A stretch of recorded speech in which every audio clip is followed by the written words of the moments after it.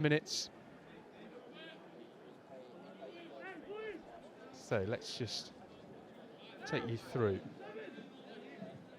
some of the fixtures for the next couple of hours. After this game here, we've got St Peter's York and John Fisher on pitch one, then Millfield take on Hurst Pierpoint. Some big fixtures this morning on both pitch one and pitch two. Remember, if you're looking to watch a friend, relative, grandson, son, nephew, then keep an eye out on both pitch one and pitch two for their games, because teams will be playing on both of them. Hampton just inside their own 10-metre line here, picked up by Leatherbarrow for Kirkham. Referee bringing it back though. Penalty to Hampton.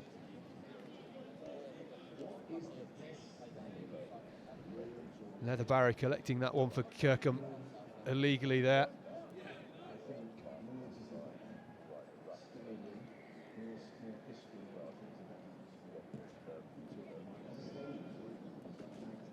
Jamie Benton, the fly half for Hampton School, sends it long. Not quite long enough though. Doesn't get the distance he would have liked, I'm sure. But they will have a line out some 45 metres or so out from the Kirkham Grammar try line. Hampton School, of course, without their very skillful fullback from 2018, Lewis Liner, now part of Harlequins, as they try and find a hole in the midfield. Just knocked on, unfortunately, by Jesper Hartikainen.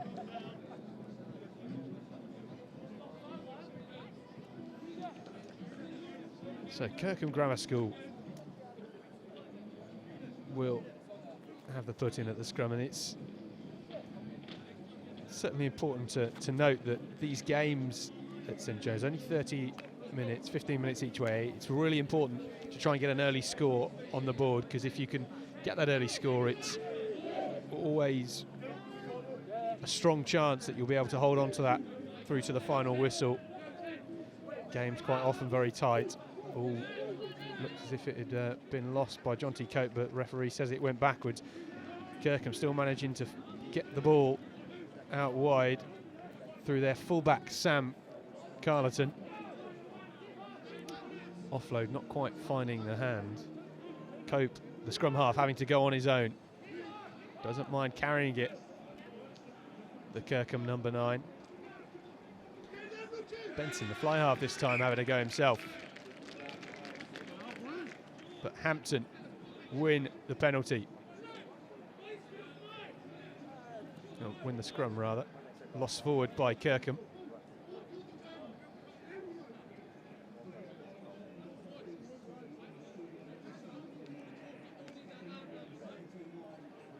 So some 9 minutes played in this first half of the opening game of the St Joseph's College National Schools Rugby Festival for 2019.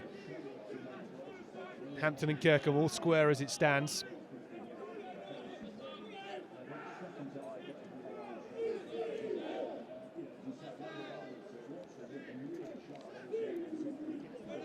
Hampton with the put in. We saw how dominant Kirkham were at the last scrum, and here they come again.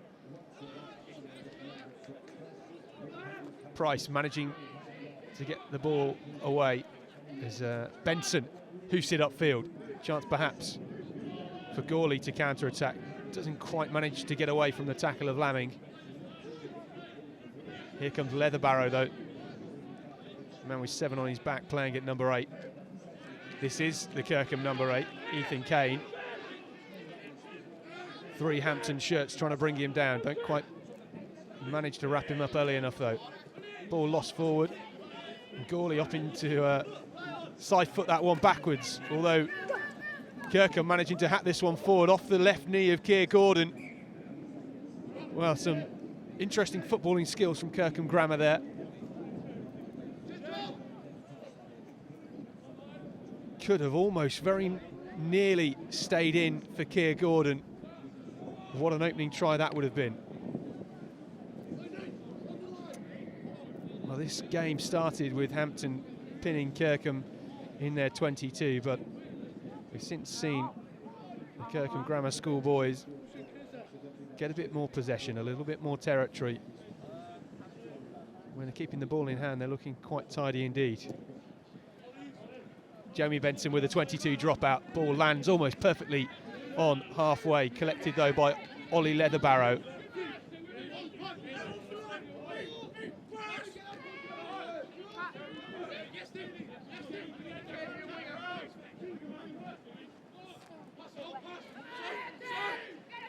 Trying to come down the near touchline, offload over the top to Keir Gordon, who can't quite collect the netball pass. Not going to hand.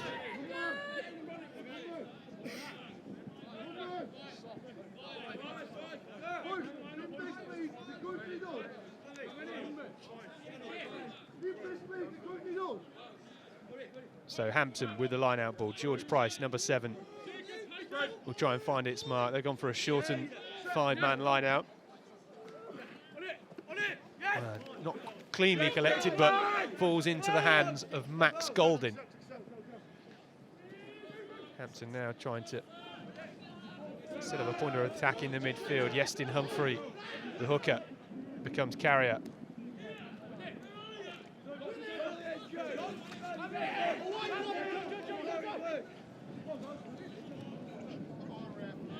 Joe Higgins wrapping up Joe Sykes, the scrum half for Hampton. This game, of course, is part of the Group 1. 4 groups here at St Joe's. Offside from Kirkham. Joe Higgins, the hooker, the guilty man. So penalty to Hampton School. 12.5 minutes played in this opening game on pitch 1.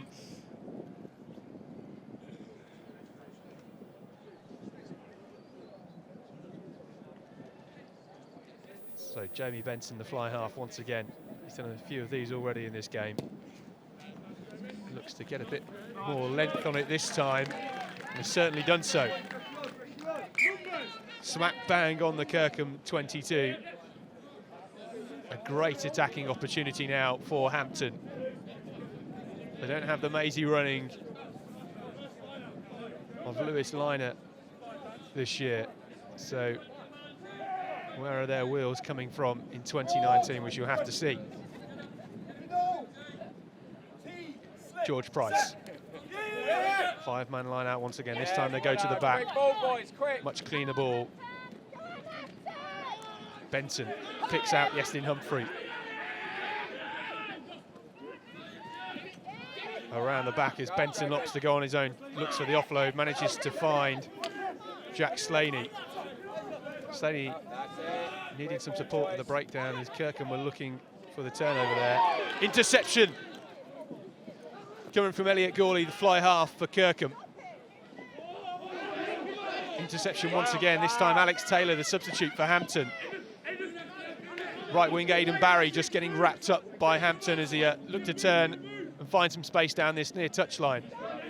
Frantic play as we approach the close of this first half. Scores still level, 0-0. Box kick coming in from Joe Sykes now. Right down the throat of Sam Carlton. Doesn't quite collect it clean. He manages to regather once it's bounced.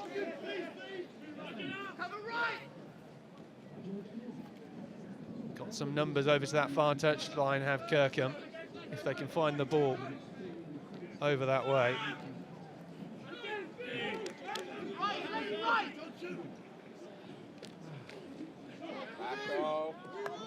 Gawley, the fly half, Hampton's carrier once again. See how integral he is. Leatherbarrow this time, picks through the middle, tries to go on his own. Ripped in the tackle by Mangum. Lost forward, the referee says, and that is half-time. So, scores level in this opening game on pitch 1, Group 1. Hampton School, Kirkham Grammar School, 0-0 at half-time.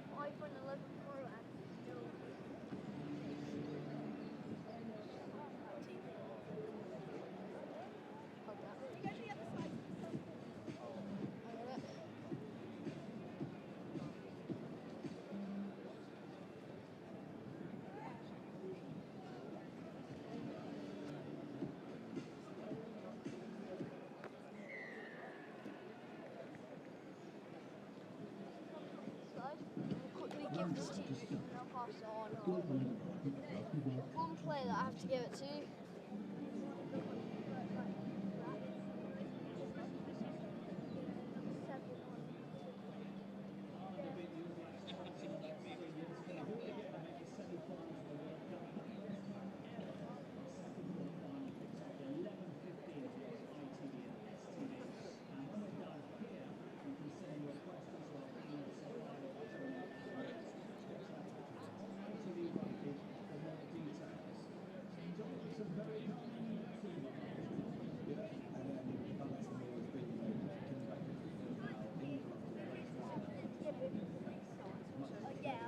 Restart or after try, that's a kick, but if it goes off, it's that.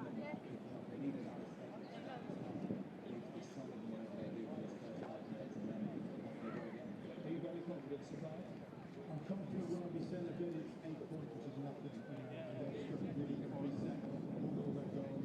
You also just keep building the scores. Come back and drop goal, 8 minutes, let's get to 11, let's get to 14. But keep building the score and building the score. That's dependable on life. 8 points is nothing. Okay, let's rejoin the bank page. So Nick Mallon's for the second. I know. You get it, so it's just when we're doing half-time.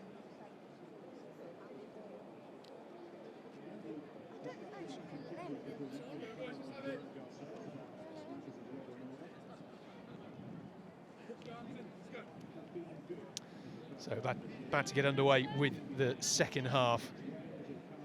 Kirkham playing from left to right in this second 15-minute period. Right, Scores all level.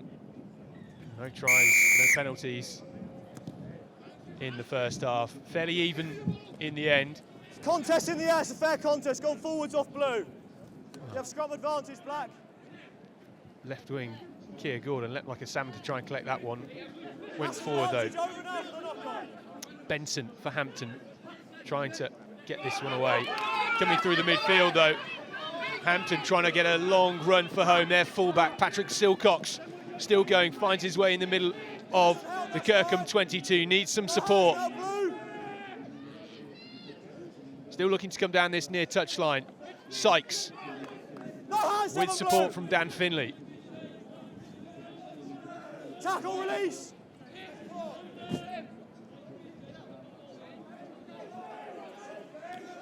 Alex Taylor with the carry from the base of the ruck. Kirkham have numbers now, trying to defend this one. Eight away now. Meters from their own try line. Could this be the first score of the game on pitch one here inside the 5-metre line now? Step 2. Step 1, step. Pick and go once again from Hampton. Trying to build some momentum, puncture some holes. Kirkham are very narrow in defence around this ruck. Looks like the ball has been dotted over the line there. The referee couldn't see it. Picked up from Kirkham Grammar School as they look to make a break down this near touchline. Still looking for some support. Can they find Josh Lint? Picked up and sent backwards. Well, on our camera here, it looked as if that was a score by Hampton School. We'll maybe see if we can watch that on the replay.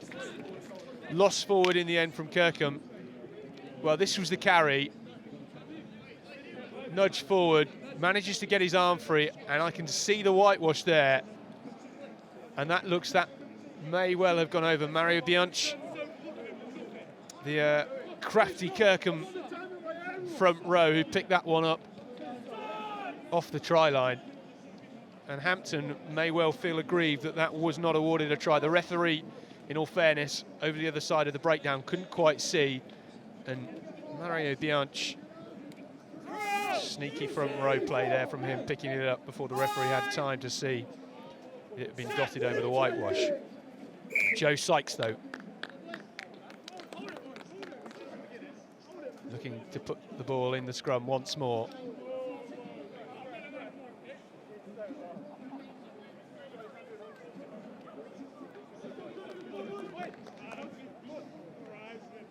Of course, while this game is going on, England going head-to-head with Australia in the Rugby World Cup quarter-final.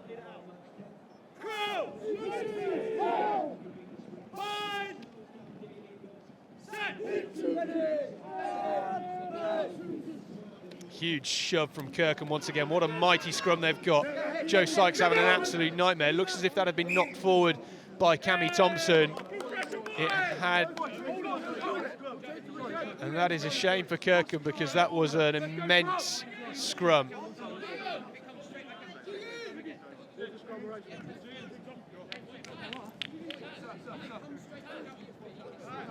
So Hampton will have another opportunity as they bring on a couple of replacements. We're looking at James Poole coming into the back row on this blind side.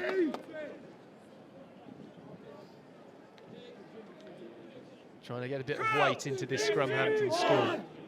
Need to create a platform from which they can build on. Their inside this Kirkham half. Manages to get the ball away this time though, into the hands of Benson. Benson grubbers it through the middle, trying to be collected now. Lost on the deck by Carleton, the fullback from Kirkham. Referee says offside. Penalty to Hampton, taking the sensible option though and going for the posts. The first opportunity either side has had in this game to come away with points. So Jamie Benson for Hampton, fly half, with a chance to open up his account at the St Joe's National Schools Rugby Festival for 2019.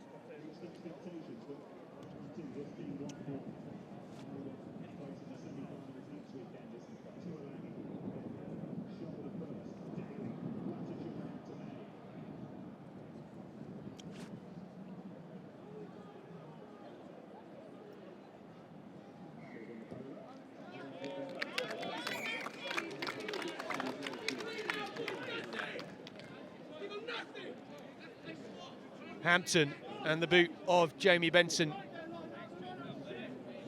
pick up the opening score here.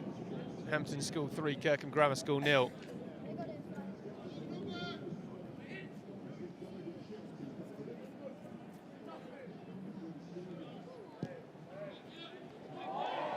Kirkham send that one long, well collected by Aidan Barry, the right wing for Hampton.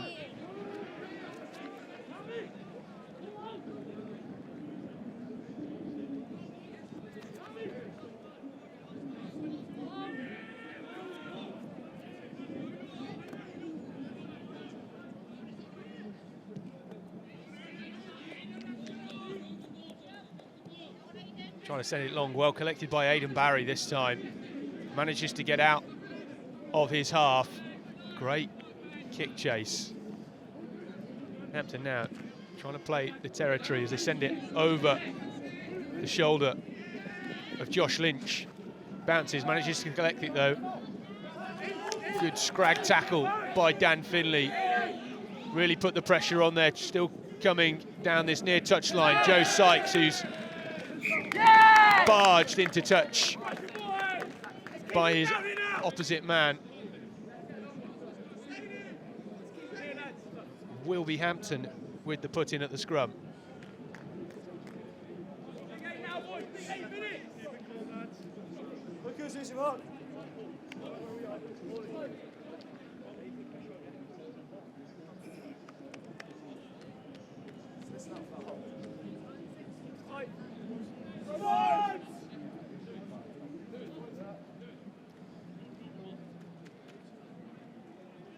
Well, it might be a bit chilly, around about 12 or 13 degrees at the moment here in St Joe's. I'm sure on the pitch it's red hot, these players bundling around. It is a magnificent field here. Both pitch 1 and pitch 2 kept in immaculate condition. They've not played on it for a couple of weeks, I believe, in order to harvest the best growth for this festival.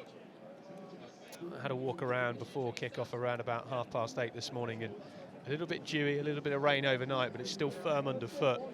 Perfect running rugby conditions here at St Joe's.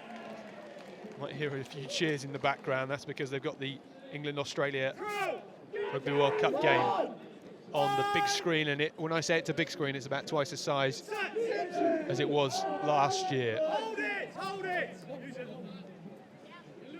Sykes with the ball away into the hands of Goodwin. Forward pass though, that's a sloppy mistake from Hampton.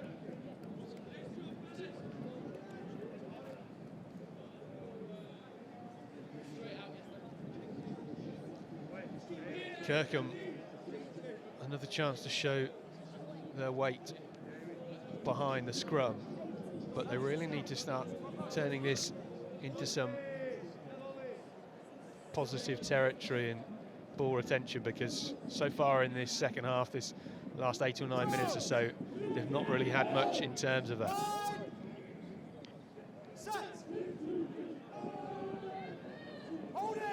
Look at the power from Kirkham. It's bundled out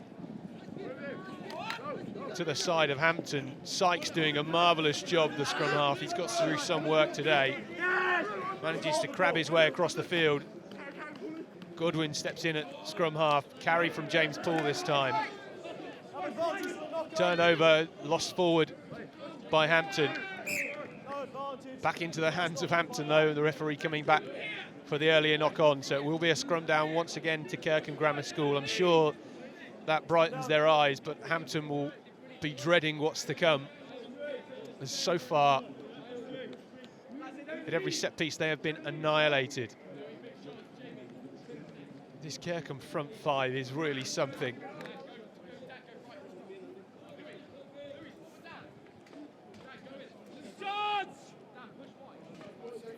Let's go.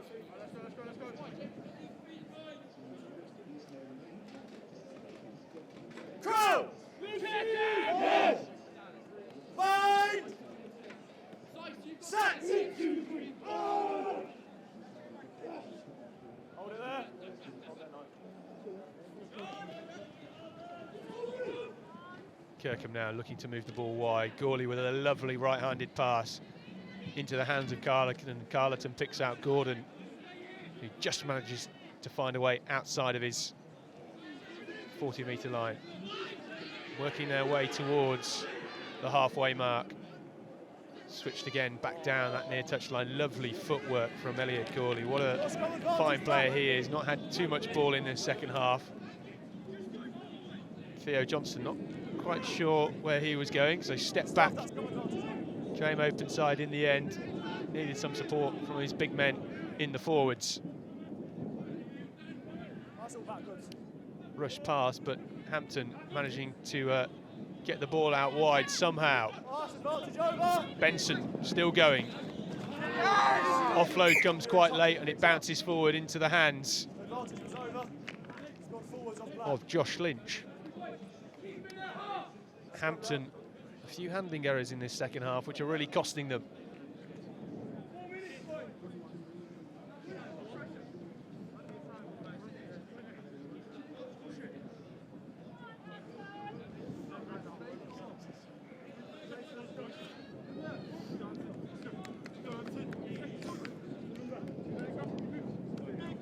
Another scrum. Kirkham, despite this ascendancy, really struggling to get their way out of their own half. Leather Barrow keeping it stable at the back. Lovely wraparound pass into the hands of Keir Gordon. Gordon still going, the number 11 for Kirkham. Lovely run from him. This is just the sort of tempo that Kirkham need right now. Trying to go through the middle is Sam Carleton, the 15, doing a job of a back row. Still looking to go down the short side. Josh Lynch this time, the right wing, getting amongst the action. Thompson, big number 6 with the carry. Jonty Cope looking for a sniping scrum half break from the base of the ruck. Doesn't quite get there. They go again with another one-up carrier through the form of Andy Curtis. Try to ship it wide now. The pass doesn't go to hand though. It's bouncing along the deck, and Kirkham found their way back inside their own half momentarily there. Good pick up and carry though from Owen Fisher. The Kirkham forwards getting through a lot of work at the moment. Big bosh from Tame Bentley. Get out of there. Replacement Hold front it row. in there. Ball's there, use it.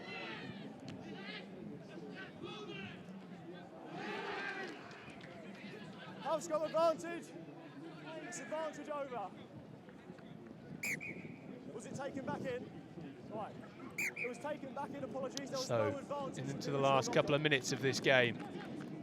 And only the one penalty in the second half through the boot of Jamie Benson separating Hampton and Kirkham.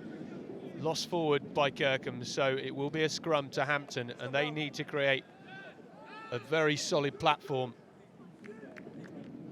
to keep the pressure off in this final few minutes. A game which really sets up the weekend for both of these sides.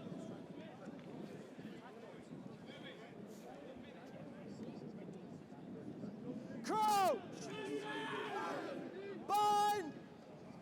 Set! Hold it!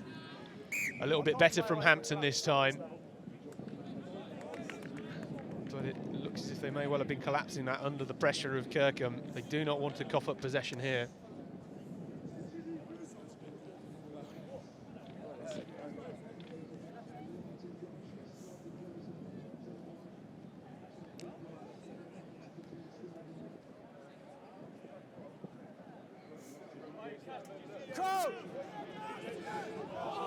So Hampton's Joe Sykes with the put in at the scrum.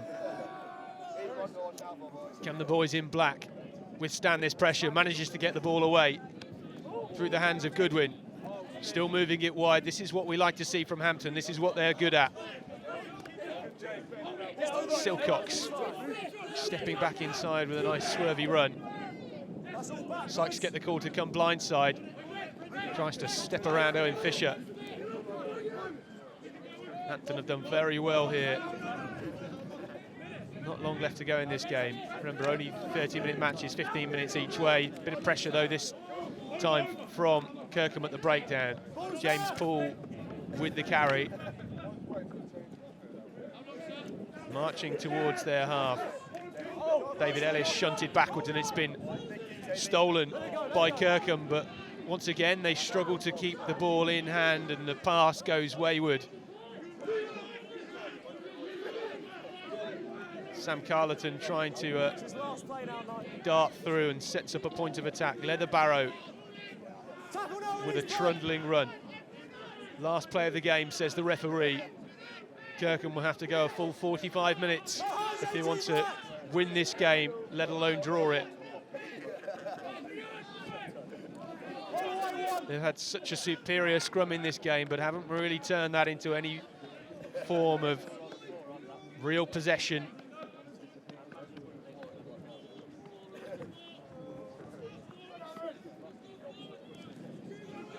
Aaron Pope. Good carry. Penalty taken quickly by Jonty Cope. Well, he hopes he won't rue that, because they could have had a shot at goal there to level the scores. They're clearly going for the win. Leatherbarrow picks and goes straight into Joe Sykes. Number 20, Black was offside. Use it! Cope looking for a carrier, picks out Corey Bowker. Corey Bowker still going, manages to evade two tackles. Can he go the whole way? Bowker steps back off his right foot and goes under the post at the death. Last play of the game, and Corey Bowker, the big number 3 for Kirkham Grammar, has won this one for them. They've struggled to keep possession throughout the whole game, but in the final 90 seconds managed to string together a few phases. And it was Corey Bowker with two wonderful left-handed fens and a great step off the right foot. Finds his way under the post for Kirkham. Sykes couldn't get the tackle at the death there. And what celebrations from Kirkham Grammar School. Not the other team. It will fall to Elliot Gawley to convert this. They've won the game. There was nothing in it the whole match. Successful conversion, and that is full time. Well, Kirkham have stolen it right at the end. Hampton may well feel that they had a try scored that the ref didn't spot at the start of this second half. But full time here in the first match on pitch 1 from the St Joe's National Schools Rugby Festival 2019. Hampton School 3, Kirkham Grammar School 7.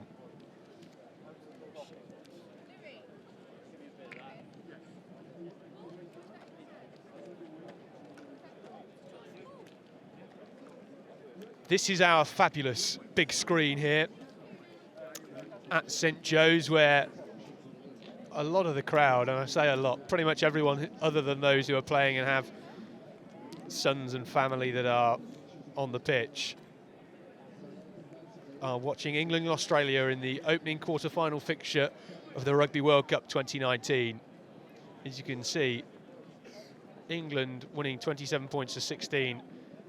I saw it up until around about 32 minutes into the game. So it's good to see that England are still in the lead here. Good support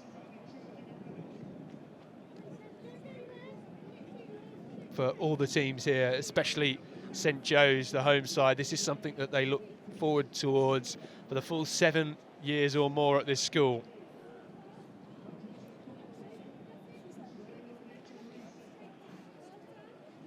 So the next game on this pitch, St Peter's York taking on John Fisher. John Fisher, their head coach, Tom Street, got a few last-minute injuries and illnesses, so have had a few last-minute changes to their squad.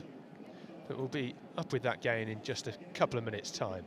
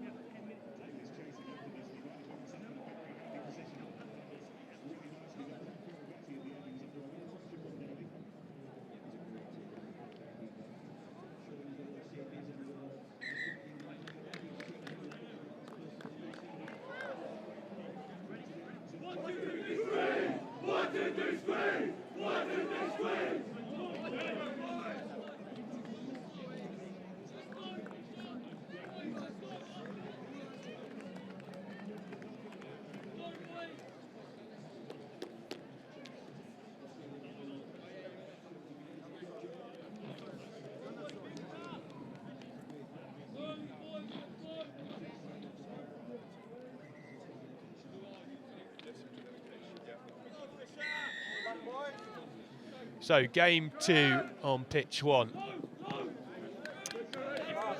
Your St John's taking on John Fisher.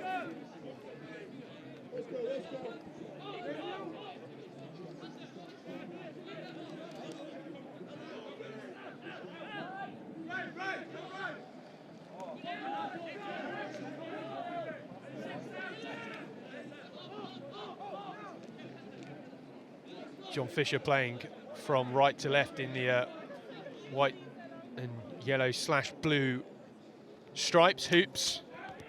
Down the left wing comes Joe Baker.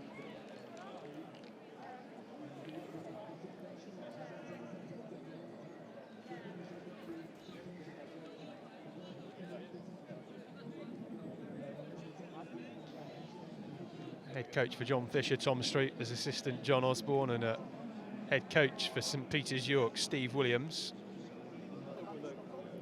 Collected through the middle. Referee bringing it back.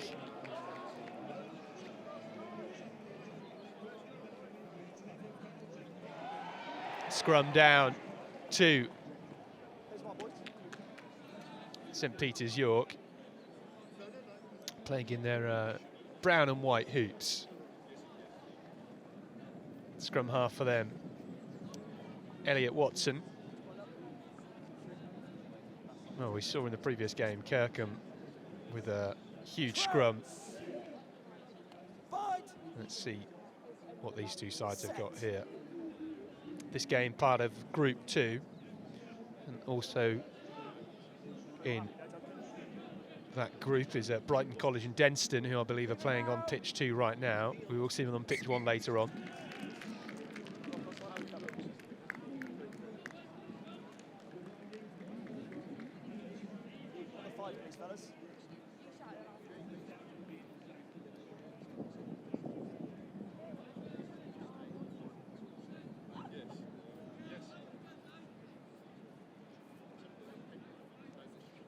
Crouch. Bite. Set. Balls out. Well, Off 7. Elliot Watson almost getting the ball away there, a bit scrappy and hacked away from the base of the scrum by Ollie Tomlin. Looked as if John Fisher had stolen that one, but penalty to St Peter's York. Big carry from Hugo Hughes, the number 7 for St Peter's York. Watson changing direction, opts to go down the short side, has a few bodies. A little bit short-staffed this time though, managed to stay in field.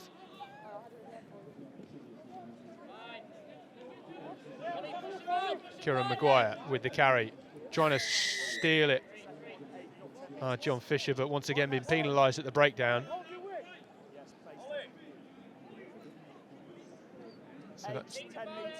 So that's twice now. They've been penalised at the breakdown, offside.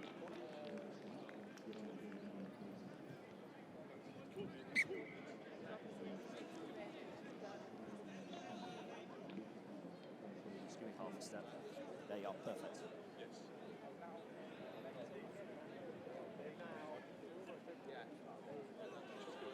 Ball. Great take by Benji Wilson, the captain. Zone player breaking away, no tackle. Still going down the short side. Look how close they are to that try line. Can St Peter's York get in here? Ollie Tomlin, the number 8 with the carry, sent backwards with a big tackle by David Williams, the number 4 for John Fisher. This game starting to heat up in the early exchanges. Can they get over here, or John Fisher holding that one up? Great last-ditch tackle. They put 3 bodies in there, John Fisher. Let's take a look at this again. Last carry, it's Benji Wilson, the captain, trying to go over for his maiden score of this weekend's festival. Doesn't get his body position right, can't really stretch over. You can see the luminous pink boots there were standing on the try line, so he was agonisingly close. They do have a scrum though. Elliot Watson once again getting his hands on the ball in the opening exchanges. Number 8 trying to carry through. He's almost crawling on all fours there, still going down that near side for for St Peter's York.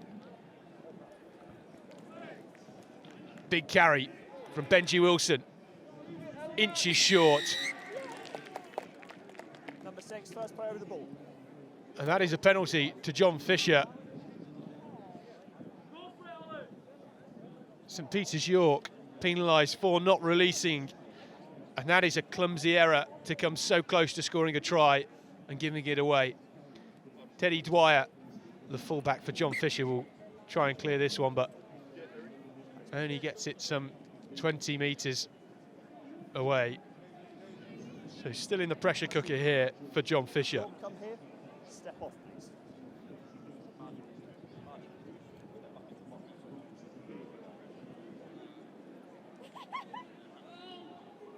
Maul!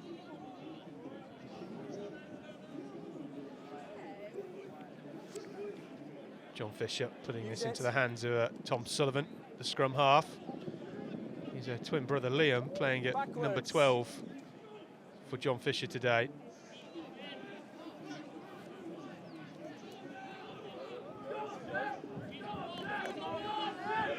Peters York trying to break through.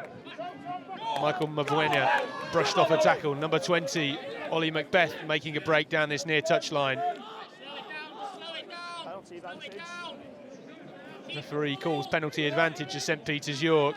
They're still going inside the John Fisher 22 now, well picked up off his toes. Step inside from Archie Wilson, trying to brush off a couple of tackles. All the action for St Peter's York so far in the opening 7 minutes of this game. 15 offside, boys. Lost, but Teddy Dwyer for John Fisher offside, so St Peter's York assess their options. Sticks. And the captain, Benji Wilson, opts to go for the post. So it'll be Elliot Watson, who has a chance to get things underway here for St Peter's York.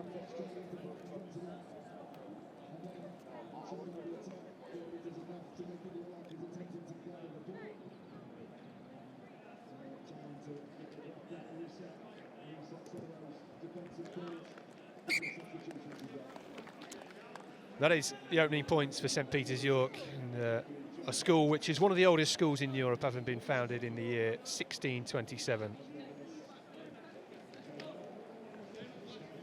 A few years ago, 2016 and 2017, they finished 4th and 6th in the Daily Mail Trophy League.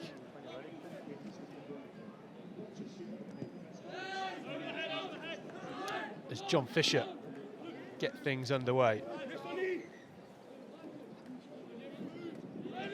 Outside, fellas. Watson picks out Ethan Lahowarth. Off skipper. Advantage knock on. Pass finds a shoulder rather than a pair of hands and he's lost forward. The knock on is first. Easy, boys, easy. Ryan Biggs, the captain for John Fisher, picks that one up though. First is a knock on. So knock on from St Peter's York, and John Fisher will have the put in at the scrum. First time we've really seen them in and around this St Peter's York 22.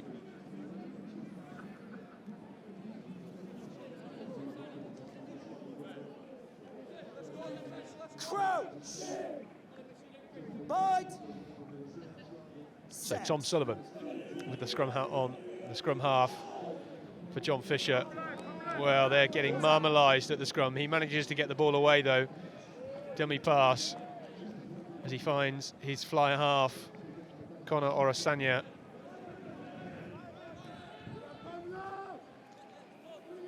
Choosing to keep it tight.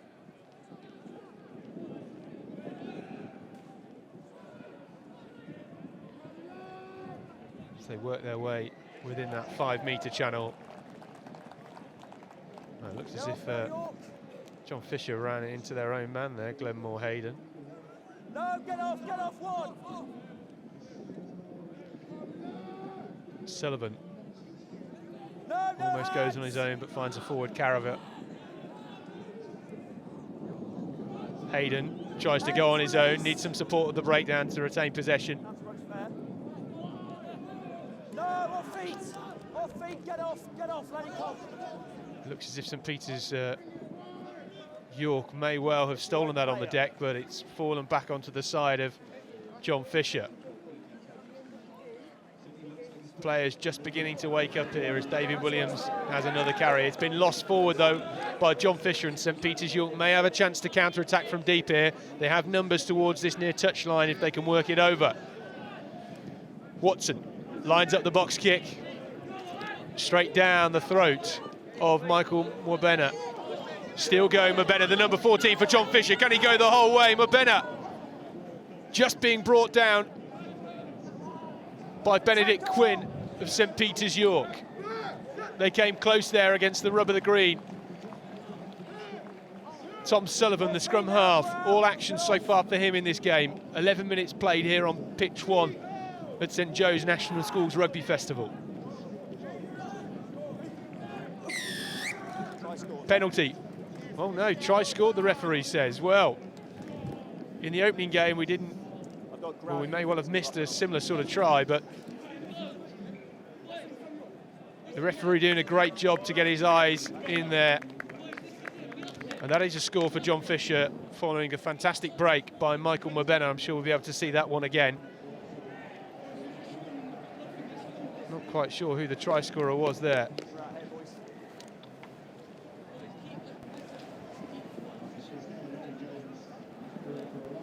But it's the fullback, Teddy Dwyer, who will have the shot at goal to convert this, as they've taken the lead here in the first half.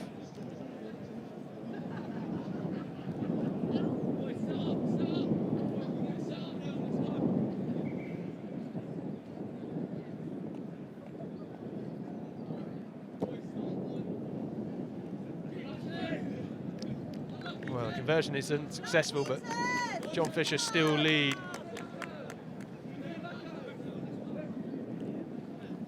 St Peter's York 3, John Fisher 5.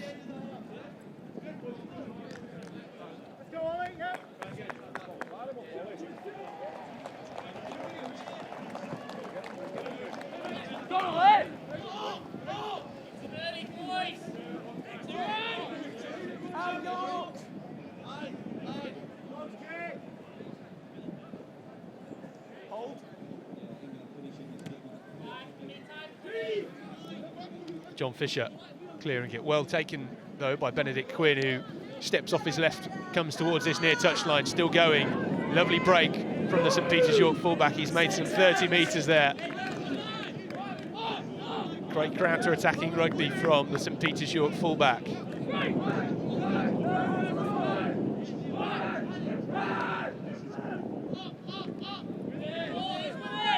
Carry coming in now from Hugo Hughes. Stolen though, and that's Hayden trying to send the pass across. But it doesn't find a pair of hands, so it bundles into touch.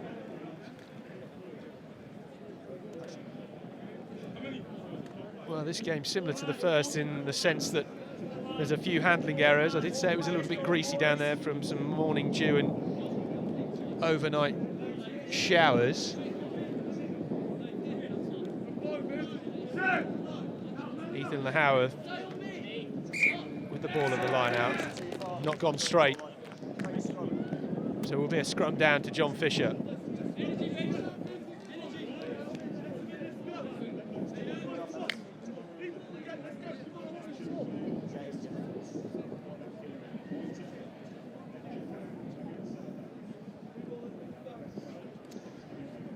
Tom Sullivan. We'll hope his forwards get a bit more power in this scrum, so he's not under such pressure. But my word, look at St Peter's York. John Fisher doing a great job to get that one away, hacked through by Conor Orosanya, who finds Quinn at fullback once again. Quinn, we've seen his Maisie running a few moments ago. No, get off now, Fisher. Leave What it. can he do here?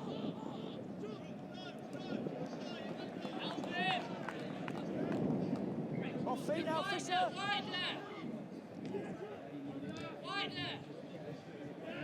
Huge hit coming in from Liam Sullivan, the inside centre for John Fisher. Watson, change of direction at scrum half, finds a Curran Maguire with the carry. Backwards. Well, scrum half on scrum half here. Tom Sullivan taking on Elliot Watson. Watson just too slow off the base of the ruck. Really put himself under pressure there. York still have it though.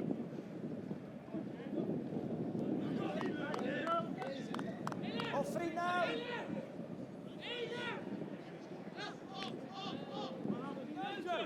Flying up with a big tackle is the left wing with number 14 on his back, Michael Mabawena. Well, the cheers you're hearing are not for this game, it's for the England-Australia game. And I get a feeling that England may well have just scored another. We'll stay with the real action though, and that's here at St Joe's on pitch 1 for the 33rd annual National Schools Rugby Festival. St Peter's York taking on John Fisher here. John Fisher lead. 5 points to York's 3 as York enter their 13th phase of play. Ollie Macbeth on the right wing, skipping a couple of tackles. St Peter's York not giving away this half. We saw from the first game where Kirkham, right at the death, manages to get the win. And I think St Peter's York has seen that and taken some inspiration. Half a gap in the middle. Hayden picks it up though for John Fisher, loose ball. Sloppy after a great period of play from St Peter's York. I think John Fisher really just want to get this off now for half-time. And they do, through the right boot of Paddy Mallows. And that is half-time.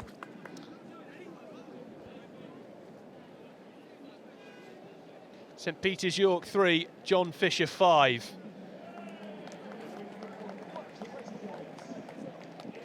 In this Group 2 contest.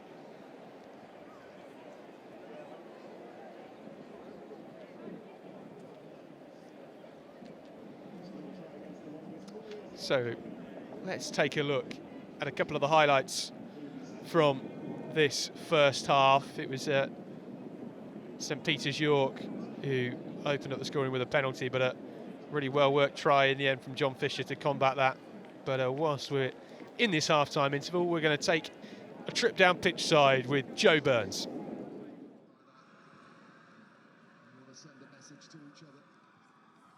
Well, good morning, everybody, and welcome to the 33rd annual St Joseph's College Rugby Festival here in Ipswich. It's a brisk morning, as you can tell by me being cocooned in the furs of my coat, and you can hear just in the background on the big screen, we've got the England match in progress.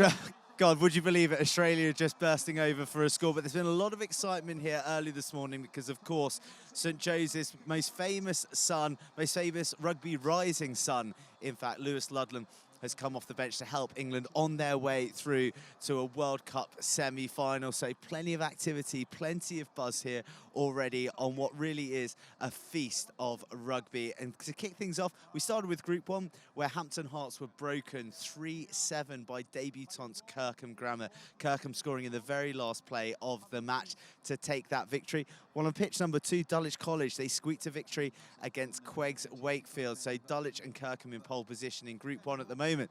We've just been showing you the action on pitch number 1, 5-3 John Fisher League, while there's a big game on pitch number 2. The 2017 champions Bryson College currently trailing 14-0 to Denson College, who missed out by a whisker on making a final appearance in last year's competition.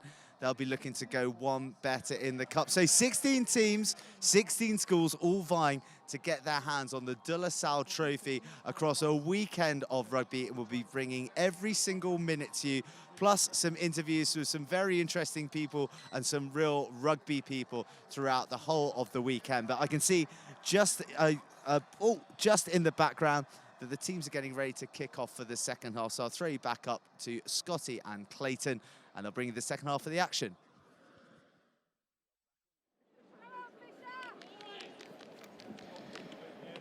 Well, second half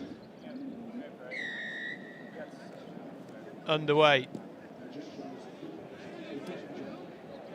Very short intervals on day one here at St Joe's. We start with 30-minute games and then move to 25-minute matches, 12.5-minute halves on day two.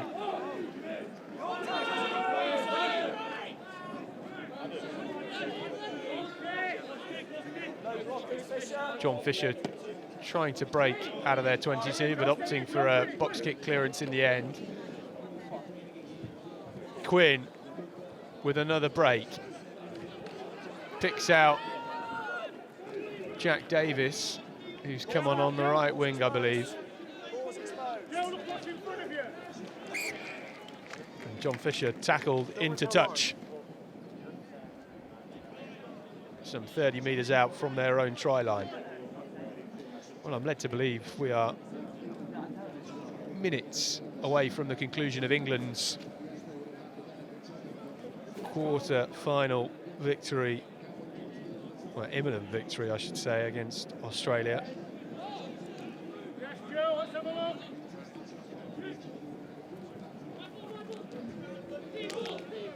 Quinn for St Peter's York with the carry.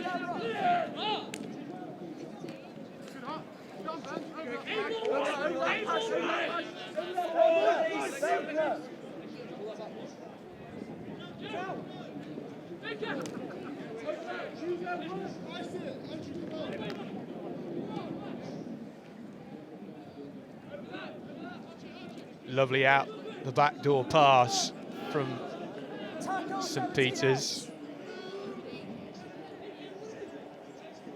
Dinked through from Chris Wood, the fly half. And Teddy Dwyer just waiting for that one to roll over as he dots it down. So we'll have a 22 dropout.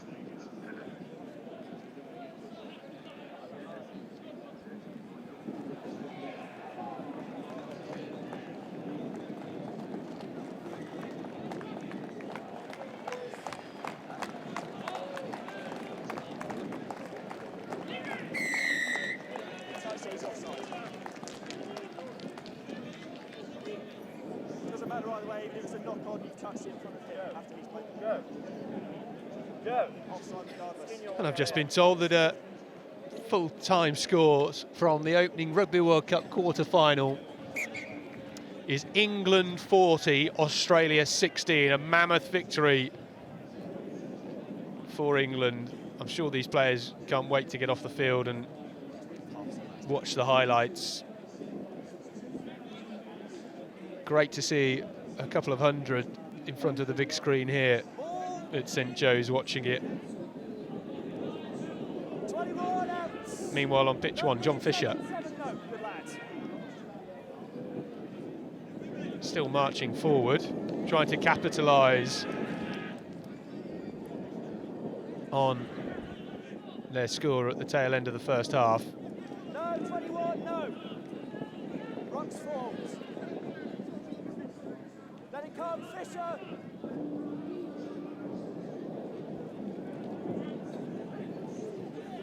John Fisher still No, Rod, you're off your feet. going forward here, needing some support at the breakdown. Use it. Mubbo and Mena getting in the mix.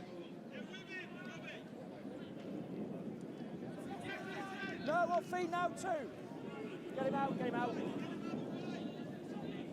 Let it come now, York. Carry coming in from the John Fisher number 14. 16, not rolling as well. I've got a choice, fellas.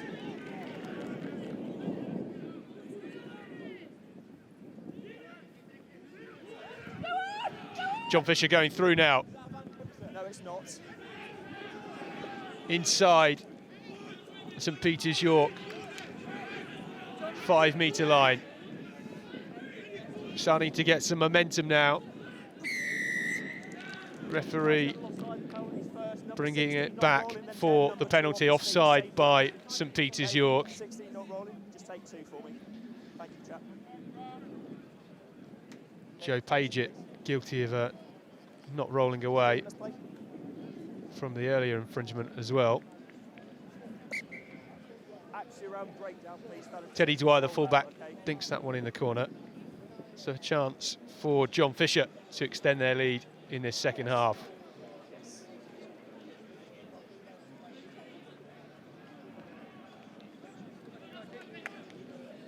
Well taken off the top by the captain, Ryan Biggs.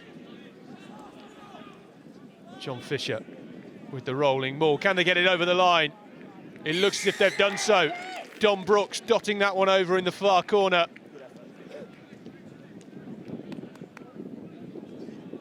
Benji Wilson, the captain for St Peter's York, just couldn't quite get underneath it. Textbook play from John Fisher, though. And Dom Brooks, the man with the 5 points.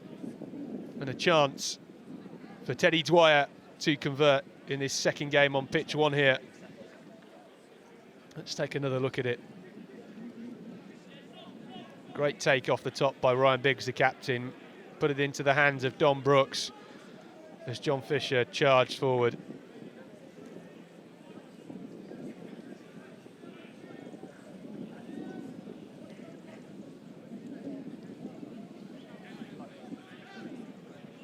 Well, didn't quite have the legs or the angle from Teddy Dwyer, so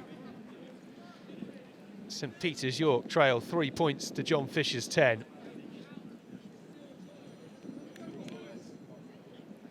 In this Group 2 game.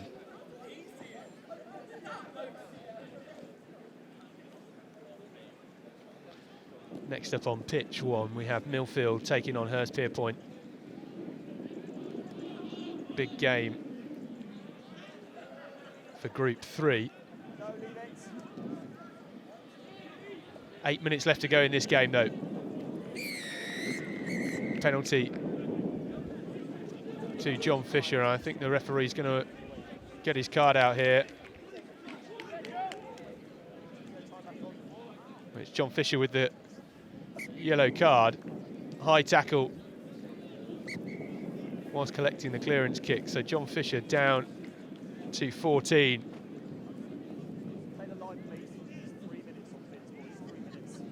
3 minutes on the sin bin for John Fisher, so a good opportunity here for St Peter's York to try and regain the lead.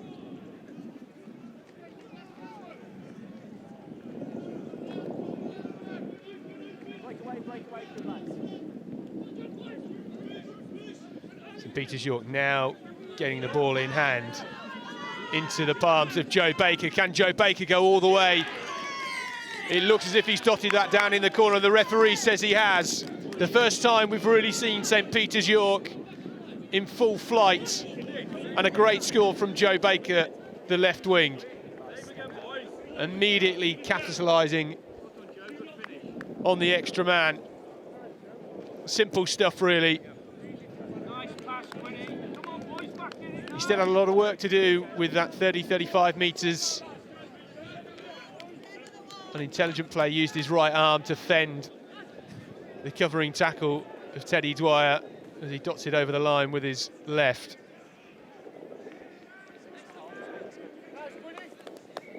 Showed good speed, had a lot of work to do, didn't he, Joe Baker?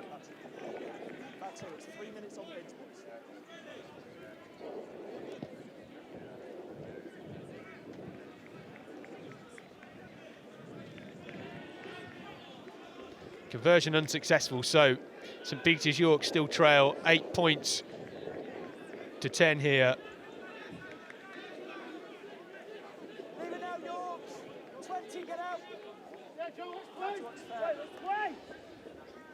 John Fisher somehow managed to come away with the ball from that breakdown.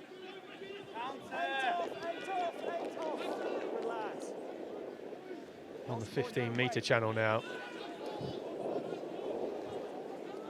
Under 90 seconds left on the sin bin for the earlier high tackle.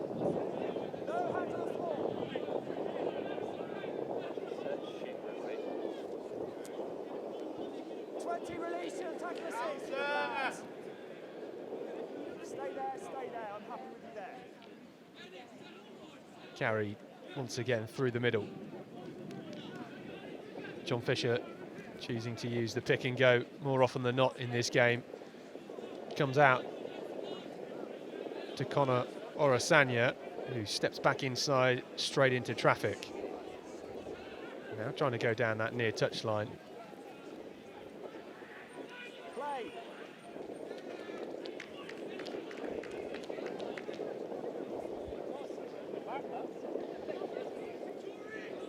Well, they've not got much room to play with between them and the touchline. Dennis Risku on the field for John Fisher now. Big carry from Nathan Jacobs there. Industrious play from John Fisher now. Less than 5 minutes to play in this game.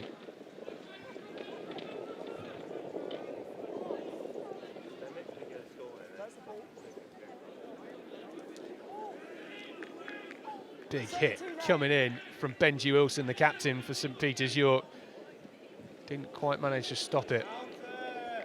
It's Dennis Risco. Finds the ball in his hands once again.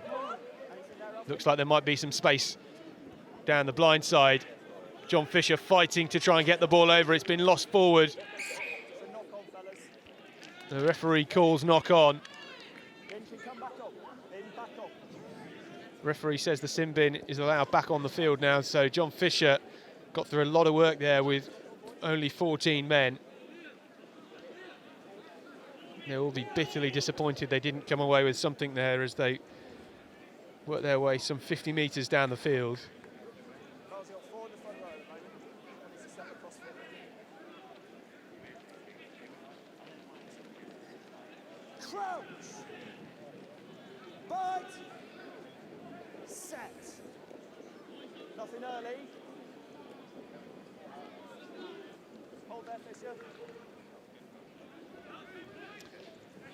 St Peter's York trying to run this one from deep. It looked a bit sketchy in front of their own post there, but they've managed to get it away for now. Still trying to work their way out of the 22. Turnover into the hands of John Fisher. Carry coming through Nathan Jacobs as he finds a bit of space. Lost again though, and back into the hands of York.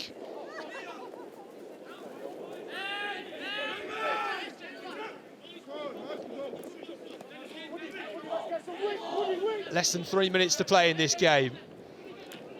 Still finally in the balance, although John Fisher have the lead. St Peter's York looking to run this from deep through Benedict Quinn. We've seen his fleet of foot already in this game. He's still going down that right touchline. Can he do one more? No, he can't. Good cover tackle coming in from Teddy Dwyer, the fullback for John Fisher.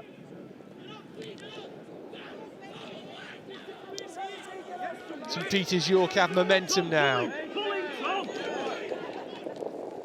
Ball back inside from Chris Wood. Crossfield kick, trying to find Tom Robbins. Good step from Dwyer. Manages to evade the challenge of Robbins, who was tearing after that crossfield kick. A chance for John Fisher to breathe perhaps, but they've given away a penalty. What an error to make at the end of this game. Well, what will St Peter's York do here? Surely they will go for the penalty, opt for the post. There is a bit of a breeze on the pitch.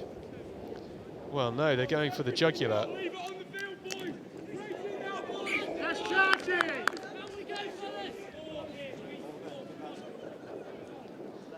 As they kick for the corner, they will have a line out. Some 6 metres out.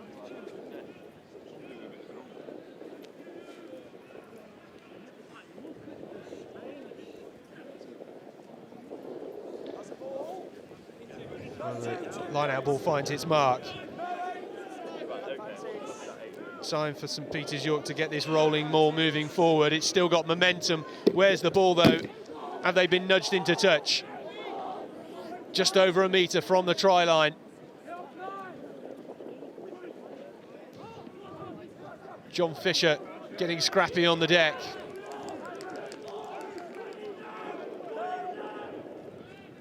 Now they look to move the ball into the midfield. They still have numbers over.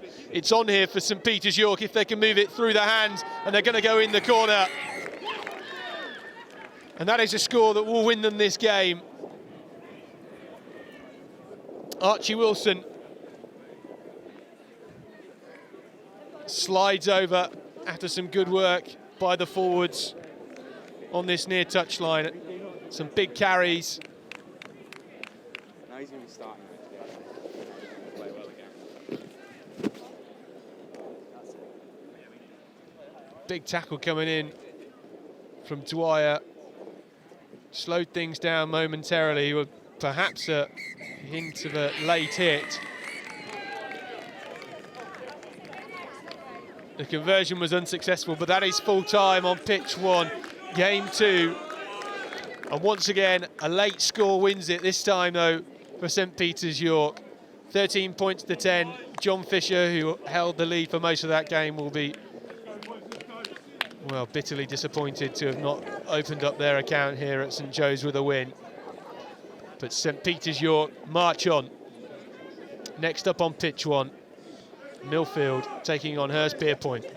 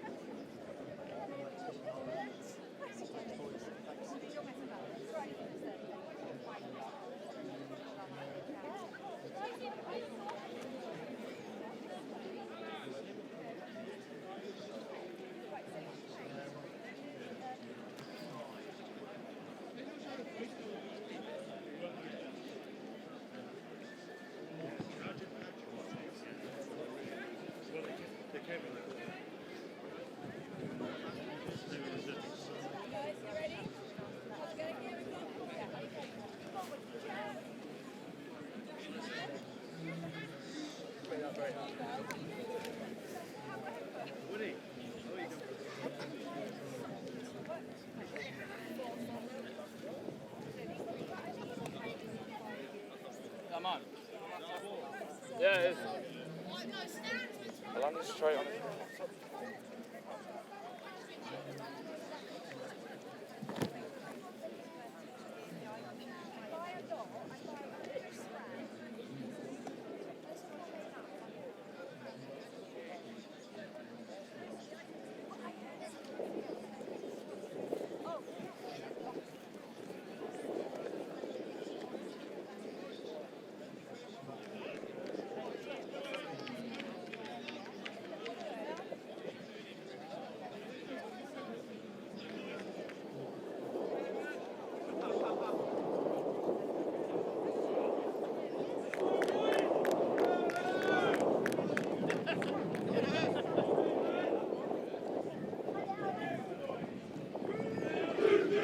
Well, a chance to look at the teams from this opening game of Group 3. Millfield there. Well, number 5 for them, B. Dragolupeletri. What a name that is.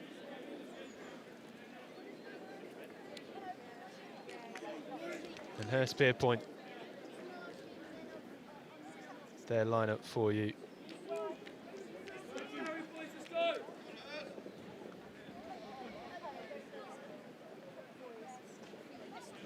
Millfield in their distinctive kit will get things underway. Millfield, always a school to be reckoned with when it comes to age group rugby. Number 12 in front of your screen there, Will Joseph, England under 18, younger brother of Jonathan, playing in the Rugby World Cup quarter-final over in Japan today for England.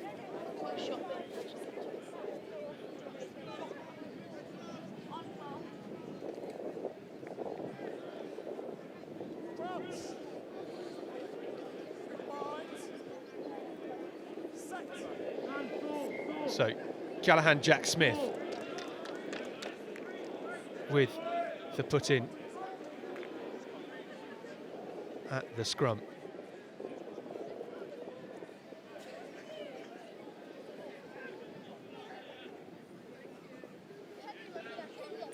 John Mallett, the head coach for Millfield.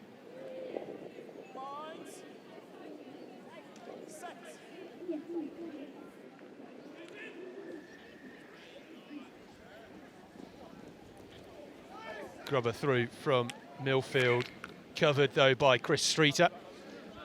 The Hurst, number 15.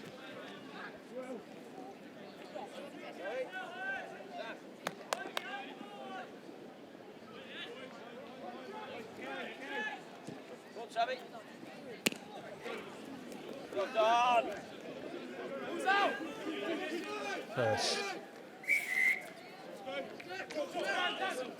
Offside, so it will be a penalty to Millfield.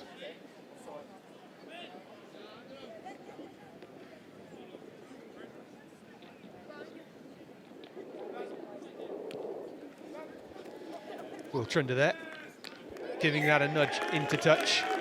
Well, he doesn't actually find touch. He sent that way beyond the end of the pitch.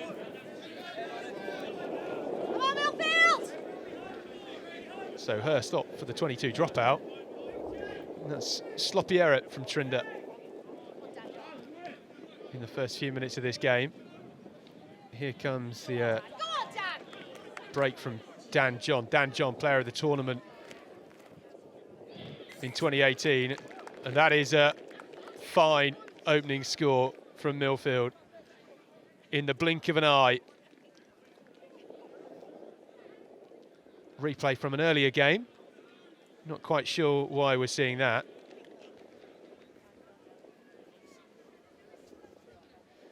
But Millfield open the scoring.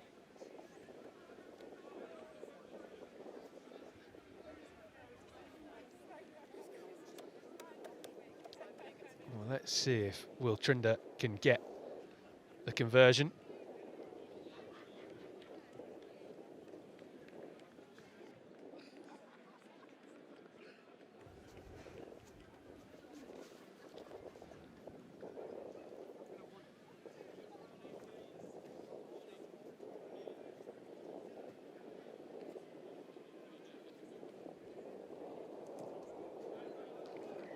Straight through the uprights.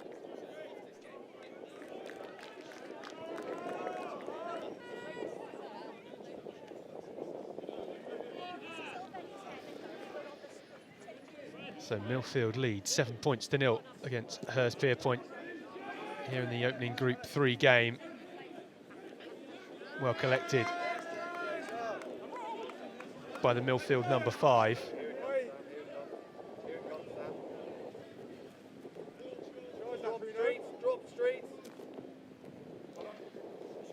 Callahan Jack Smith, nice box kick, but falls straight into the palms of his opposite man, Sam Hall.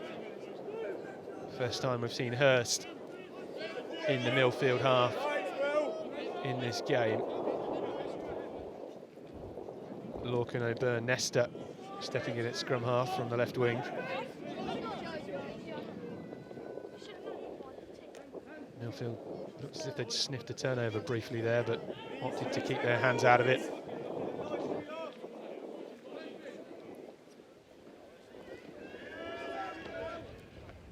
Big carry from Andrew Federa. Yeah, go on. Now Hurst with a break through the hands of their number 2, Tom Routledge. Can Routledge go the whole way? Yes, he can. A try from nothing from Hurst Pierpoint. Well, where did this come from? Millfield scored within a blink of an eye in this game.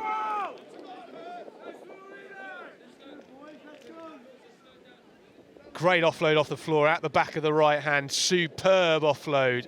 One of the finest you'll see all weekend. And Tom Routledge, the diminutive hooker for Hurst. Well, what a run-in from him.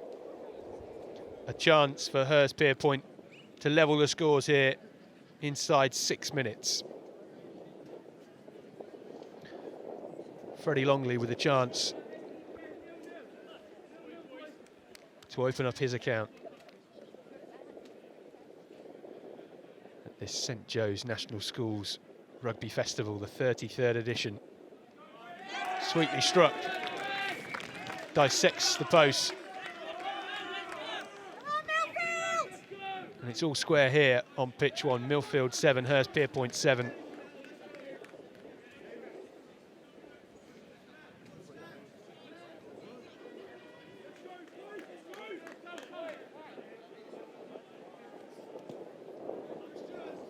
Millfield with the restart. Almost a wayward pass from Hurst there, but collected in the end. Big clearance from Longley. Well collected by Dan John. Passes the ball across. Back into his hands though. Opts to go on his own. He's got Will Joseph on his outside. Needs some support. Well tackled. That is where Millfield are so dangerous. Penalty to Hurst though.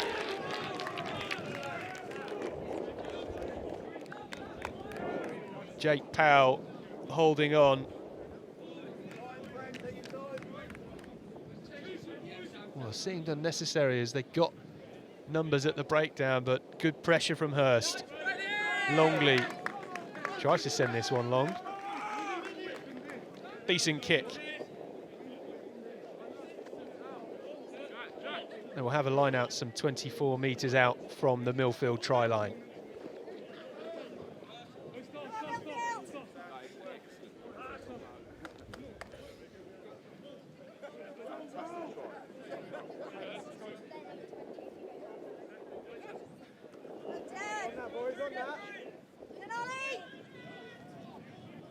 Millfield through the hands of Joseph. First time we've really seen him with the ball in hand in the first 8 minutes of this game. Millfield happy to crab across the pitch. This time though, Trinder hoofs it downfield. Straight down the throat of Chris Streeter.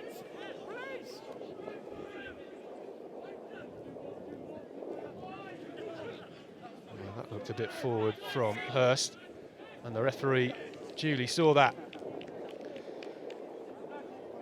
They were standing exceptionally flat in the back line where Hurst Pierpoint.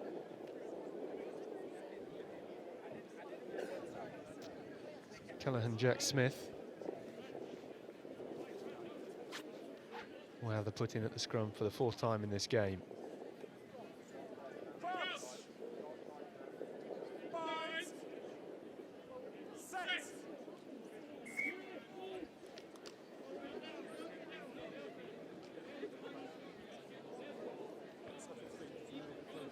A lot of these players will have been here last year or the year before. So no strangers to the St Joe's Festival.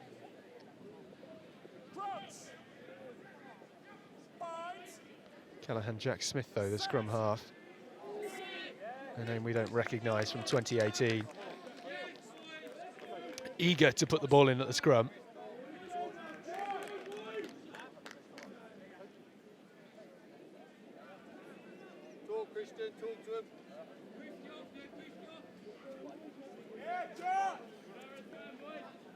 A little bit tighter, a little bit tighter. Cross. Binds. Set. Huge scrum from Hurst. Millfield managed to get the ball away though. Trinder, the fly half, taking it in on his own. Penalty to Millfield. Referee says ruck was formed and Hurst needed to keep out. So Trinder on the far touchline. Kicks for the corner. It is a bit breezy out on that pitch. You can see the remnants of a plastic bag blowing across the pitch. Millfield are playing into the wind in this first half. One good thing is the pitch is nice and firm, maybe a little bit greasy from some overnight showers and morning dew, but the sun is out.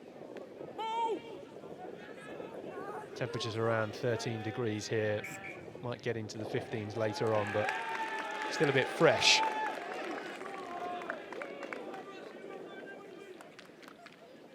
Knocked forward by Millfield, so scrum down to Hurst Pierpoint inside their own 22. Scores level here as we approach the final 4 minutes or so of this half. Crouch.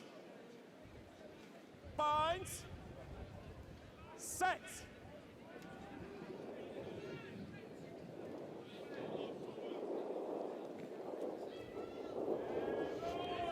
Hurst with a carry through Rory Adams.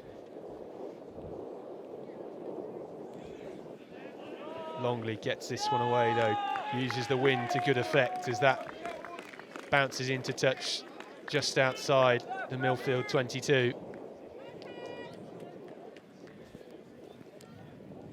Line out brought back to just inside the 10.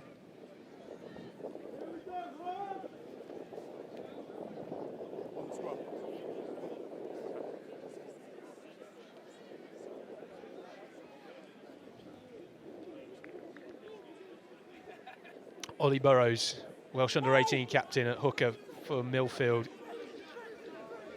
And you can see why, because that was a very accurate line out. Smith going down the blind side, knocked on into touch. A few errors from both sides in this game. Hurst taking the option of a scrum though.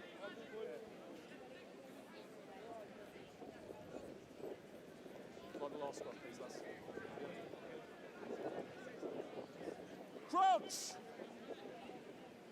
Binds. Set.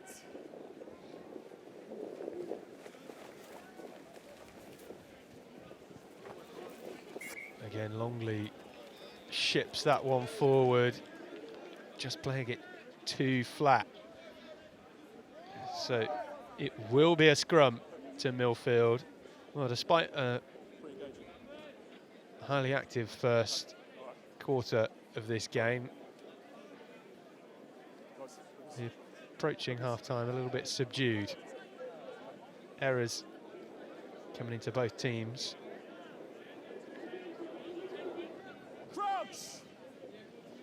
Callahan, Jack Smith with the scrum ball. Set. Penalty to Millfield. 20.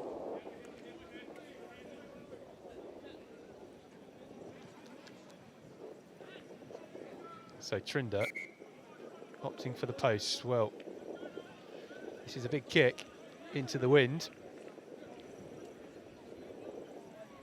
Just over 40 metres out.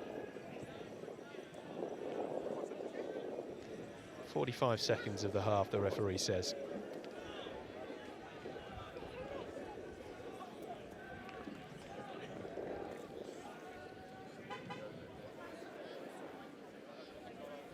So Trinder with a huge kick here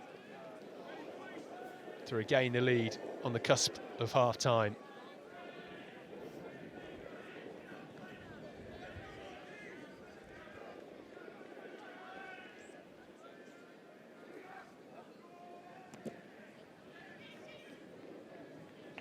Superb nudge from Will Trinder, the Millfield fly half. retake the lead. 10 points to Hurst, Pierpoint 7. Referee calls for last play of the half. So Millfield will look to gather this ball and hoof it into touch. Well collected by Connor Collins.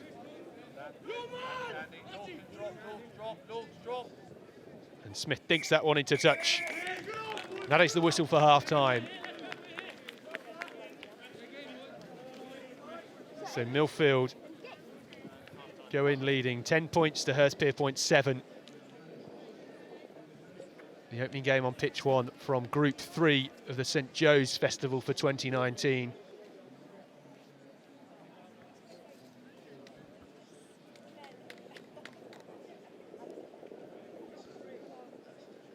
Hurst Pierpoint did extremely well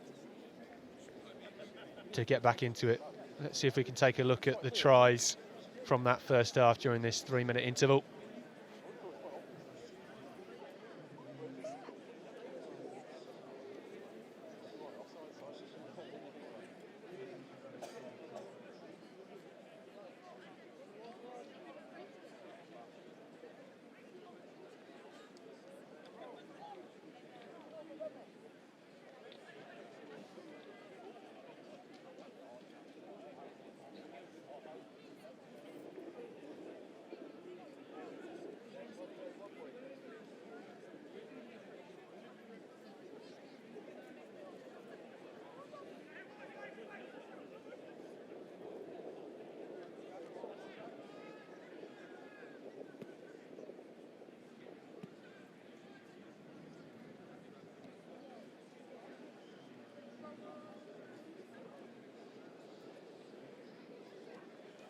So these are the fixtures for Group 3. You can see Hurst Pierpoint taking on Millfield.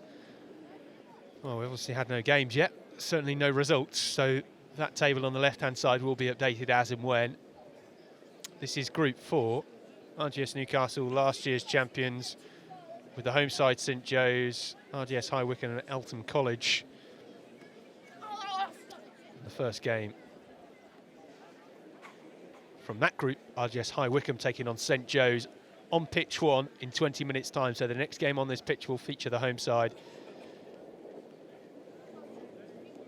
Kirkham Grammar, of course, topping Group 1 at the moment after that win against Hampton. Dulwich College also picking up a win against Craigs Wakefield.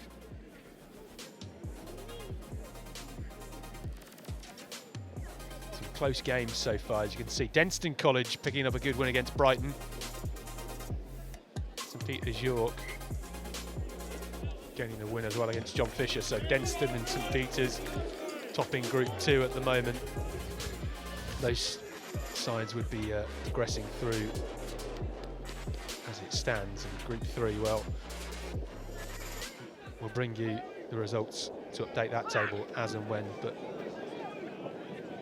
Freddie Longley, number 10 for Hurst Pierpoint, will get things underway for this second half.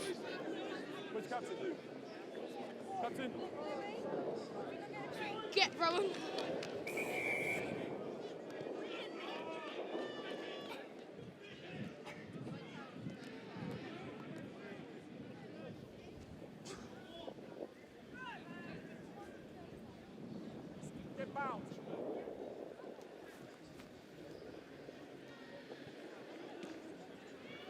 Hurst doing well to keep that in field. Well, not quite. Assistant referee on that far touchline waves his flag, so Hurst will get the line out.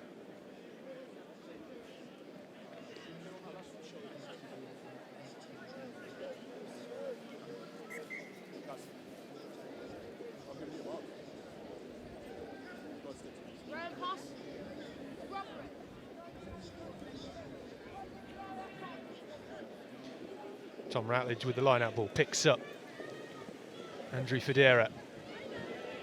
Again, Hurst try that 10-12 ball. This time it doesn't go forward. Nice and flat. Fraser Felsen with the carry.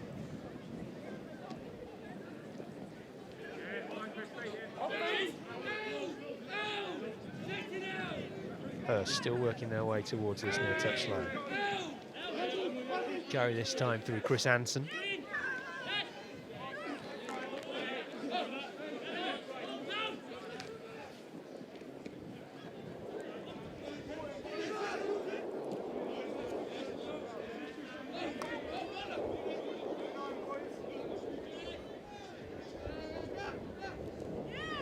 Hurst trying to find a break through the midfield.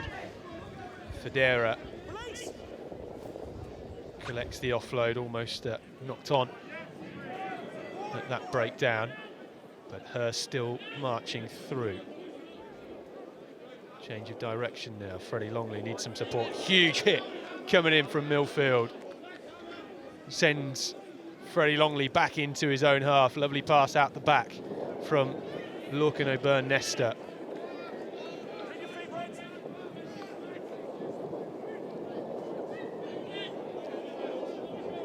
Millfield still leading this game 10 points to 7 in Group 3.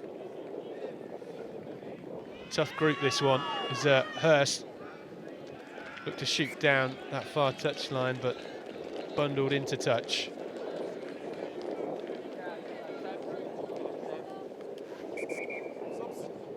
A couple of substitutions coming on now, but Group 3 featuring Wellington, Whitchurch, Millfield and Hurst Pierpoint, so tough to get out of. A few people suggesting that Wellington College are a good bet for 2019. Well, RGS Newcastle, of course, the winners for 2018. As you can see from my commentary position, towering above the pitch here, pitch 1, but somewhat chilly. Feeling the breeze up here. Hopefully this sun gets a bit warmer over the coming hours.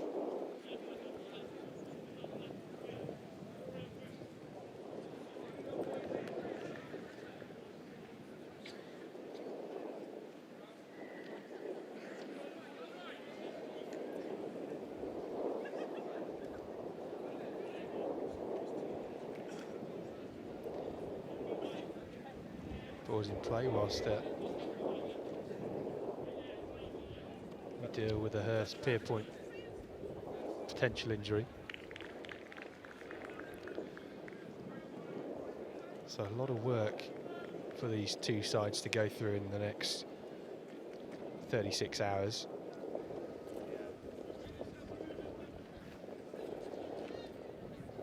You can see their action for today. Well, Hurst Pierpoint taking on Millfield, and then they'll have a game in just over 2 hours' time, taking on Whitchurch on pitch 2. Millfield will face Wellington on pitch 1. Next up on this pitch, we have RGS High Wycombe taking on St Joe's. And the noise and the crowd will grow as we approach 11 o'clock. Local support flooding down on the campus here.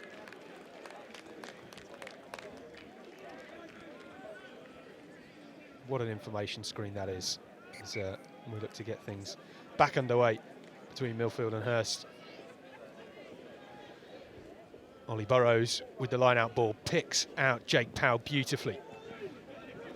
Will Joseph with the looping pass into the hands of Dan John. Coming down this left touchline now is Nat Arnold, the number 11.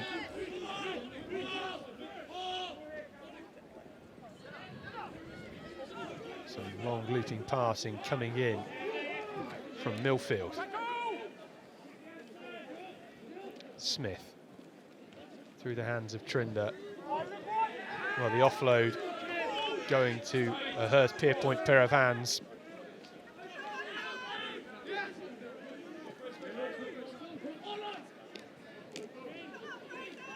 O'Byrne-Nesta trying to move the ball quickly from scrum half, wearing number 11. Still looking to go down the blind side. Struggled to get out of their half. in this second 15 minutes of the game. Will Joseph now trying to find some space, gets the ball away as he's tackled. Millfield getting ever closer to that Hurst Pierpoint 22. You feel the momentum building for them now. Trinder opts to go on his own. Pass misses two. Still going down this near touch line, but Nat Arnold is brushed into touch. And that just goes to show how good Millfield are when they get the ball moving. Their tempo grows so nicely. Change at hooker for Hurst. Jamie Phillips, number 16 on his back.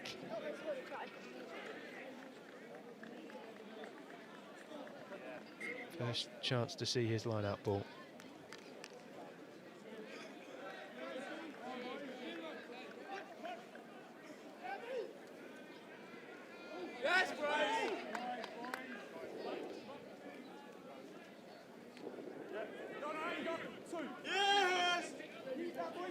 Great driving maul from Hurst Pierpoint here. Millfield finally managing to stop it.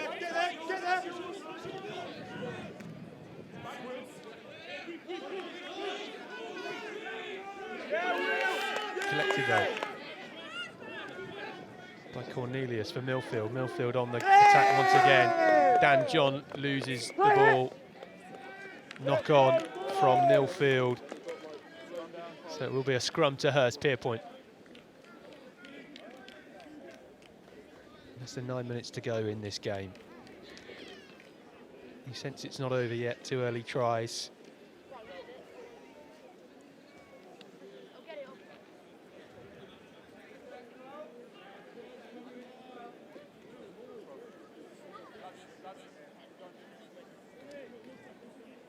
Lorcan O'Byrne Nesta started this game at left wing, number 11 on his back, but now it's scrum half for Hurst. Early engagement from Millfield, so free kick. Ratledge takes the quick tap. We saw him with the score for Hurst in that first half. We know he's quick-witted and quick-footed as well. Rory Adams goes back into traffic and feels the brute force of Millfield in defence.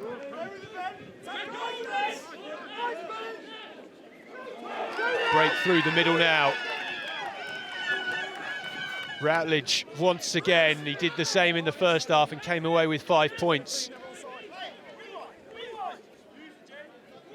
Slow ball for Hurst, change of direction. Longley had the penalty advantage, so went for the drop goal.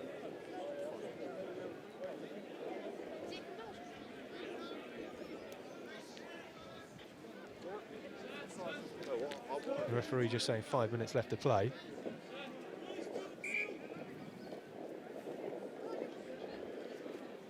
So a chance to level the score. These are the crowds at St Joe's for a Saturday morning at 10:52. Particularly when there's the Rugby World Cup on, I think this is a fantastic turnout so far.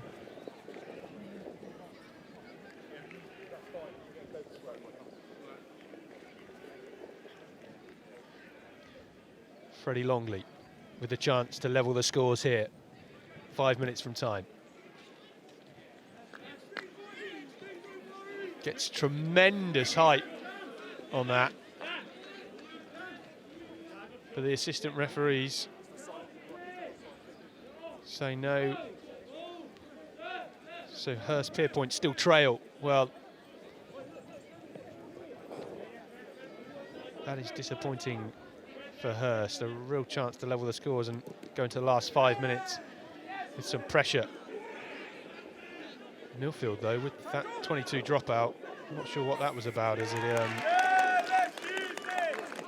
went straight into a pair of hands of Hurst, and Hurst now have the penalty, so another chance perhaps for them to go for the posts. Longley kicks to the corner this time though. Nice and accurate. They will have a line out 5 metres out.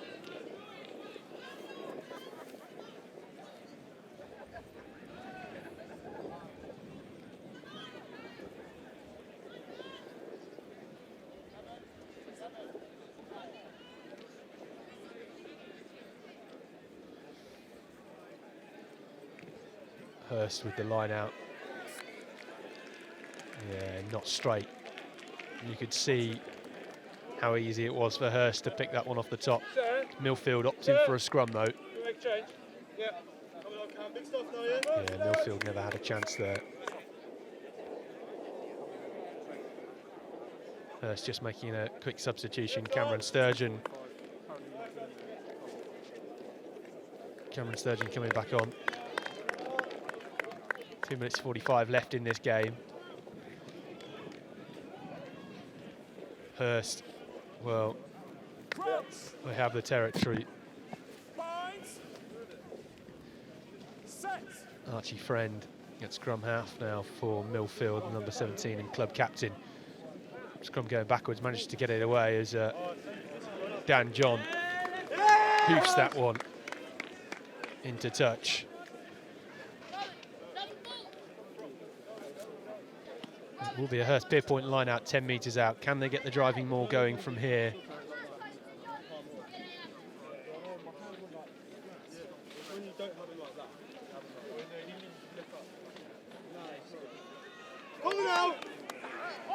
Much straighter line out this time.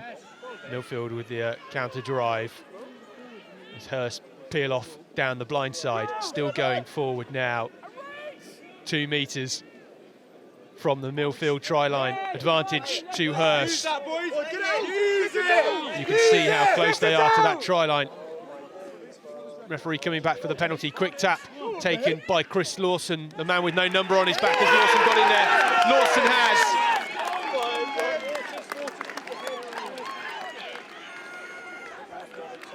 Well, you can see the cheers by Hurst Pierpoint there. It was Chris Lawson with the quick tap. The penalty for not releasing at the breakdown. Look at Lawson there, smashing off Hamish Janaway for Millfield.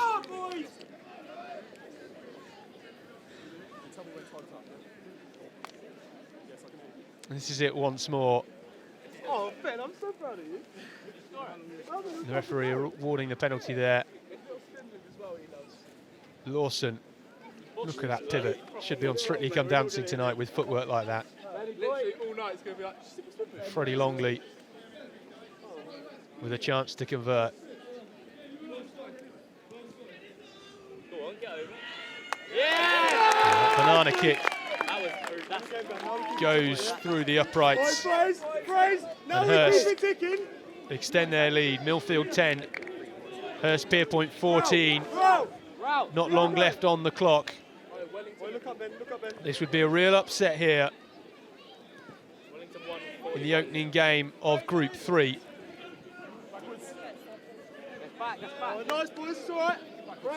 Fraser Falzon awkwardly caught that, dropped the deck, and it rolled backwards. Hurst still got the ball in hand. Less than a minute and a half to go in this game. Hurst just need to avoid any errors here. Millfield need to keep the pressure on.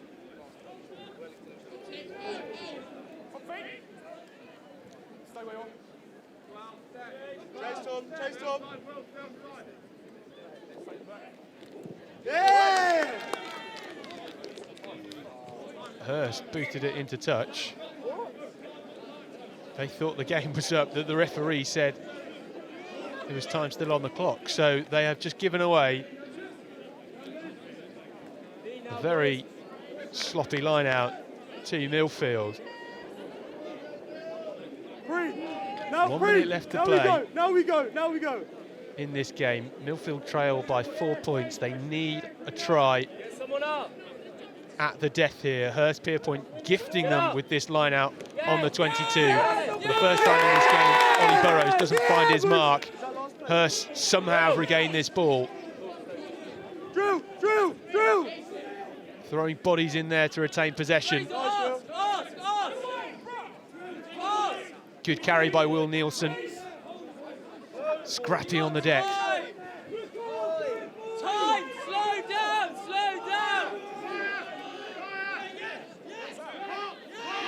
Referee says the ball is loose. Have Millfield got this? Yes, they have. Is there numbers? Have they got space over the far side of the pitch? Nat Arnold with a wayward pass. Somehow ended up in the hands of Kieran Donoghue. Still going backwards. Calamitous from Millfield. Surely if they just put the ball through the hands, they would have gone in that far corner. Back inside their own half now. No time left on the clock. Will Joseph whips the ball out. It goes loose. Nat Arnold picks it up. Flings the pass, which goes into touch, and that is the full-time whistle.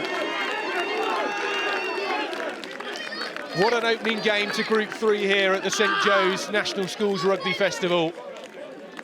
A turn up by Hurst Pierpoint. Final score then on pitch 1, Millfield 10, Hurst Pierpoint 14. And that is a victory I'm sure they'll remember for a long, long time.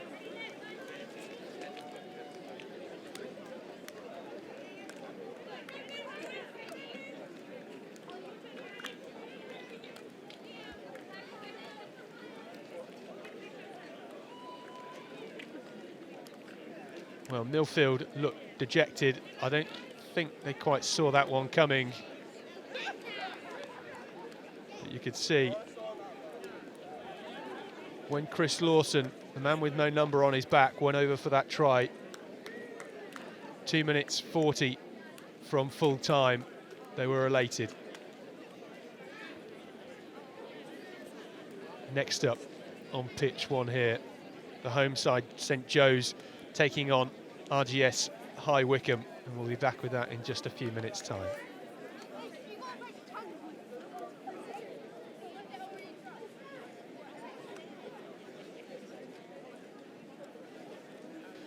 Well, Joe Burns is now pitch side to get some reaction from the players from that last game, Millfield and Hurst Pierpoint. Well, welcome everybody down to pitch 1 where, well, we've just seen probably the biggest upset of the tournament so far. Plucky Hurst Pierpoint College have overturned last year's finalists, Millfield College. Millfield, who've been runners-up the last 2 years, and some uncharacteristically sloppy handling from them, meaning that they go down to Hurst Pierpoint, while Wellington on pitch number 2 have re-announced themselves to the tournament after over a decade of absence with a fair bit of gusto. The last check on the scoreboard over there was 41 points to 0 in their favour against Whitchurch. So, Group 1, Group 2 and Group 3 all serviced for the first round of matches, and it leads us nicely up to this moment. And you can hear the energy beginning to build here at St Joseph's College, Ipswich, because it is the hometown heroes who are preparing to take the field. We're going to circle around with my cameraman here. You can see a fair few supporters building there. We've got people teeming everywhere in the beer tents around at the food concessions, the big screen where there was a fair bit of excitement for Lewis Ludlam's appearance for England in their triumphant victory on their way to a World Cup semi-final. Of course, their most famous of old boys representing England at the moment, and he was captain in 2013, the last time that St Joseph's won this tournament, their home tournament, and he will have experienced what the St Joseph's boys are about to experience. A tunnel, a guard of honour from their peers has been formed. The drummers are out, the mascot is all jerseyed up, and the substitutes are the final men they will see as they come through this famous tunnel. They emerge from the main school in their jerseys that were presented to them in chapel this week. They had a team meal last night, a lot of emotions riding high, meeting some of the players last night. There were tears in the eyes. This is how much it means to St Joe's who take on RGS High Wycombe. A huge order for High Wycombe to take on, with the atmosphere beginning to go ballistic while on pitch 2, it is the current reigning champions, RGS Newcastle, taking their first step in defending their crown. But all of our focus is here on pitch number 1, St Joseph's College against RGS High Wycombe. It looks like it's going to be a cracker. So without further ado, it's back up to Scotty in the commentary booth to talk you through this one. Thanks, Joe. Well, this is a huge game. St Joe's prepare for this for a lifetime. Delighted to say I've been joined by my first co-commentator of the day, Angus Savage. Angus, thanks for coming up here. Going to be a tough game. St Joe's, RGS Wycombe. Who do you think is going to take this one? First game of the festival for St Joe's is always a massive game. They really get pumped up for it, so expect a fast start from them. But RGS High Wycombe, they've been playing well this year, and they certainly get stuck in. They won't be afraid of this atmosphere, so expect them to give it a good go as well. Well, Both sides have got some good players, but perhaps a word on Harry Williams, starlet of this tournament for St Joe's last year. Came away from that with a 5-year contract, was it, with the Scarlets? 5 years, yeah, sensational stuff, wasn't it? He wasn't even in sick form at that point. He's the real heartbeat of this team, real energy around the breakdown. Expect him to go sniping early on to just try and get a few early yards and make a bit of a difference. Well, it's St Joe's who are going to get this game underway, playing from left to right in the white strips. Ben Norval with the kick-off straight into the palms of Ollie Garrity. RGS High Wycombe send that one high into the blue sky here. Nice footwork from Gabriel Jones. The St Joe's fullback trying to mount a counter-attack straight away. Being chased by Lewis Martin down this near touchline. Remember, he got an absolute corker of a try in front of us here on pitch 1 last year. One for the archives.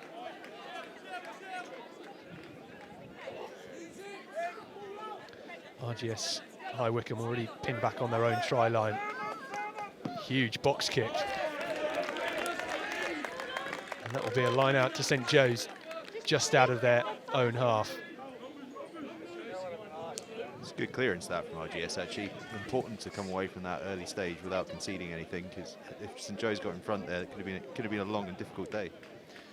We've already seen some close games on pitch 1 here this morning, and it's come down to a couple of late scores, which is not usually what we've seen from this tournament in the years gone by. It's usually an early score which tends to win it for the victors. Well, I think what we've seen is that they've been so low scoring early on that it's created the opportunity for those late scores. And the Kirkham finish was sensational, but it was built off that. It was only a 3-0 game at half time. That sort of close, tight game can result in some pretty spectacular finishes. I mean, and this pitch as well is just remarkable, isn't it? For a schoolboy rugby, it's of the highest order. It's well kept, nice and flat, wide, perfect for running rugby on a day like today. Well, it's incredible. I've been getting messages all morning about games and tournaments elsewhere around the country being called off because of wet weather, and I come out here, I've not even had to put my wellies on. It's incredible. Yeah, it's a fantastic day. A little bit breezy up in our commentary position. Hello to everybody watching back at home. If you're joining us between Rugby World Cup games, I suggest you stay with us, because this St Joe's game is of the highest order.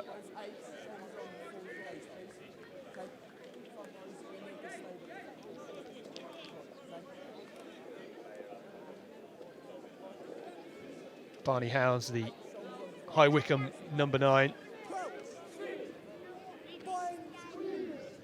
First put in at the scrum for him. Massive scrum from St Joe's.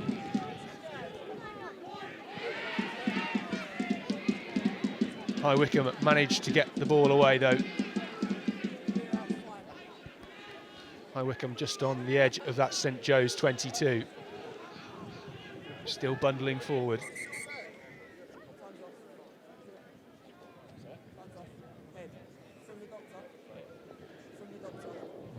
Referee wary of a head knock to Ben Sams, the St Joe's number 8. Doing the right thing, obviously. Concussion and impacts to the head, such a talking point at the moment, particularly at the start of this season. So best for referees and physios to be sensible and take a check where they need to. It's a good bit of refereeing that. We don't often compliment that. He's as soon as he's heard the call from the outside, he's come straight across. You've got to respect that. That's really well played by him. We've got this marvellous table and fixtures list for all the groups. As you can see, Wellington College picked up a 41 points to 0 win against Whitchurch on pitch 2 earlier on. They go top of Group 3. Hurstpierpoint with that remarkable victory against Millfield just a moment ago, second in that group. RGS High Wycombe going backwards but managed to get the ball away. Ollie Dawkins holding the lad on his knees almost. Big carry from Garrity. A hint of St Joe's coming in from the side there, but High Wycombe get the ball away. Scott Masson, the fly half, going on his own.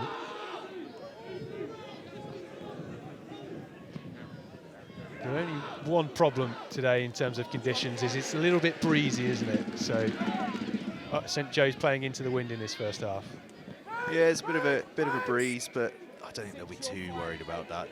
They're riding a crest of emotion, and they should be okay. Second half, wind will be behind them. Important not to concede into the face of it at the moment, though. Knock on from RGS High Wycombe, so scrum down to St Joe's, and it's always a delight to see the home supporters from local areas coming down to support St Joe's. You can see their distinctive blazers in the background as well. The red and white stripes, you can't miss the St Joe's supporters here. It's one of the great sights in schoolboy rugby. You just don't see this sheer volume of support many other places, but you come to the St Joseph's Festival and every St Joe's game, it's absolutely packed out. It's basically just really cool. It's awesome.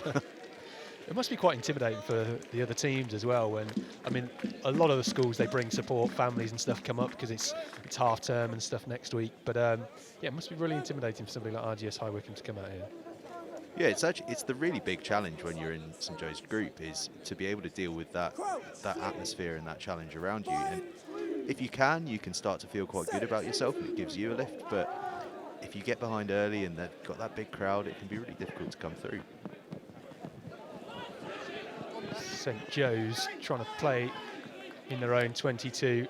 Gabriel Jones picking up the loose pass in the end. Stolen from RGS High Wycombe.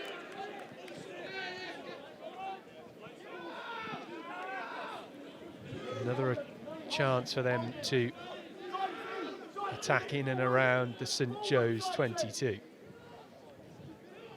Howells trying to work the ball towards that far touchline, falls into the hands of Harry Peters. Bundled into touch by the captain, Jarno Longoretti. That was a real chance there for High Wycombe. They had the numbers, they had the mismatch out there, but just picked the wrong option and a little bit of inaccuracy, but that really was on there for them. Well, this isn't what the home fans want to see. St Joe's pinned back in their 22.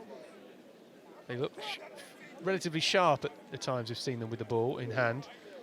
Harry Williams with the put-in. Pick up from the base by Ben Sams. Ben Sams walks over Scott Mason, the High Wycombe fly half. Ben Norval with the clearance, and that finds touch. How many times he must have practiced that kick on this pitch. Knows it off by heart, doesn't he? Every last inch of where the grass and where the line is.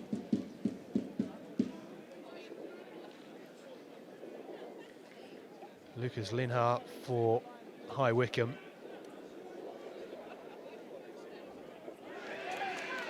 Doesn't quite find the mark. Great contest by St Joe's in the air. Norval tries to find some space, but it's well covered by Luke Bray. Luke Bray, the fullback for High Wycombe, going on a run of his own. Finds a few shoulders in midfield.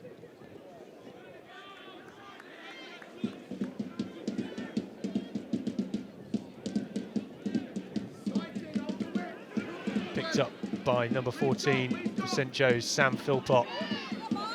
St Joe's still going. First time we've seen them this deep in the High Wycombe half. Picked up off his toes, Josh Cillier there. And that is a turnover by RGS High Wycombe.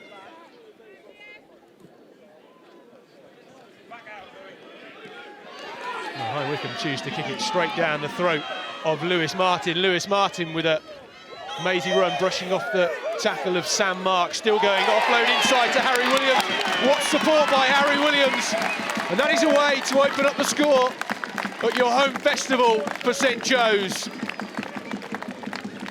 The man we spoke about earlier on, doing what every good scrum half does. Great support play, great run by Lewis Martin. This was the clearance kick by Scott Mason, pumped it straight down the throat of Lewis Martin. Brushed off Sam Mark, skipped through that tackle, and out of nowhere pops up Harry Williams, much to the delight of the home fans. What a score. What a try. Unbelievable try.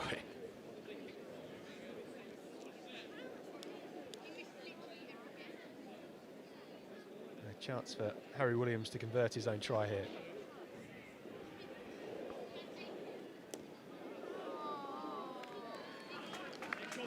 Well, the kick wasn't much good, but the try was fantastic.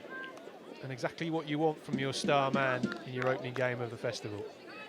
Absolutely superb, wasn't it? It was an odd option to kick to the left-hand side rather than going to the shorter right-hand side, but as soon as that came in, it was just absolutely flying work down the right, really strong running, and then classic number 9 inside line, just there to go and strike home. Brilliant try, and they'll be hard to come back against now. Yes, High Wycombe already trying to level the scores. There are 5 or 6 metres out from that St Joe's try line. St Joe's need to get some bodies back in defence here. RGS Wycombe Hold your width! looking powerful with their pick and goes. Just peeling off the base of the ruck.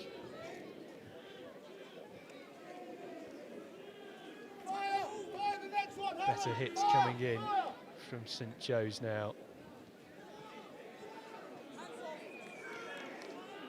Be the wrong time to give away a score. Less than 5 minutes from half-time. Thomas Ducker looks as if he came offside, but this is RGS High Wycombe going in the corner. Brushed in the touch in the end. Referee bringing it back for offside in front of the posts. Penalising Thomas Ducker from St Joe's there, the number 7. And Scott Mason will have a shot at goal. It's a great response to going behind this. Straight back into the 22, put the pressure on, should come away here with points. That's all you could have asked for from them there. St Joe's will be pretty pleased that they didn't cough up a score there, because to go 2 points behind, it would have almost been a guaranteed 7-pointer underneath the posts. Yeah, they'd be really pleased with that, and you know, it's not a bad penalty to give away in that situation. You'd rather concede 3 than 7, that's for sure. Ollie Dawkins, the RGS High Wycombe outside centre. Relatively straightforward kick for him here, just to the left of the posts. You say it was straightforward. The ball did not go straight forward off the tee. He has pushed that one wide. So St Joe's a chance to breathe and get this ball out of their half. What a miss that was from Ollie Dawkins. It seemed like a bit of a challenging day for the kickers. That's a couple of sort of tricky connections we've had there.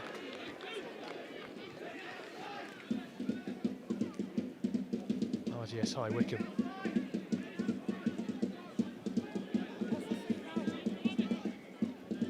In their own half.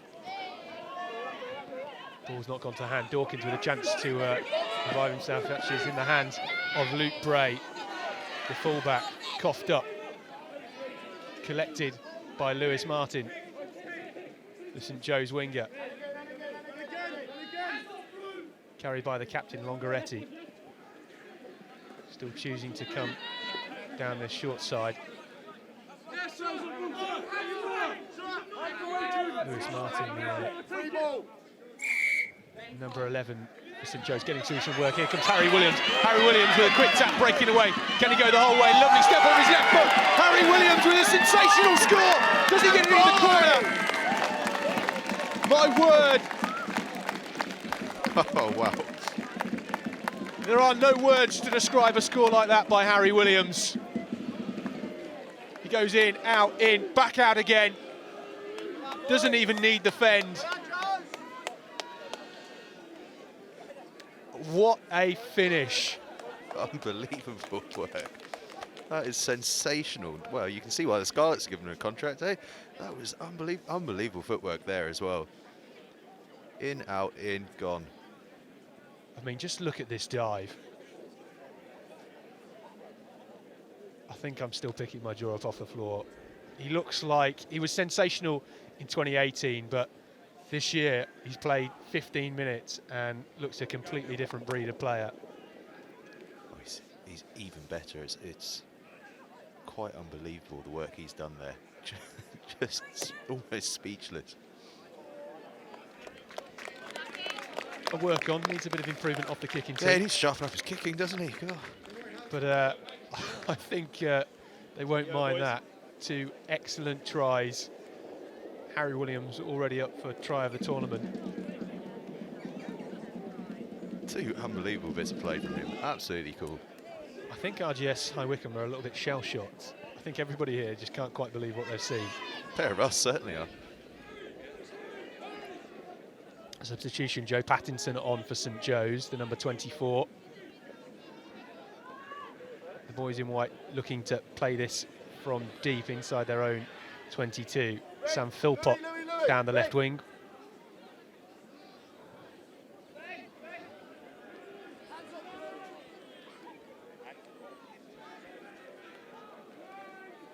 Might have heard that beeping in the background. That is the referee's watch signalling the end of time in this first half. Longoretti, the captain, with a carry there. Crossfield kick comes off the big left hand of Jake Aspinall from High Wycombe. St Joe's managed to collect it through Charlie Coleman.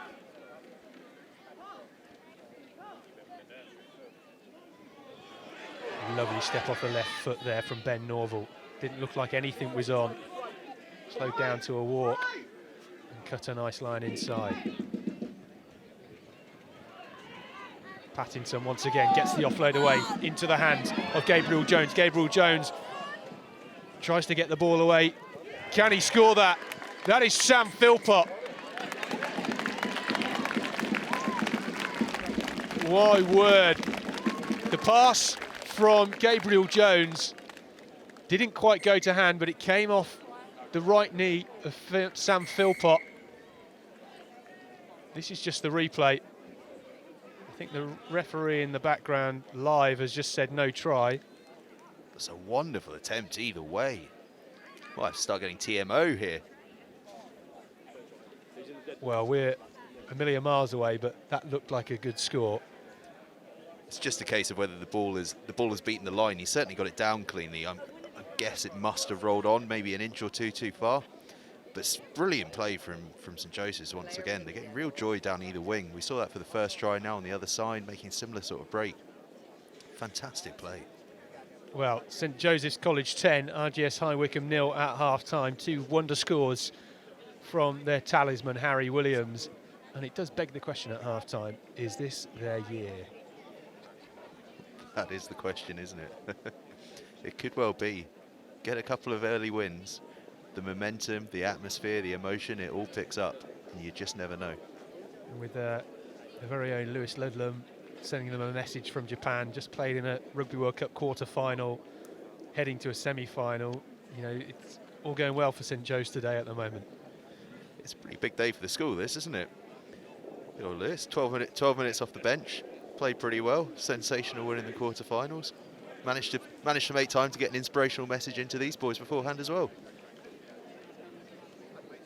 Well, it could well be the weekend St Joe's have been dreaming of. This is a festival which they think about year in, year. RGS High Wycombe will get us underway. Remember, only 30-minute games here, 15 minutes each way, 3 minutes at half-time. Tomorrow the game's shortened down to 25 minutes, 12.5 minutes each way. Hello from myself, Scott Eburn and Angus Savage up in the commentary box. Can't believe you put me in branding. Well, game underway. Do you want to give a plug for your website and Twitter page while we're here? Seeing as I'm wearing the cap, yeah, it's 15rugby.com, and we're at 15rugbyxv on Twitter and Instagram. We'll be trying to keep you updated throughout the weekend. So you could be reporting on a St Joe's home festival win on Sunday evening then.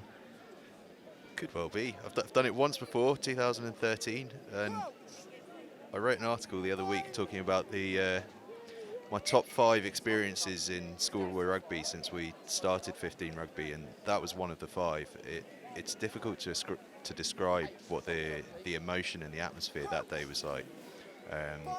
It would be fair to say that there were at least 1,000 people around the ground, and there were tears in the eyes of at least 800 of those. It was just spectacular. Well, big run. The right wing Lewis Martin coming in there. Harry Williams with the box hit getting charged down, falls into the hands of the RGS High Wycombe left wing Sam Mark. Choosing to pick and go from the base of the ruck.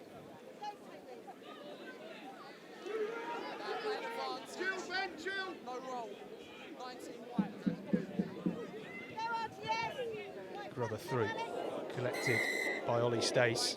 Referee bringing it back for the penalty. Gabriel Hawley for St Joe's not rolling away. It's impressive for St Joe's in defence, though. They're coming up with quite a lot of pressure, and it's making it really difficult for RGS to pick the right option and to make decisions. If they can find a way of getting a bit of front foot ball so that line can't come up quite as fast, they'll probably find a bit of joy, but it's good going from the St Joseph's defence at the moment. Tough work for RGS. Yeah, we've not really seen RGS ship the ball wide too often in this game. They're choosing to pick and go from the base of the ruck. They've just not got the time or the space to really move the ball wide.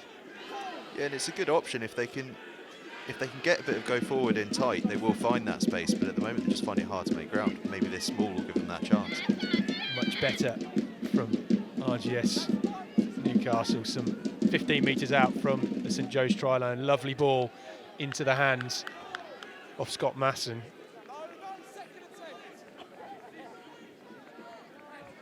Big carry this time from Dom Holland, number 18. Trying to puncture some holes in this St Joe's defence. Masson moves the ball wide. Dawkins tries to pop it off. Here comes Bauer. Bauer, can he go all the way? Good tackle coming in from Ollie Stace.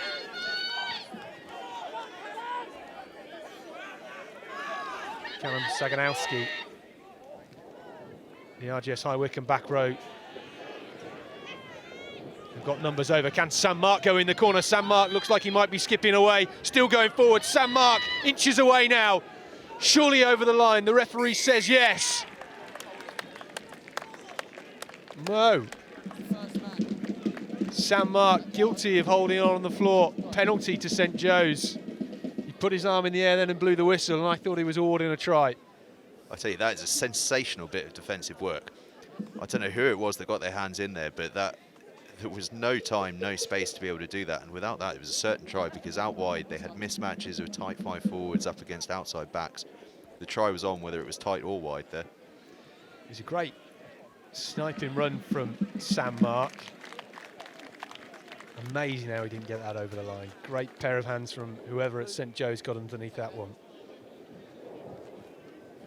Good clearance kick too. Good 50-metre nudge on that one. Finn McCartney with the ball at the line out. Doesn't quite get to that cleanly, so High Wycombe have pounced on that through the hands of Toko Aviliani.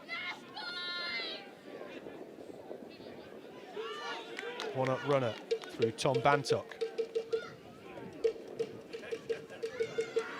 Jake Aspinall this time needs some support.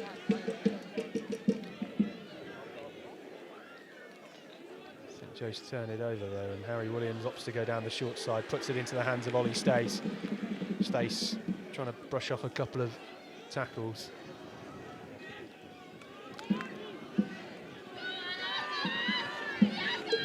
Big tackle coming in there from RGS High Wycombe. Referee telling them to leave it alone though. Norval sends it round the back. Very upright in the contact there. Will Evans from RGS High Wycombe just slowing that ball up.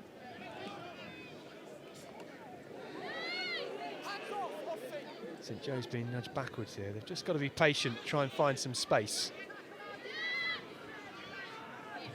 Dylan Sayer carries forward.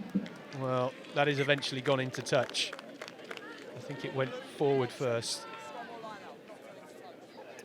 Do you know, it's an interesting period though. I was just watching Harry Williams there for a few phases, and we've spoken about him quite a lot, but what's actually most impressive about what he's doing is he's the star. Everyone kind of knows he's the star. The opposition knows he's the star, and it's easy to get drawn into just trying to snipe all the time and go and try and take people on. We actually look at the 2 bits of brilliant play he's had. One was a support line, one was broken field play. The rest of the time he's just doing the simple thing, bringing other people into the game, keeping it quiet, probably saving himself up to go once, as we see sort of top level scrum halves do. It's really intelligent play from him, really calm and composed. Big cheers from the St Joe's faithful. RGS High Wycombe offside, penalty to St Joe's, and Ben Norval will try and send this one long. Doesn't have much of an angle on this.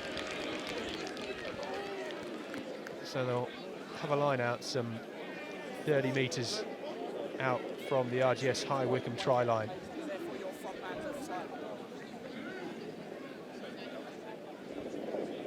Stay there, back one. Much better line out ball from St Joe's, well taken in the air by Ben Sams, the big number 8. Carry coming in now from Josiah Digova. Sent backwards momentarily, St Joe's. Finn McCartney puts a bit of power into this attack.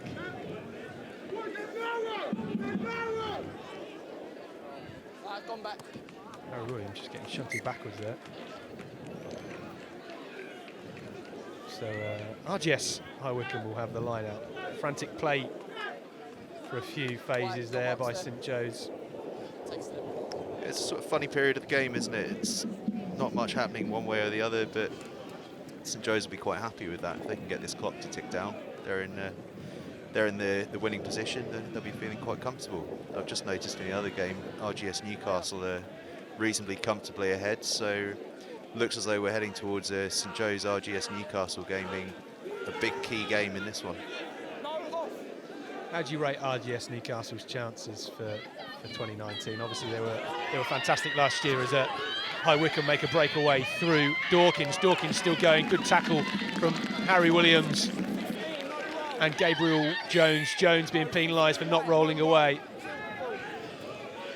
Didn't look as if Jones had much opportunity to get away with it there. Dawkins with a quick tap, trying to go on his own, needs some support. St Joe's aren't at home. If High Wycombe can get this one away and over the line, here they go. And that is a good response from RGS High Wycombe. Dawkins with a first break and another quick tap. A great score for High Wycombe. That's just really smart play, isn't it? Make your break, realises he's isolated when he gets penalties, so just goes. Thinks I can do this here. Well, it was he didn't even let go of it, did he? He got off the floor, took the quick tap from his initial break, carried on going. It's smart play, and it's good tournament rugby. You just got to get points on the board. Get down, he's near the post as well. They could be within 3 with a couple of seconds. Well, he fluffed a kick from a similar position earlier on, but this would make for an interesting final few minutes. Dawkins gets the conversion, so St Joe's lead 10 points to 7 against RGS High Wycombe. This is where this sort of brilliant home crowd actually becomes quite important, because if they start to get a little bit despondent and worried and nervous, that feeds the players. Equally, if they rise up and they start really getting behind the boys, that's where they can get a real lift from that. Really important time actually for the players and for the supporters. I thought St Joe's might send that a lot longer to try and use up more of the time and make High Wycombe work for it, but High Wycombe with an opportunity to run this from their 22. Got a flag. Away we go, both teams split. Well, the assistant referee on the far touchline has waved his flag, so the referee going to have a word with him. Let's hear what they have to say.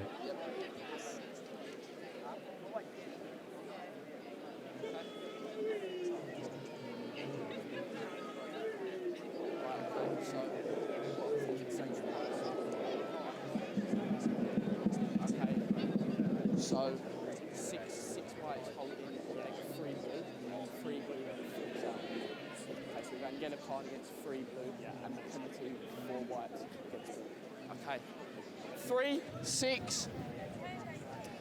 What I'd say there is that Hayden Sykes is a bit of a typical flanker. He's just winding up his opposition there. His leg on the floor, stopping him from. Away we go, please. Just there. Okay, you can't hold his leg on the floor, allowing him not to play on it. Okay. Okay, wait there. But you can then not flick at him, okay, while you're on the floor, okay? So it was going to be a penalty against you for holding on his leg, but because you flicked out, it's a penalty to white and a yellow card for you, okay? Well, a great spot by the assistant referee, and Ollie Shaw has been yellow carded and will spend the next 3 minutes in the sin bin. I've got to say, I would have been yellow carded there as well. If someone's holding onto my leg, I'm not sure what else I'm going to do other than flick out to try and release myself. Because if I don't do that, the referee never notices that I'm being held in. Tough.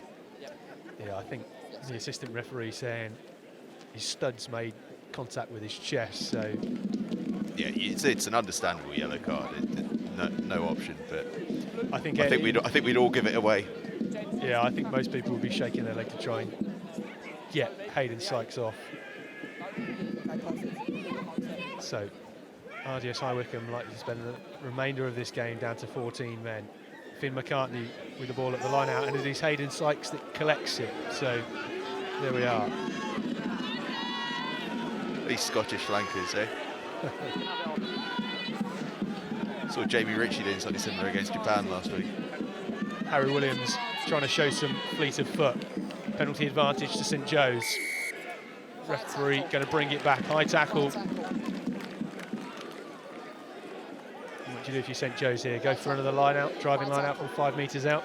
Yeah, I would be kicking this right into the corner, nice and deep, over the fence, onto the road, get the ball nice and far away, then see if you can score a try once they get it back. It was a high tackle, yeah. The refereeing in the game so far this morning has been superb, really. They've controlled it really well. All the games have been played in good spirit, and the level of officiating has been at the highest order, really. Yeah, it's really good, and it's actually, for people listening on the live stream, it's really good to have the refs mic'd up, because you can actually understand the process they go through and why they make certain decisions. And I've got to say, most decisions today have been spot on so far, apart from over that one. Yeah, didn't look straight at the line out there.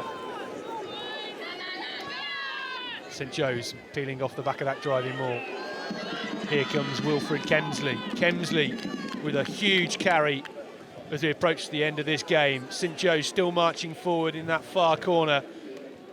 Look at the supporters at the end of the pitch cheering them on. Here comes the captain, Longoretti.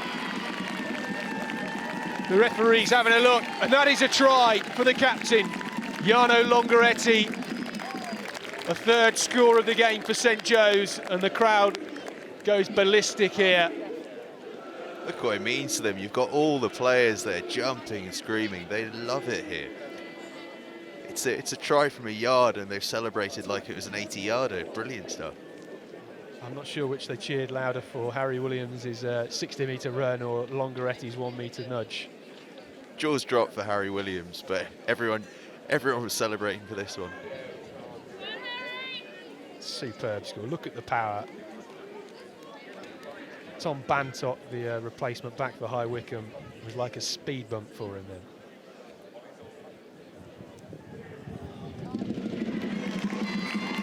And finally, Harry Williams gets one off the tee. Maybe he is good at everything. Who knows? I think having the wind perhaps helped him a little bit there.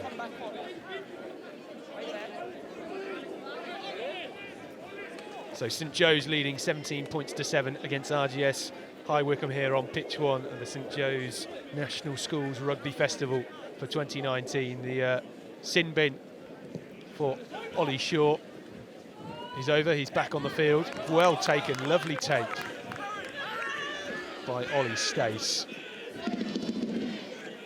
Gets up bravely there.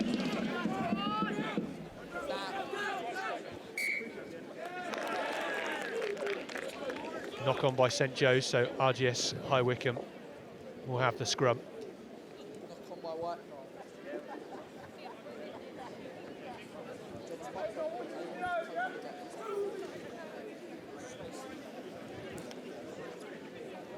So Barney Howes will have the put in.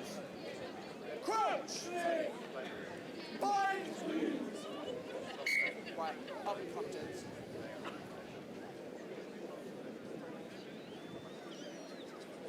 Let's not push early, let's take the hit, okay? We've seen St Joe's in the first half with a mighty push at the scrum. Let's see what they can do here. Some 30 metres out from their own try line. Good platform for RGS High Wycombe. Trying to break through the midfield. Dawkins manages to get the ball away to Bray. Bray fumbles it in the air, juggles it, manages to regain it. Barney Howes still going forward here. RGS High Wycombe with the advantage. One up carrier, they're going to go over here right next to the post.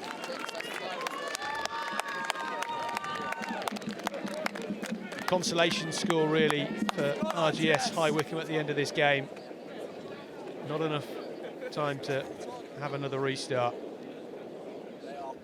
Dawkins will take the kick. Try and get the extra 2 points. Well, they had the advantage at the end there. I think St Joe's knew they may well give away a try. Conversion successful, so full-time scores here from the home side's opening game of the 2019 festival. St Joseph's College 17, RGS High Wycombe 14. What a fantastic game and fantastic support for the home side in this opening match for them on pitch 1. Next up in front of us here, we've got Queen Elizabeth Wakefield taking on Hampton.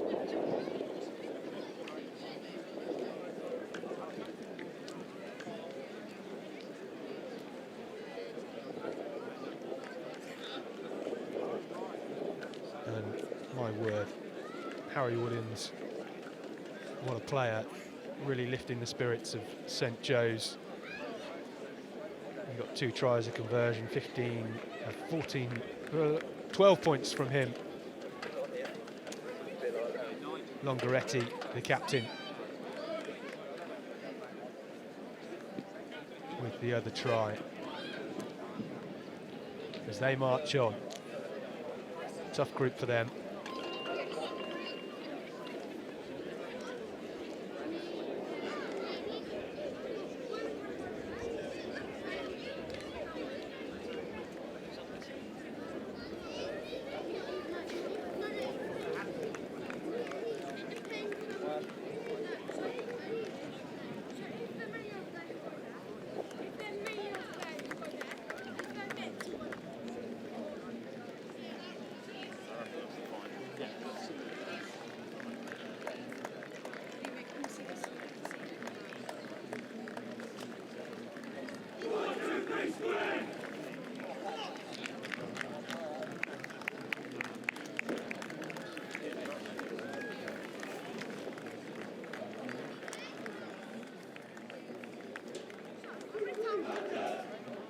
Well, so rapturous applause for the St Joe's faithful for a pretty good performance from St Joe's. They get their maiden victory of the tournament, and that's exactly the way you would have wanted to start things, Harry. Oh, of course. This is what you want. First game. Got to have a bit of belief in ourselves, and to get that first win, it means a lot to us, and hopefully push us on in the tournament.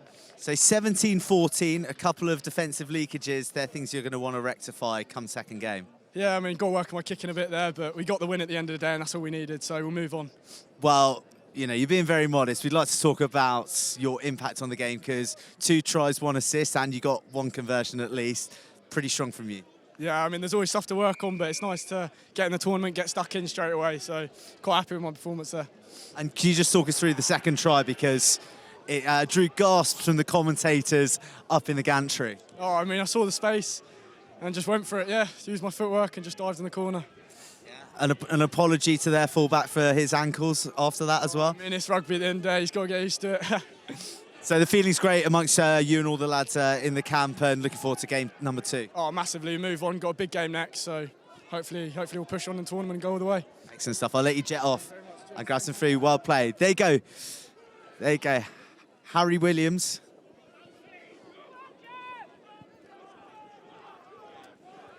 Back up to you guys. Joe, great to hear from Harry Williams. What a marvellous performance from him in that opening game for St Joe's. Back on pitch 1, we've got Wakefield taking on Hampton. Hampton playing from left to right. Very similar kits, but almost the opposite for these two sides. Hampton we saw in the 9 o'clock kickoff earlier on, so they've had just over 2 hours recovery.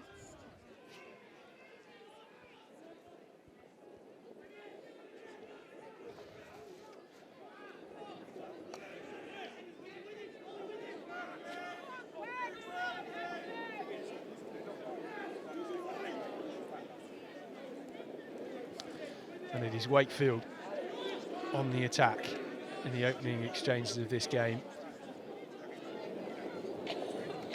This match, of course, part of the Group 1.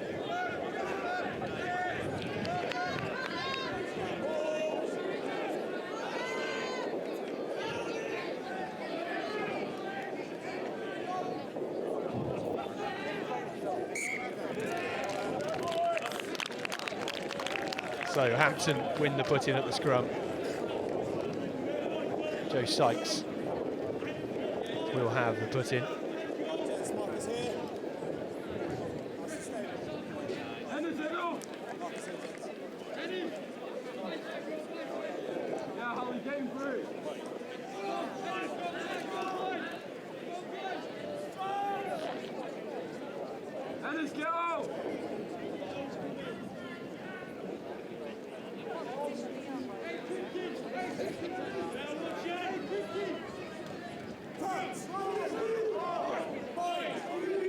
Hampton picked up a loss in their first game, so we'll be looking to try and avenge that defeat here against Wakefield.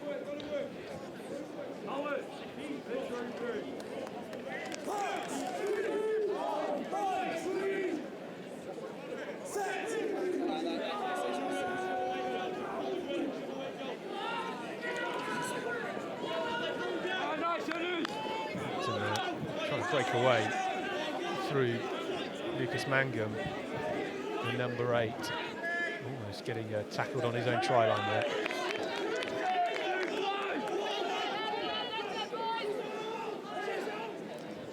Sykes comes down the blind side.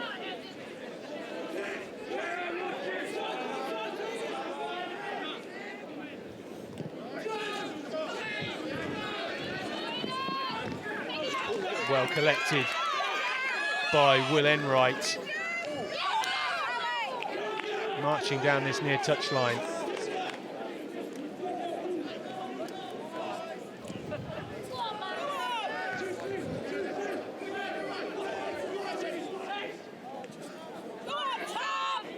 It's a crossing perhaps there as Wakefield still come towards this near corner. Snipe from the scrum half.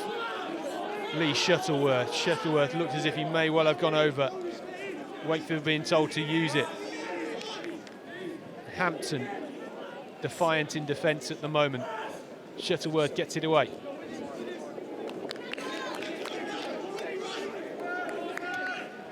Harry Longworth with the carry there. Now Joe Mounsey. Mounsey into the hands of Fleming. And the ball just going wayward into touch, right at the death. Well, that was a sitter which has gone missing for Wakefield.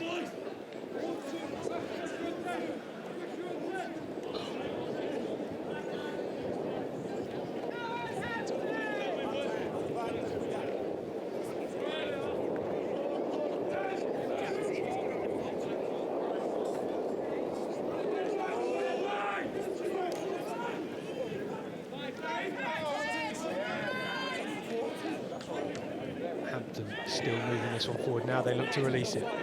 Shipping it wide. Ball just bouncing into the hands of Dan Finley. Finley puts it into his left hand and goes speeding away. Offload comes off the boot. You had 3 Hampton players leaping in the air for that one. The spill ball collected by Wakefield. Away Wakefield go through their fullback, Patrick Morgan.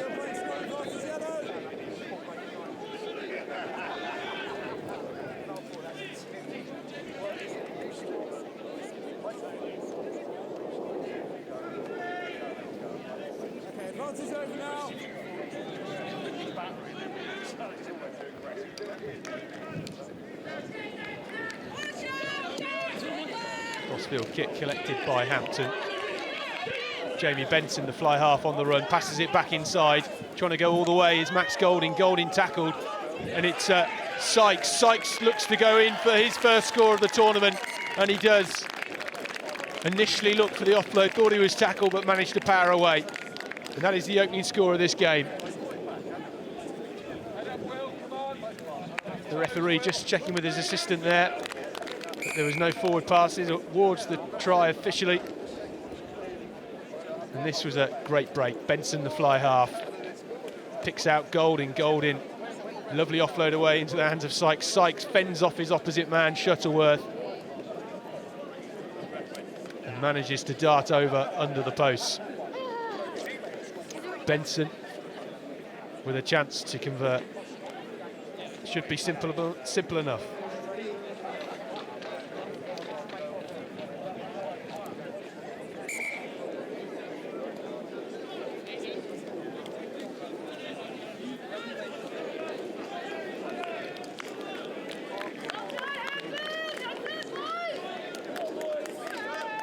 Successful conversion, so Hampton lead 7 points to 0 against Wakefield here in this second round game in Group 1. That is the bowl. And the camera looking down in front of those watching things on the big screen. Not quite sure what's being played on there at the moment as Tim Lamming collects the ball, tries to come down this near touchline. Lovely one-armed offload inside, lovely out the back door pass. This is maverick stuff from Hampton, back into the hands of Slaney. Can Slaney go the whole way? My word, what a try. Forward roll over the line for Jack Slaney. I think he initially thought the try line was a bit closer, but that was something extraordinary from the Hampton boys. They've woken up now, and that 9 o'clock start against Kirkham wasn't to be for them, but look at this. Harlem Globetrotter stuff. Slaney a 1-2 with Alex Taylor. Skips out the tackle. Tap tackle perhaps from Shuttleworth. And Slaney goes over for Hampton's second score.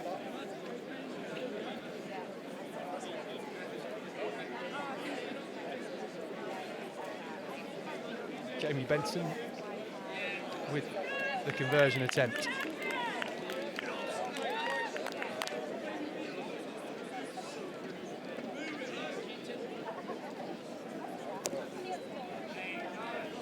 Beautifully struck. And Hampton extend their lead. Wakefield 0, Hampton School 14.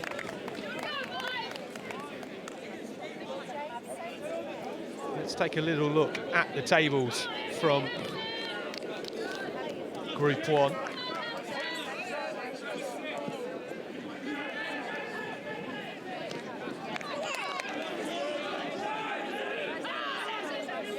We'll have a look at that in a moment. Game gets back underway. Hampton not resting on their laurels. Full out attack at the moment. Wakefield don't know what to do with this. Break from Tim Lamming, the inside centre, back out to Finley. Finley inside. And this is excellent stuff. This is the Hampton School we're expecting to see. James Poole over for a third score in just over 10 minutes. My word, where was this Hampton School at 9 AM this morning?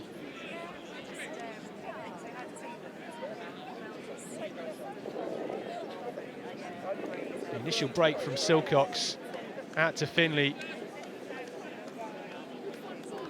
And Finley into the hands of, well, we think Jesper Hartikainen. Conversion successful, so Hampton School lead 21 points to 0.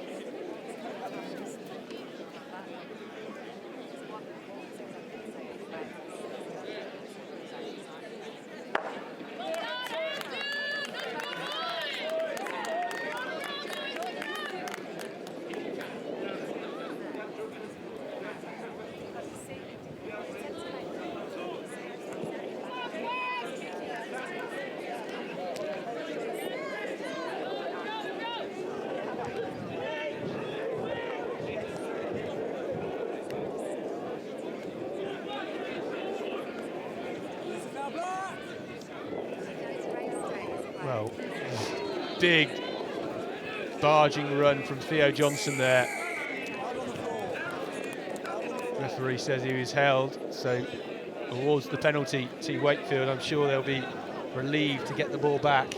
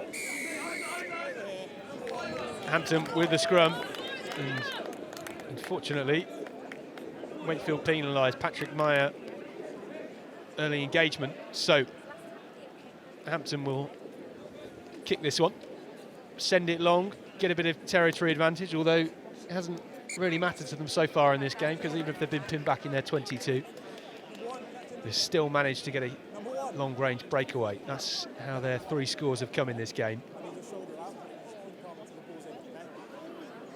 Referee just having a word with Meyer.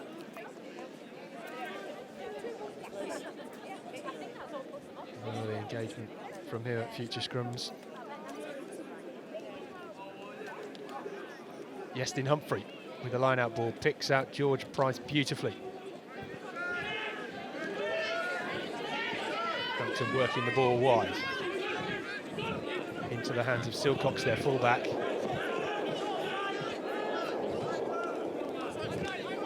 Sykes, sniping run. Been ever present in both games so far.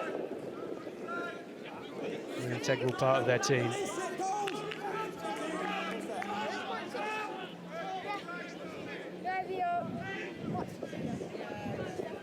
Benson going down the left wing into the hands of Finley. Finley's going to go over. And that is a simple score for Hampton School. Left to right and back again. A full 80 metre of the pitch. in just a few moments.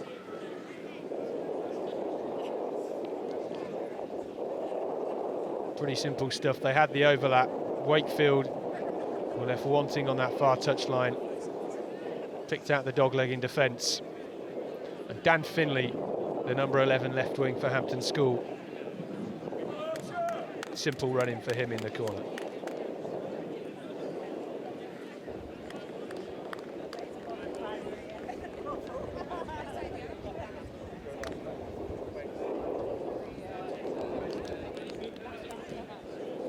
Benson.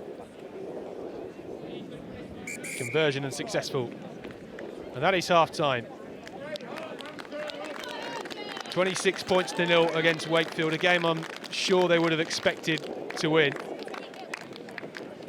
Wakefield, they started things off quite positively inside the Hampton 22, but didn't convert that into any points. These short 15-minute halves can really turn against you in the blink of an eye. The quick, industrious play of Hampton School, notching up 26 points on the board in less than 10 minutes.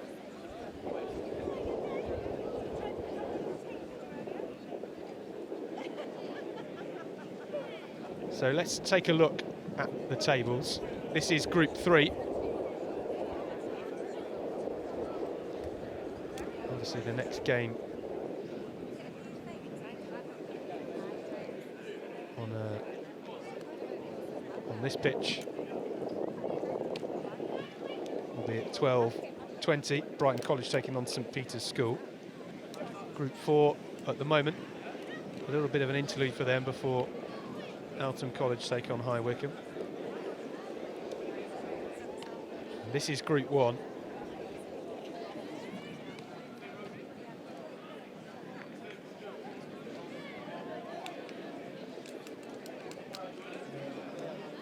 It's incredible to see so many here at St Joe's. The festival gets bigger and better every single year. A huge screen for 2019.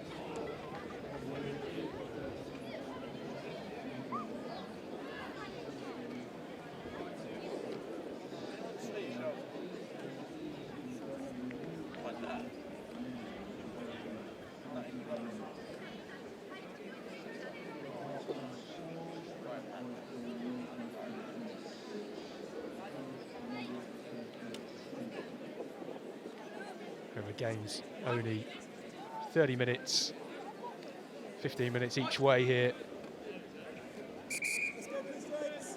3-minute half time, so not much of a long interlude.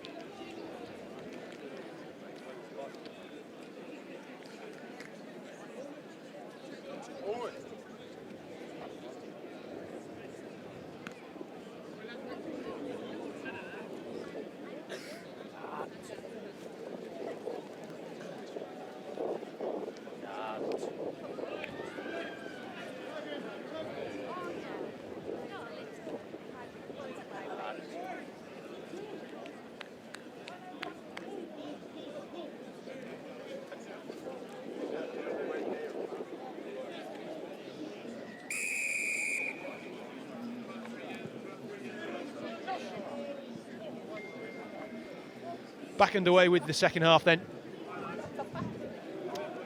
Hampton running riot in the second quarter. Wakefield got a lot of work to do to try and batten down the hatches.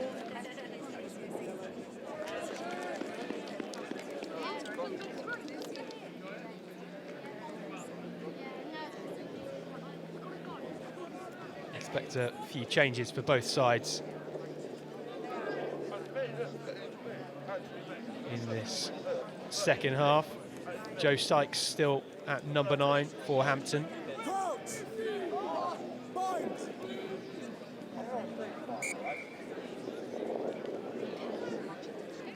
Been reliably informed by one of the young St Joe's schoolboys that if you go on YouTube, they've got a few short documentary videos in regards to the festival and the school and they're here this weekend doing some filming Yeah, to update see if it's a box kick like that.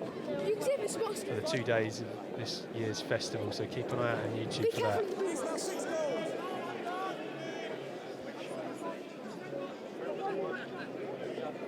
Hampton managed to keep hold of the ball. Max Golding with a charging run.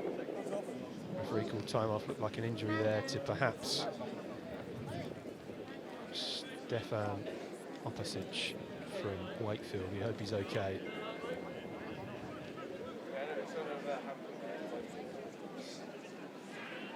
And that is how many people we've got standing and looking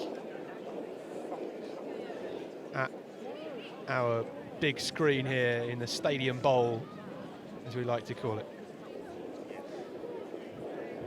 And they've got 3 games to watch because they've got games on pitch 1, pitch 2, and the Ireland-New Zealand game from the Rugby World Cup. No idea what score is over in Japan because we're only bothered about what's happening here at St. Joe's.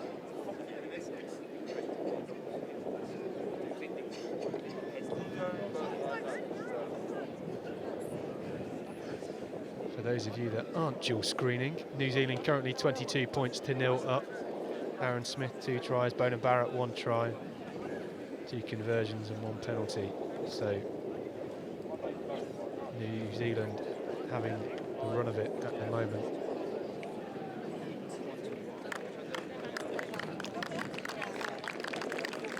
As they approach half-time in that game.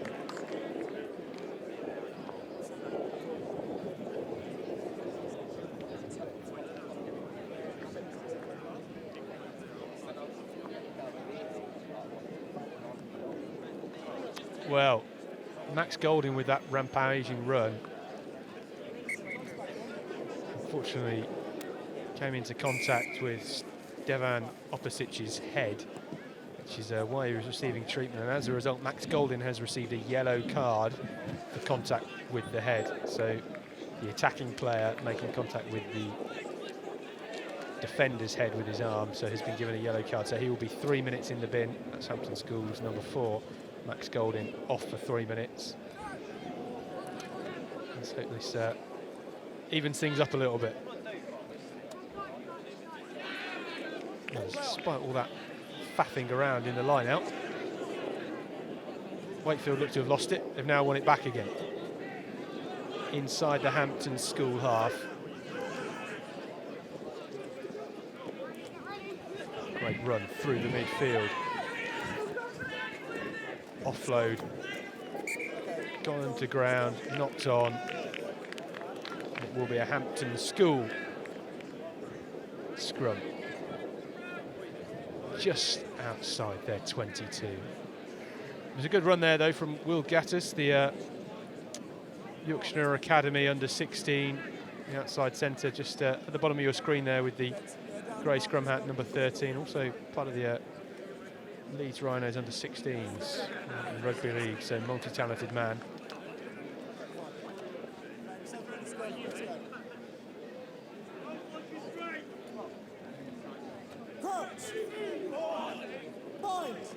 Hampton School down to 7 in the scrum. Let's see if this extra man makes any difference for Wakefield. Wakefield, you'll see number 24 there, Adam Priest, scrum half. He's the school head boy for Wakefield. Hampton managed to get it away. Sykes puts boot to ball, grubbers it through. Well collected though by Will Enright, the left wing for Wakefield. Rory Carr for Hampton School penalised off his feet. Penalty to Wakefield. Chance for them to send this one deep into the Hampton half.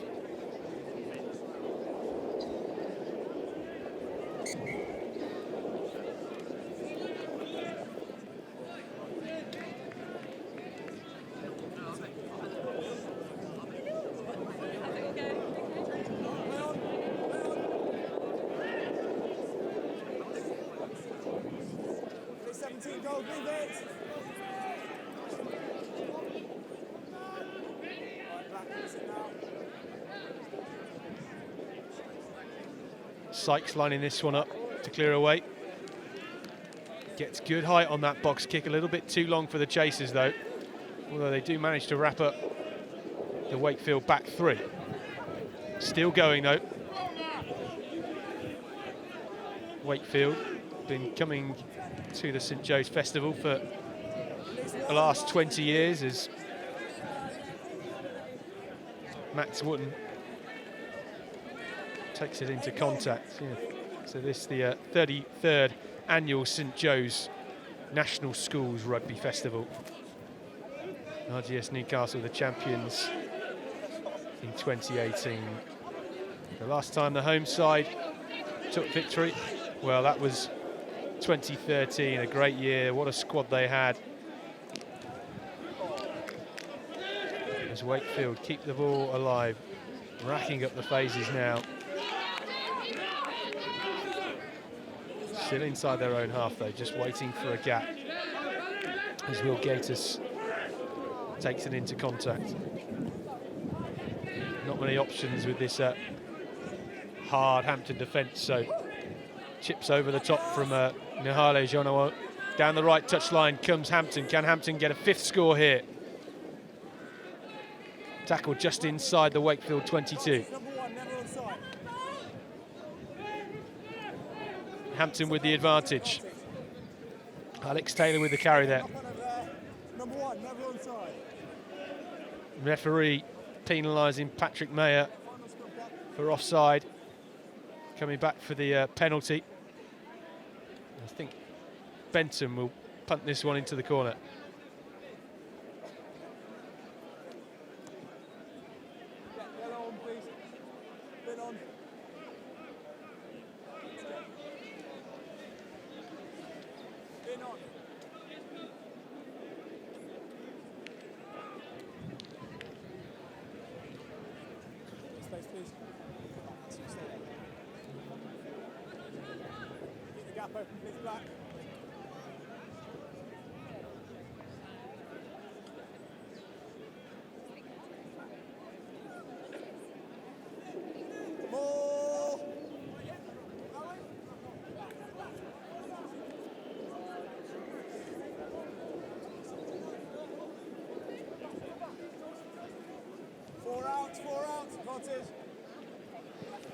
St Joe's trundling this one forward. Jack Slaney with the run. Remember, they're still down to 14 men. Seem to be back up to a full complement.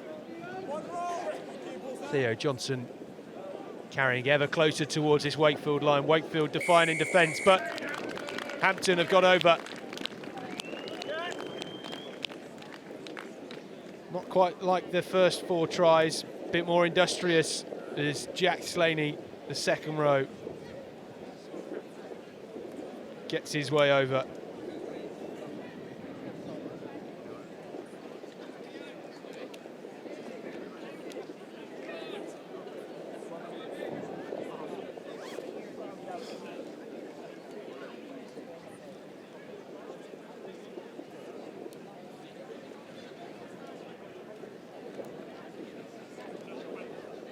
So Jamie Benson.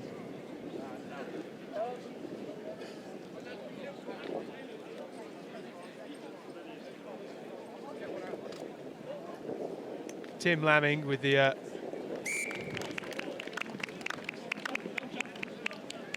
conversion. The inside centre for Hampton School.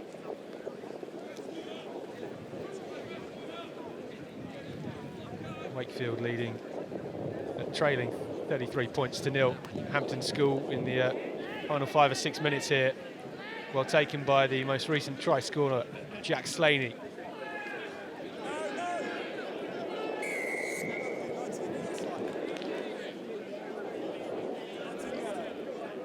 Ben Crabtree for Wakefield penalised there, coming in at the side. Wakefield not helping themselves here, just giving away needless penalties.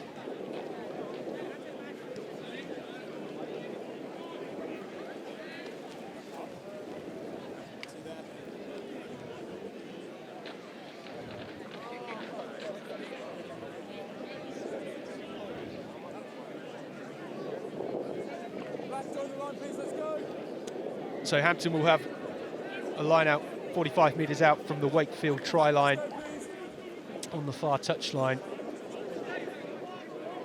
Looks like Yestin Humphrey with the ball, trying to find his mark. Picks out Archer Chilcott. Hampton using it through their hands. This is the Hampton we know and love.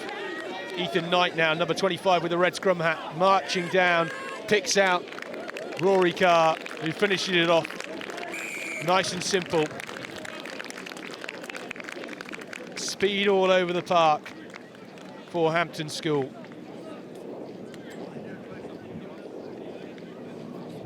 Let's take a look at this again. Simple first phase play, just moving the ball wide, some dummy runners, good depth in their play. Ethan Knight puts it back into two hands. Rory Carr just dots over the line. Simple stuff from Hampton School. Their sixth try of the game. This time, Jamie Benson back on kicking duties.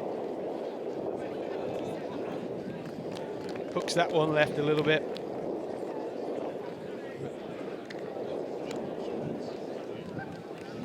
He certainly set his back's alight in this game so far.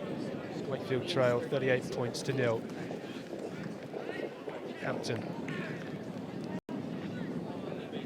making this look pretty easy. Good height on that restart, but it's gone forward off a Wakefield hand. Hampton with the advantage. Benson gets the offload away after a nice darting run. Coming down this near touch line now. Hitch kick coming in from the fullback, Patrick Silcox, who's brushed into touch. Advantage over, so it will be a line out. Bit of afters coming in between Silcox and the Wakefield number 15.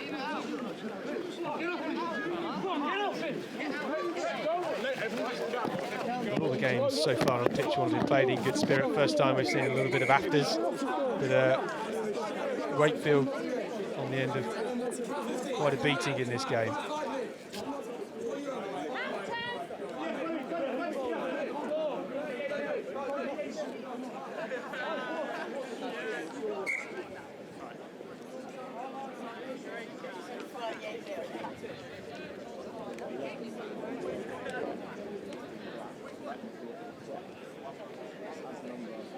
Well, the referee and his assistant just having a quick word about who was the perpetrator in those afters. I expect Patrick Silcox, the Hampton School number 15, will be mentioned. It's 15 gold, sorry, 11 gold, 15. So Patrick Silcox and Will Emright, the two guilty parties. Penalty or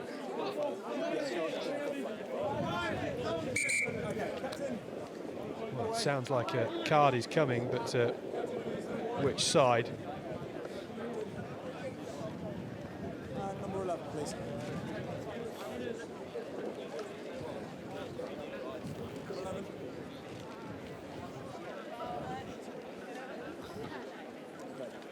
Got 15 black, 11 gold on the floor, 11 gold gets up.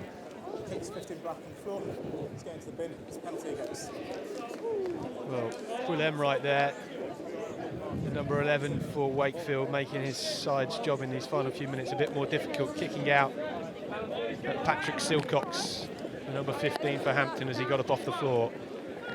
So Hampton now down, the man's advantage rather, Wakefield down to 14. And Jamie Benson looks to send this one deep. Well, he sent it too deep. Gone off the end of the field. So Wakefield opt for the scrum. Less than 3 minutes to play here in this Group 1 fixture on pitch one between Queen Elizabeth Grammar School, Wakefield and Hampton School. Hampton, well, they picked up a loss in our opening match here on pitch one against Kirkham Grammar School. A game they were really expected to win. But they've been much, much better in their second encounter of the weekend. Crouch! Bind! I was there. Set! So then I went down, and then I had to... Over here, number 16, you're running early. Number 16 early.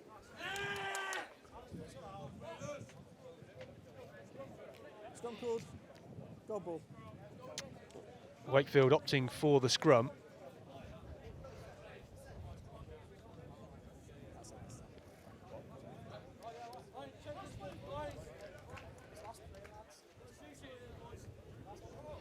Not long left to play in this game now. A few calls of a last play.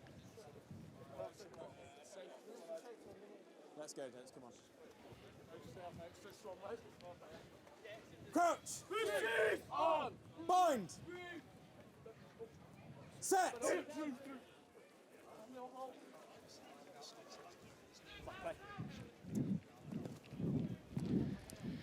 Wakefield trying to make a final charge in this game. Tackle.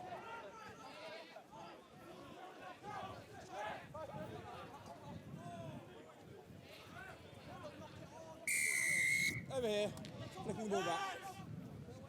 Hands in. Penalty to Wakefield. One last run for them, trying to use this advantage.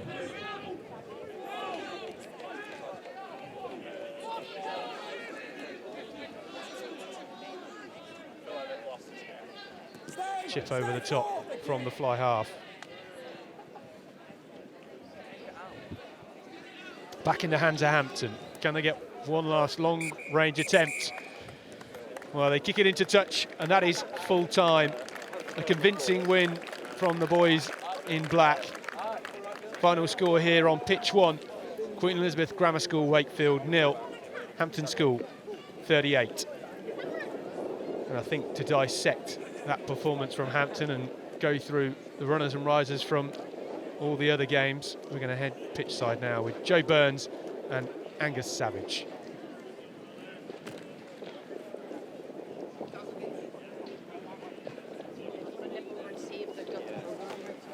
Well, welcome back everybody to pitch side in the more sociable area of the concourse at St Joe's Festival. And it seems appropriate that at a time while Joe Schmidt is performing open heart surgery on Ireland's World Cup chances in the changing rooms, that we should check the vitals of the schools in our competition here over the weekend, because the first round of matches are complete in groups 1, 2, 3 and 4. And in fact, a second round of fixtures have just been completed in group 1. And we've brought back Angus Savage, our school's rugby expert, to see where the teams are and see who's critical and see who's coasting their way through to the cup. What do you make of it so far, Angus? It's been a great start. Sun's come out, everyone's enjoying themselves, and we've seen some unbelievable rugby. We've just seen Kirkham Grammar School finish their second game with a win, so that's 2 out of 2 for them. There's the new boys, they're looking good. Wellington College have been looking pretty tasty as well. Well, let's go through it group by group. You mentioned Kirkham there. Now, they beat Hampton 7-3 in the first game. They're 3-0 down for, I would say, 29 minutes and 59 seconds of the match. And they battered and battered away, and they got a score under the post to break Hampton Hearts, who have then gone on to dispatch Queggs Wakefield 38-0. Kirkham have then gone on to win 10-0 against Dulwich, who beat Queggs in their first game. So Hampton and Kirkham potentially the two teams looking strongest there? It's looking that way. That Hampton-Dulwich game is going to be key towards the end. But, yeah, Kirkham really impressed. Yesterday we spoke about in the previous show about how were they going to be able to bring the intensity straight away in this sort of step-up environment. They've not been used to it before. They answered pretty emphatically, you know, lasting right through to the last play of the first game to get that opening try. And then in this second game, beating a really good Dulwich team. They're looking good. Well, auspicious signs, especially when you get that gritty win first, then a bit more of a convincing win in the second one. So interesting to see what they're going to do in their third and final group game against Quegg. So on to Group 2, and one of your matches of the day was Group 2, Round 1. It was Brighton College, the 2017 champions, up against Denstone, who were so unlucky not to make the cup final last year. Beaten out on points difference, I think they were, in the final cup group round, and Denstone trumped them. Yeah, I spoke to a couple of the Denstone coaches on their way down to that game, and they were thanking me for putting the pressure on the boys, but they certainly lived up to it. A great performance against Brighton. That was always going to be the key game. for whichever one of them got that early win, it really set them up probably to go through to the Cup. We'll see if they can get that second win in this next game. But it was a great game. Both teams played well. But Denson College, dark horses, I think. Dark horses. Well, the other side of the group, St Peter's York beat John Fisher. John Fisher in the lead for the entirety of the game, and then St Peter's pipping them by 3 points, 13-10 in the end. Where do you see those two teams going in this group? That game gave me a lot of hope, actually, because it was a good standard of game. I had my worries beforehand just because of John Fisher's record that maybe they were going to find going a bit tough. Yes, they lost that game, but they were in the lead for a long, long time, really competed. We know St Peter's are a strong side as well. They've just sent me a message on Instagram earlier saying that this is their, they've already won more than they won last year, so they're happy. But I like what both of those teams did, and you know, if Brighton or Denson aren't on their game, either of them could find themselves coming unstuck against one of those. On to Group 3 and what is universally been accepted as the first big upset of the tournament. Hurstpierpoint Point defeating Millfield 14 points to 10, and some very uncharacteristic sloppy handling in the midfield from Millfield, not helping them, but defeated by an inspired Hurstpierpoint Point College, and all credit to them. Massively, and I think one thing I'm noticing, seeing a couple of games of Hurstpierpoint Point earlier in the season, their line speed's really aggressive, and that forces you into making mistakes, and that's what Millfield found. And again, we saw, if you get points on the board and you don't let the other team get away, you've always got a chance in this, and that's exactly what Hurstpierpoint Point did. They got their try, they stayed close throughout the game, and they got their late score for the win. Sensational stuff, and that really throws the cat amongst the pigeons. Well, it certainly does, taking into account what Wellington did on pitch 2, 41-0 victors against Whitchurch. I spoke to some of the Whitchurch lads in the aftermath, and they were pretty shell-shocked. By their own admittance, they didn't perform, but they said that Wellington were unbelievable. They've been out of the tournament for over a decade, and boy, have they re-announced themselves. Massively so, and you've got to feel for Whitchurch. No one wants to be the side that plays Wellington first. It was gonna happen that whoever played them was going to be on the end of a serious performance, and it's all about how you can respond to that. Whitchurch just got unlucky; they just didn't have the answers to the questions. But it's a serious Wellington side. They've set themselves up now. Realistically, they only need to win one of their next two. They're probably favourites for both those games, but they can relax, rotate. All looking good for them. And on to the final fourth, the most fervently supported group of the tournament. Yes, it is the one containing St Joe's, and a rapturous reception for them. 2 sensational tries from their star player, Harry Williams, but they didn't have it all their own way. 17-14, the final result, with a try at the end from RGS High Wycombe. And St Joe's would probably look to be improving. Yeah, massively. They really impressed me. They were really quite clinical. It wasn't an emotional performance, which is always what you tend to see from them at this tournament. Understandably, there's hundreds and hundreds of people watching, but actually it was pretty clinical. The first 2 tries from Harry Williams one was just a support line, one was just broken field running. It wasn't as if they were trying desperately to get through, and that's really good patience, because RGS, the sort of side where if you try and do things too much and you try too hard, they'll just nick it from you. They had a good chance, nearly came back through, but then a bit of clinical play at the end from St Joe's to come through. Brilliant. I couldn't agree with you more about it not being an emotional display.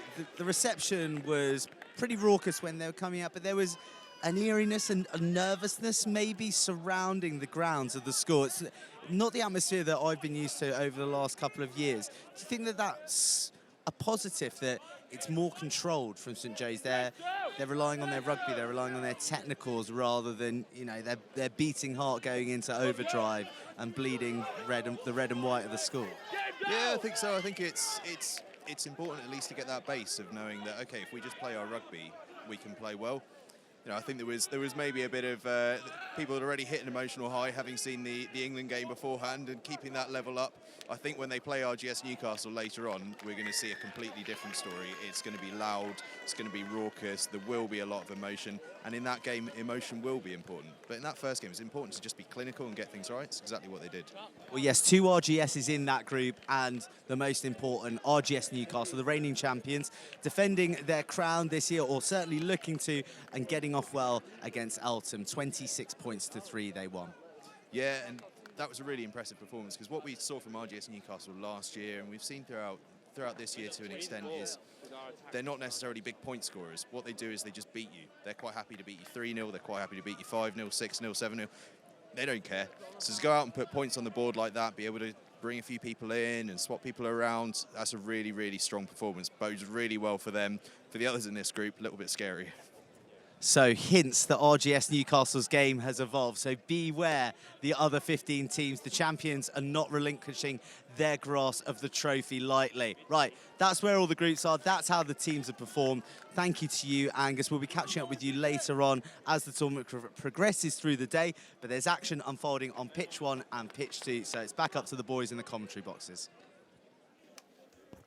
Well, thank you very much for that, Joe. A good roundup of what's happening here at St Joe's, and what's been happening whilst we've been getting that roundup is that Brighton have scored.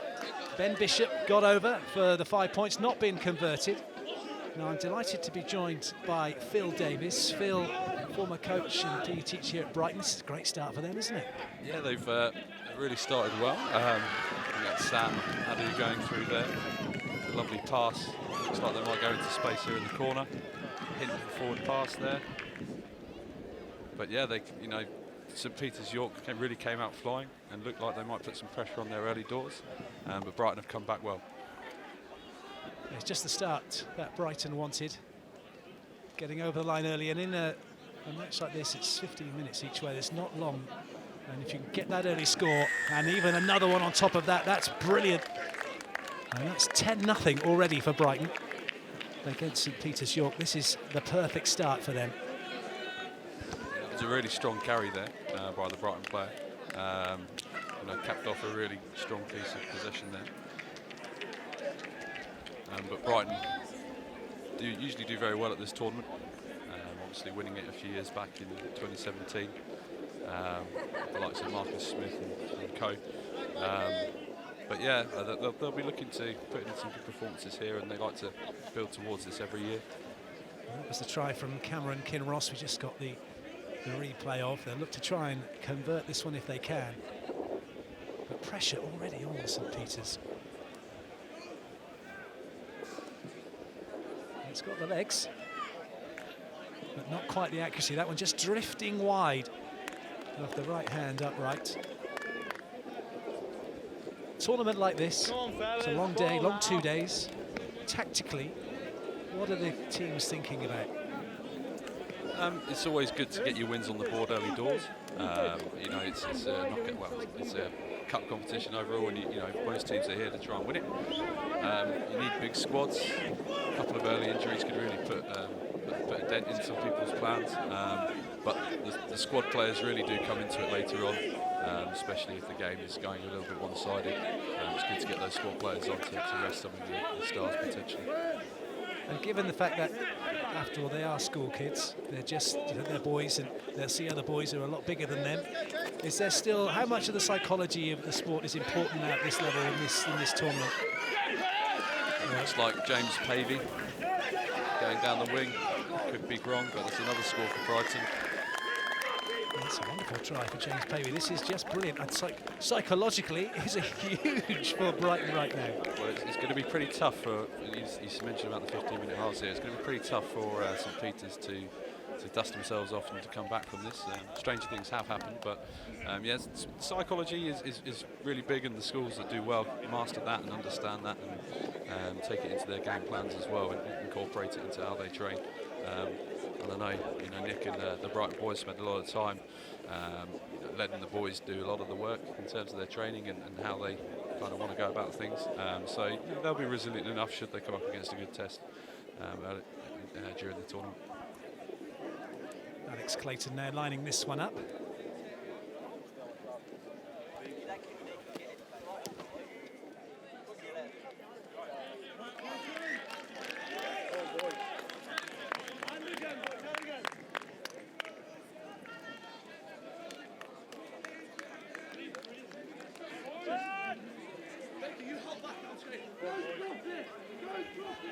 Nicely slotted by Clayton.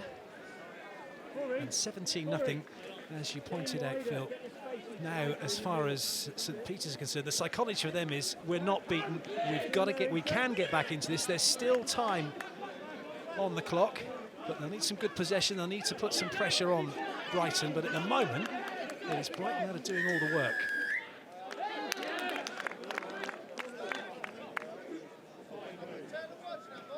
Too many Brighton after the had gone to ground, so the referee awarding the penalty to St Peter's. Bit of back chat there as well. Lost him a few yards. Never wise. Managed to pop that in the corner to give him a really threatening position here. Yeah, the wind's dropped down a little bit. It was pretty gusty earlier on, and quite a few of the lineouts were being called for not being straight. Let's see what St Peter's can do here. Well, they've got the drive on, but it's gone to ground. They're going to have to try and go around that. And now there's some real space, and they can get in the corner here potentially. Well, that's some good defending by Brighton. Really calm defence there. St Peter's really managed to put some early width on that, and Brighton managed to deal with that quite capably. So it was going into contest, and now it's a penalty advantage here for St Peter's. This is huge for them.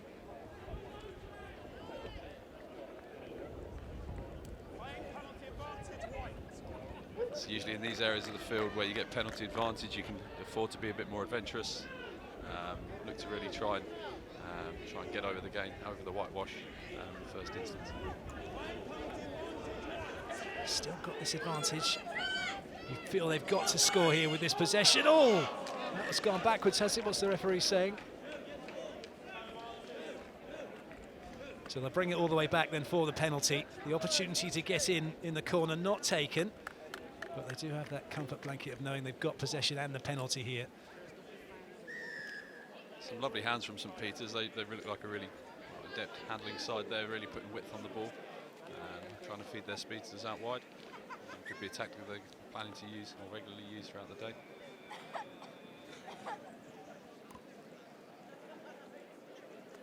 Got another threatening line out on the 5 metre line. Brighton managed to deal with that earlier, so fingers crossed they might be able to do the same again. That's been taken by Brighton. They've managed to get the ball.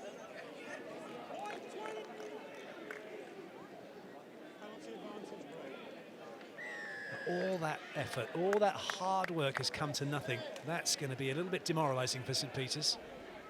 Penalty for Brighton.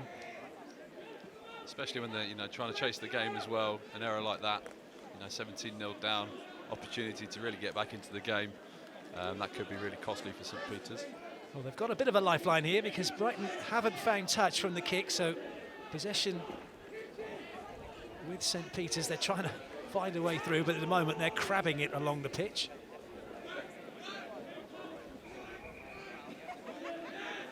A little bit too far away to throw the dummy. That wasn't going to sell anyone anything, but now there's a little bit more width, as long as they can keep running straight. The problem is, even at this level, sometimes they're running across the pitch a bit too much and there's no room for the guys out on the wing. No, and that's fair play. That's testament to the Brighton Drift defence there. They've done really well to shepherd them out to the wings, to force them back inside, and they can trust that. Speedy players on both sides. It looks like a decent crossfield kick there, and they're in space again. That's been well taken. They've got some speed now on that far side. Desperate defending by St Peter's. Number 3, 1 and 6 out here on the right for Brighton. Not necessarily the people you want out in the outside channels.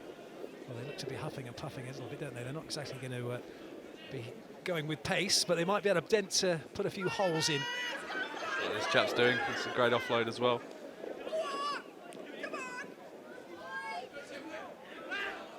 Some desperate defending. But it looks like there's going to be a try opportunity here for Brighton if they can keep this momentum going.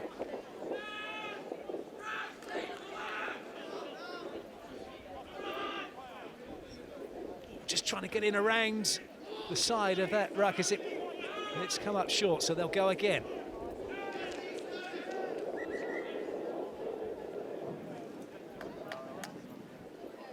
Looks like the ref's just checking for a try opportunity here. And to no avail for Brighton College. But again, sustained pressure. They have looked a real threat when they're in the 22 of St Peter's, and it's always looked like they're going to come away with something. But fair play to St Peter's there. Managed to hold the ball up, according to the referee, so it's scrum down. Brighton in in a really good position here. Keep your eyes out for the number 8, Sam Addy. Really good ball carrier. And Quinn's under 18. Threatening position here for a little number 8 pick could be quite significant.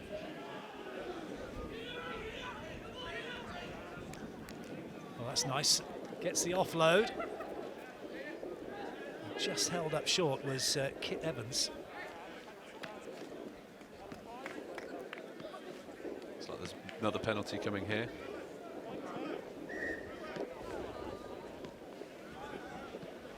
It's always nice to hear what the referee has to say, and quite clearly saying that number 10 offside for St Peters, so penalty for Brighton. That's the number I've had from my AR, like 10. I'm wondering if in the past they've usually got 1 or 2 things up their sleeve from penalty times from about this range. Nick Boy special. Yep, there we go, setting up the maul.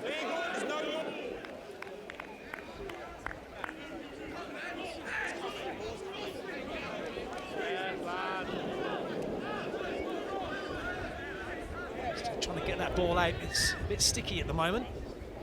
St Peters have done really well again there. Soak up all that pressure. Maybe just about still in the game now, not conceding a try in that last period of pressure there. That was really important for St Peters. They've held Brighton at bay, and at half-time, it's Brighton who are leading 17-0.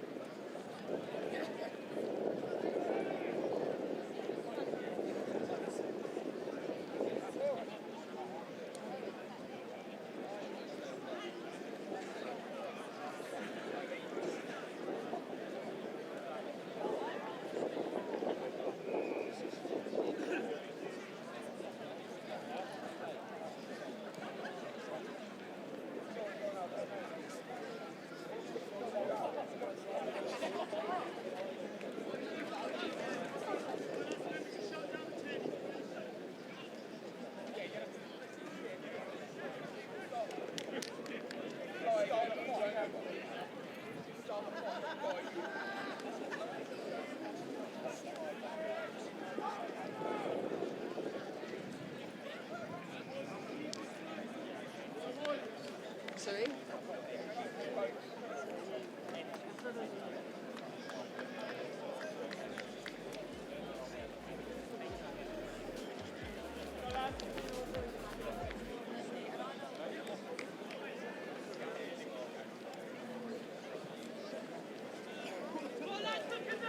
Just getting a good look at how things are across the various groups at the moment as we get ready for this second half.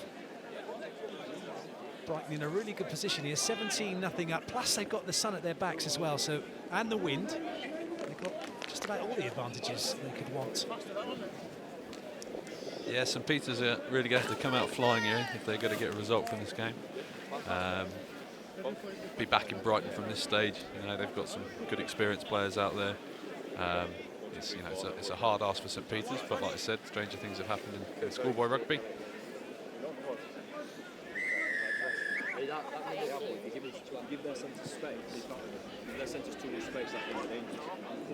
That's well taken.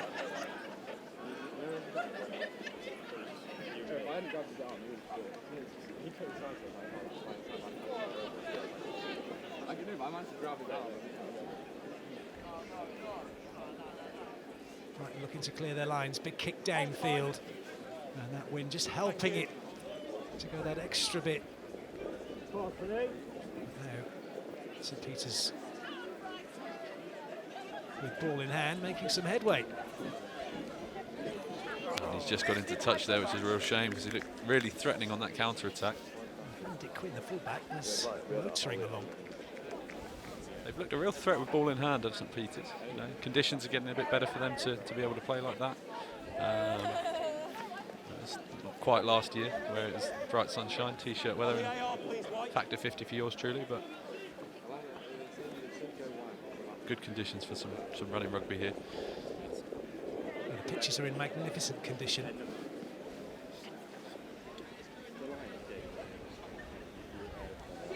The conditions helping. Really strong line out there from Brighton, giving a really good platform to launch from. It's a great counter up from St Peters, made a mess of that. Unfortunately, though, they did it illegally, so Brighton will have the ball, and now they'll look to see if they can make some headway.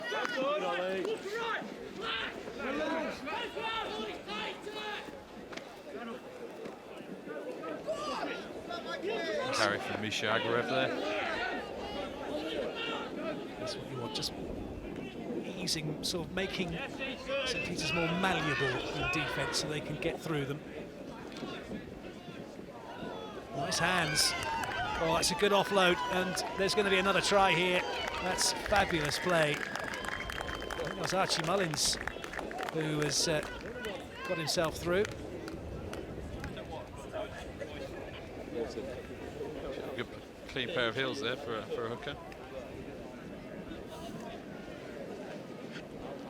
This is some good handling from Brighton.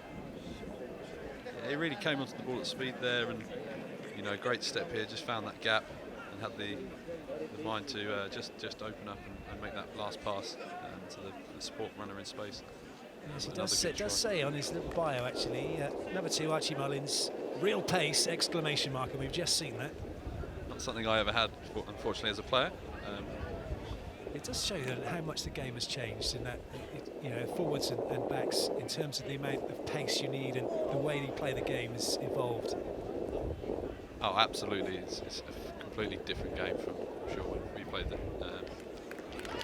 But I know, you know, Brighton are strong seed outside. I know Nick is always one for kind of open rugby and geared a lot towards kind of sevens play as well. They really take pride in their sevens and really challenges the boys to play some good rugby as well.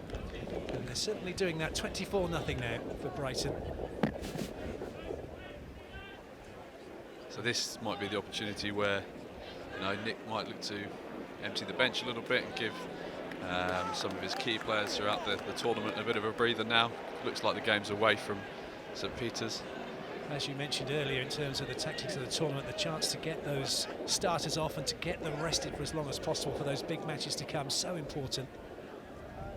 And you'll remember, you know, like you said, they are schoolboys. You know, they're here in that half term, so it's only fair to give as many boys a run as possible when the time sees fit. And it's a shame that's going to be a knock-on.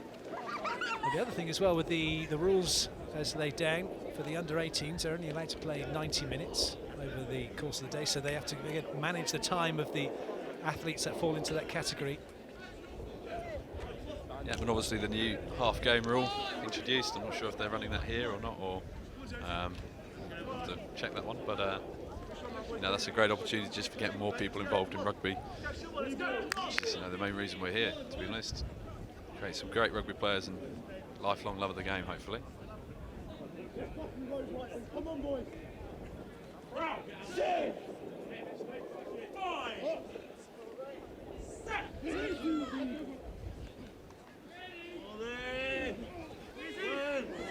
Evenly contested scrum, and if anything, St Peters got the shove on, but the ball was away, and now Brighton can come at them with pace. Step inside, but running into trouble. Could have just moved that ball a fraction earlier, put Ethan Pearson in space. And that's a lovely offload on the inside there. Another great try there from Brighton College. It looked like that momentum had been slightly halted, but some quick hands, and Brighton able to get over the line again. 29-0.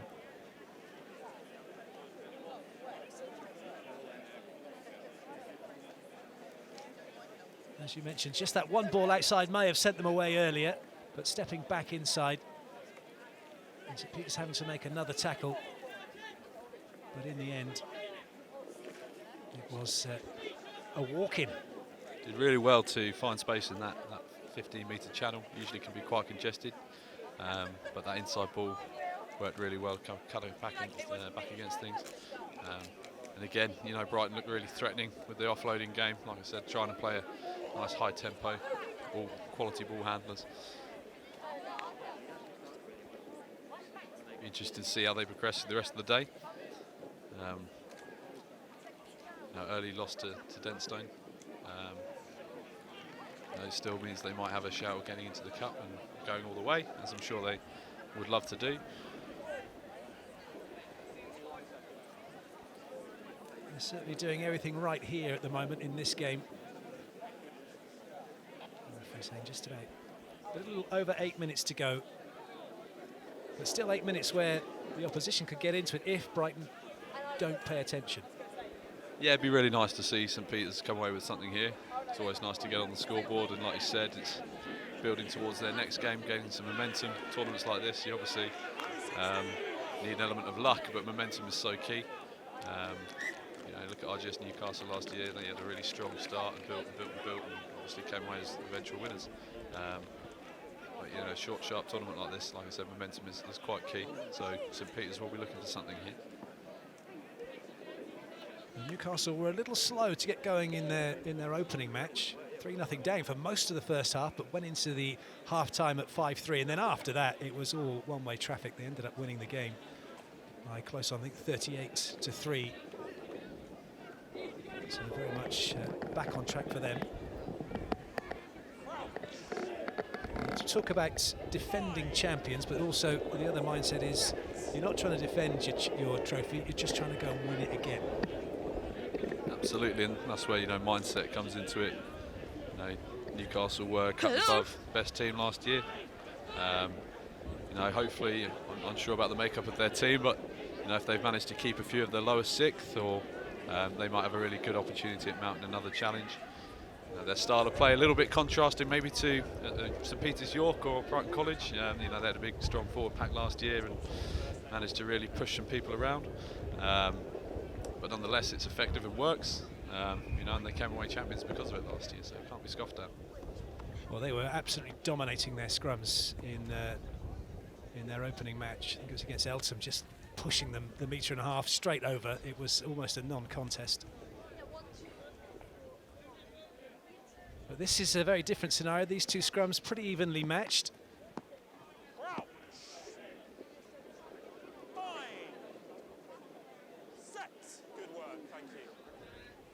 It's walking around here, St Joe's, it's unbelievable the size of some of these boys. You know, this day and age, strength and conditioning is everything for rugby teams as the pass goes forwards there from Brighton. There's such an emphasis on that now, it makes a huge difference. And again, the body shapes are completely different now from rugby about 10 years ago. It does look more like league, doesn't it, when you've in that respect? But you're absolutely right. The guys that are starting to develop early are being pushed to do that. You've still got some guys, as you can see, who are yet to develop, and they're the nippy ones. They don't want to get hit too much, but they're the ones that are difficult to catch at times. Yeah, and it's, you know, it's not all about power and size, as you see with Japan in the World Cup at the moment. You know, a side really putting lip service to being quick and agile. As the advantage comes here for St Peter's, see if they might be able to use it. If they can get some quick ball, they might be in here. Well, Brighton have got numbers in defence on this side. Looks like the nine's going to try and take this one quickly, maybe put some width on it. And fortunately, the refs just brought them back for not giving the mark there. It was Elliot Watson wanted to get on with things, but he's going to have to wait now. They'll kick for touch, see if they can make their line out, produce something. Well, it might not make it in. That's a great piece of play there by the unnumbered Brighton winger. Counter-rucking there from St Peter's is great again. Done that a couple of occasions today. Oh, this is fabulous. St Peter's have it back. Strong carry by the number 8 there from St Peter's York. Ollie Tomlin. But it's been overturned and Brighton will come away with it. Unfortunately, though, running into the referee doesn't help, so they'll bring it back. Looks like they might have had something mounting there as well. Their ambition to play in transition, which is, you know, really key for teams these days. The captain just asked why they weren't allowed to crack on with that one. Just under 4 minutes to go. And it is going to be a victory here for Brighton, but one thing as far as St Peter's is concerned, they are finishing on a high, which is what all you can ask for really, just to keep playing, not give up, not give in. And, you know, obviously group position means quite a lot in this tournament. And they haven't given up, and they've got the penalty here as well, and a little bit of back chat, so they'll get a few extra yards. They're going to be within striking distance. Oh, naughty boy. Not smart for Brighton. That's the second time this game that's happened. As a coach, that's a real hair puller out of that one. No need for it. Yes, Miles Latter it was who kicked the ball away and gave away those yards. Naughty boy, bed early, no tea.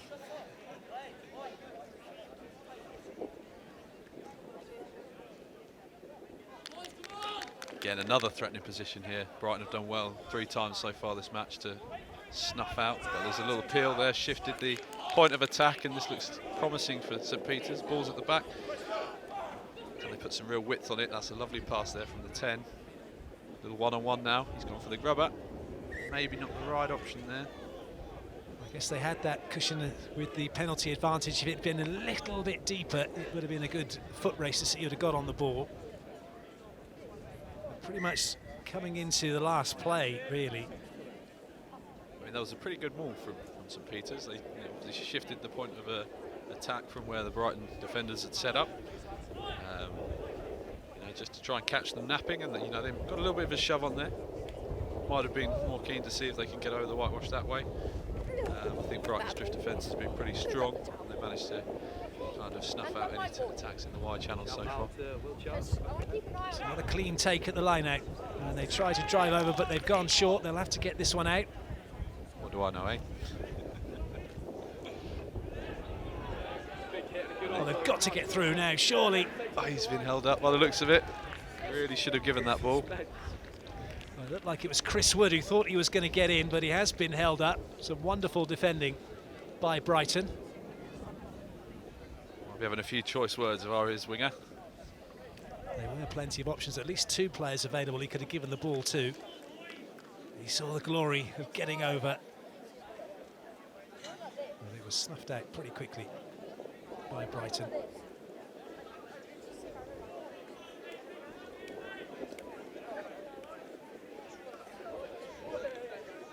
But this is all positive stuff for St Peter's when they're thinking about their next game. It's been all their possession. They played this entire second half pretty much in Brighton's half. Yeah, and things for both teams to work on. Brighton obviously will come away comfortable winners here. That's a slight indiscipline from the Brighton, giving away a few penalties this second half. And if they're going to mount the challenge. And there's the try. There we go. Well done, St Peter's. Well, it was Joe Baker who was very close to getting over the line. And the referee allowing play to continue. I think he may have been the one who touched it down last. Look at the replay in a second. But that's just the perfect way for St Peter's to finish. No, they haven't won the game, but they won the half. They certainly won the last 5 minutes of it.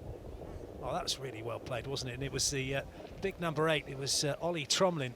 Yeah, good awareness there from the big lad. Right on the line. Didn't even have to dive in the end, so did very well there. So.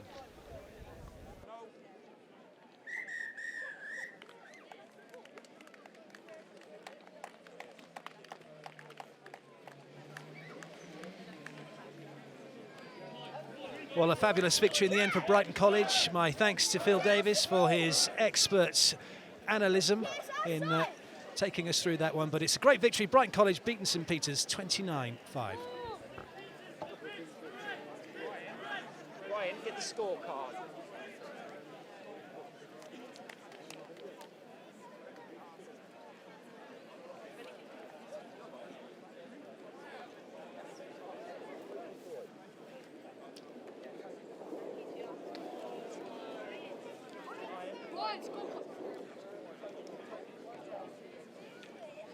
Oscar, you take it.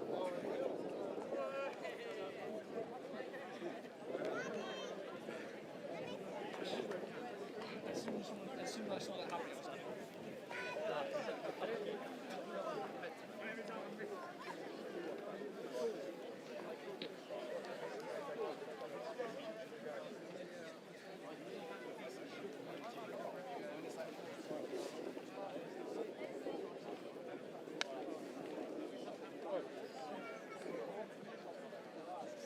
thought, you know what,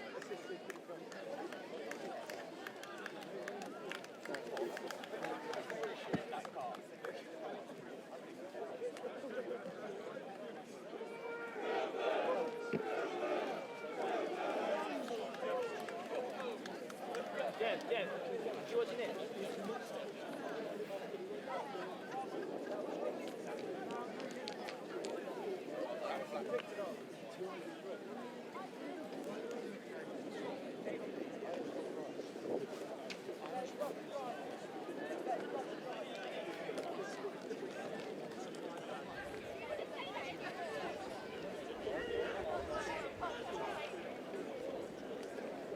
We're just about to get our next match underway here on pitch one. We've got Wellington in the yellow and black, and they're up against Millfield in their nice blue, yellow and green. And I'm delighted to be joined by Cassius Forshaw. Hello, hello Cassius. Millfield's back rower, but unfortunately injured. Wellington back rower. And how bad's the injury? I first line out of the season, went down against Dulwich. 8 weeks out, but hopefully I'll be back after the half term, so 2 more weeks. I guess it's a bit of a blow missing this one then, isn't it? Yeah, but it's nice to see the boys doing well. Yes, they certainly have had a very good tournament so far. This, though, is going to be a big test for both these teams. Millfield will get things underway. They're kicking into the sun and the wind, so perhaps a bit of an advantage weather-wise for Wellington in this first half.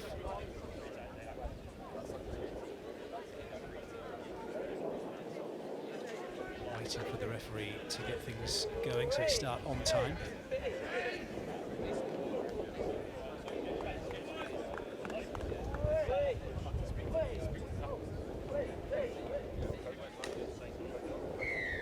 And away we go. Millfield get things underway. And that's a very good take by Wellington.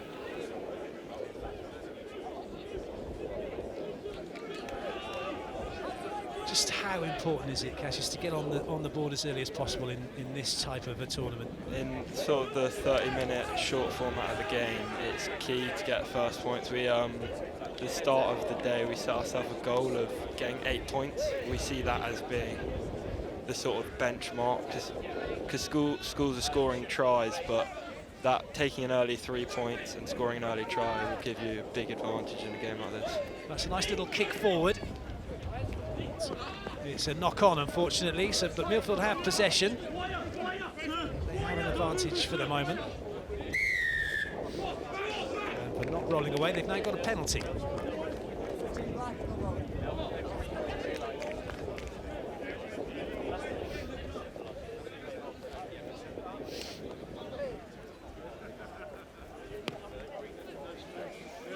So in terms of that, right, we want to get 8 points on the board. Seeing teams already in this tournament, they've had a penalty and they've actually gone for the post as opposed to kicking for touch. Yeah. Which would be the preferred option for Wellington in that situation? Early in the game, we'd like to take the 3 points, but depending on scoreline, so later in the game, if we're points up, we'll probably go to the corner.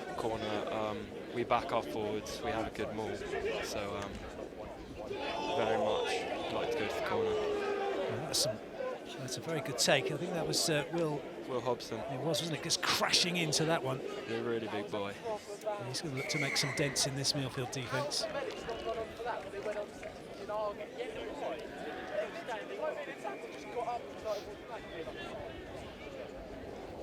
I should say Wellington played Millfield earlier in the year, about 3 weeks ago. Wellington came out, I think, 20 points on top. It was a very tight game, although the scoreline doesn't show that. But I'm sure Millfield will be looking to get back at us. And coming into a game like that, you know you've already beaten them by 20 points. There must be a certain amount of psychology that says, oh, we feel good about this, but without being overly cocksure. Yeah, there's definitely been confidence in the camp going into a game like this, but Millfield will come with a new attack after seeing how we've played we've made some adjustments after playing them. A really quick backline Millfield have. They look to play from 15 to 15. But yeah, hopefully same result again today. It's great, isn't it? Because you play those games, as you say, and you know that this is the way it worked last time, but you've got to change your tactics because you know the other team are going to change their tactics. So what you did last time really kind of goes out the window to a degree, unless you've been able to spot any tendencies perhaps that individuals have. Yeah, definitely. So you've got a knock on, and it will be a scrum down. Wellington will have the put in. Being in the pack, this scrum, early scrums are always the way to set the tone. So Finn Baxter, Ben Murray and Matt Keys will be looking to make a huge impact here. Try to get a big push over the ball and see if the back can do something with it. And yeah, there you go. They've done exactly that. They just strolled over the ball. There wasn't so much a big push. There wasn't as if there's anything in front of him. Now there's an opportunity here. Finn Tors, he's in 5th form, so playing 2 years up here. It's our first chance really seeing him, but really big impact on the team. He's playing with real confidence as well, isn't he? Exactly. That's Finn Baxter, England under-18 captain. And 4 Millfield players it took to bring him down.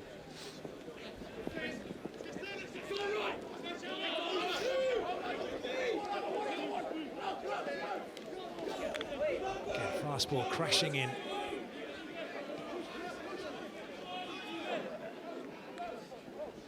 Wellington with some good possession, gaining some valuable yards here.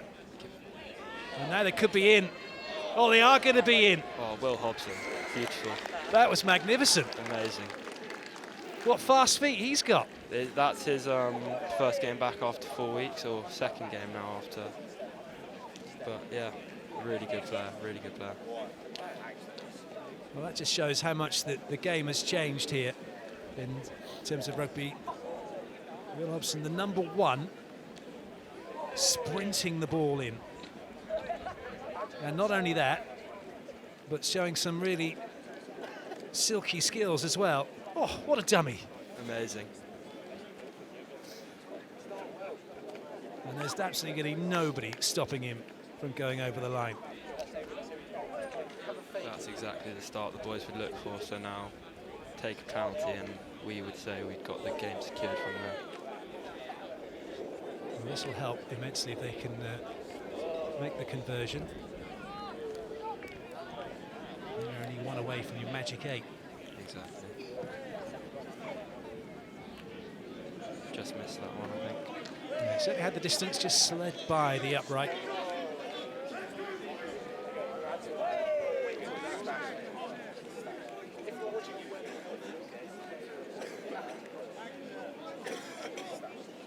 Exactly the start that Wellington wanted here. They'll get possession again, provided they can deal with the restart. Although it's been knocked forward by Wellington, Millfield have possession. They've got an advantage as well. So they're going to come back for the knock-on. This is now a different test now for Wellington, is it? Because they're ahead. Now they've got some defending to do. Yeah, so going back to the game 3 weeks ago, we went down first. So a try down, different situation being on top. So here we'll probably look to keep the ball, play an hour and a half, play with the ball, but again, take points where we can.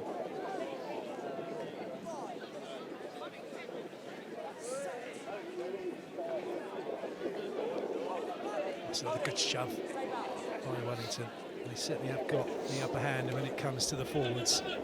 There's some nice handling from Millfield, but they're being sent towards that sideline and space running out. Good drift defending by Wellington.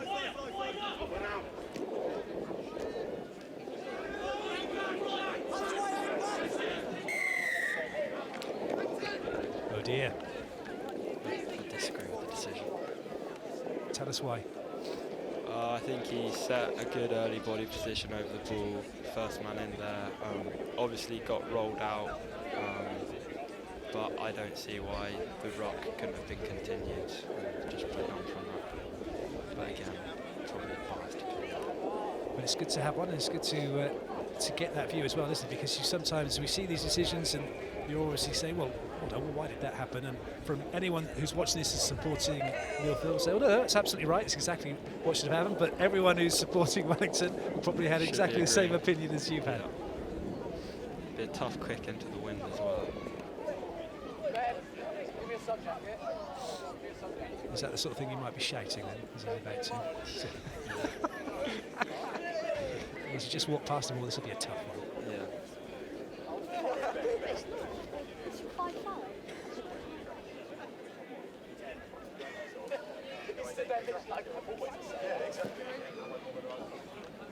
He's made it look easy and he's slotted that one right through the middle, so wasn't listening to anyone who told him it was tough. And that's just what Millfield needed, really. They're on the scoreboard and now it doesn't look quite so daunting. They're only 2 back and they're going to get the kick-off, they'll get the possession, they'll have the opportunity to come back at Wellington again.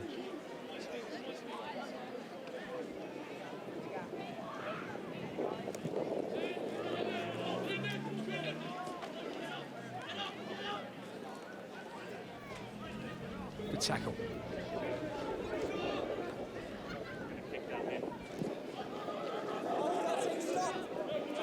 This is a good position here for Wellington, right down the middle of the pitch. That's a nice ball out wide. Go Harry. Harry Williams turning down the right wing. Just knocked it on. That was a shame. That was very nice. It was made as if he was going to pass it out to the wing. Came out of nowhere.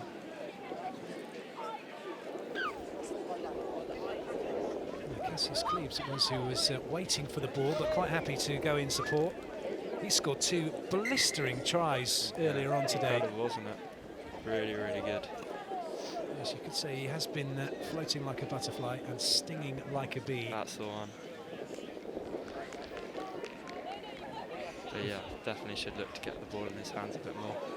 Well, he was rested, didn't play for the second half pretty much because the job was done, which is always important, isn't it, to rest your big players in a tournament like this where you can. Definitely, definitely. 4 more games tomorrow, so, well, if we get to the final, confidence.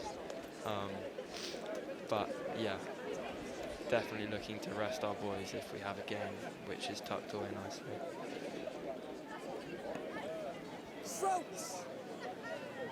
5. 6. Hold it. A big drive from Wellington, and they've turned this one over. Try scoring opportunity here now. Just a metre away from that try line.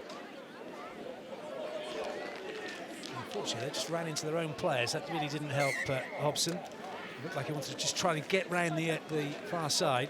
I think he was almost thinking about jumping over them. Yeah, it's not American football, unfortunately for him. He's just, I know, I can just run through them, it'll be fine. And as it is, he bounces off and gets round. He gets held up short, well, just on the line, so it'll be a scrum down.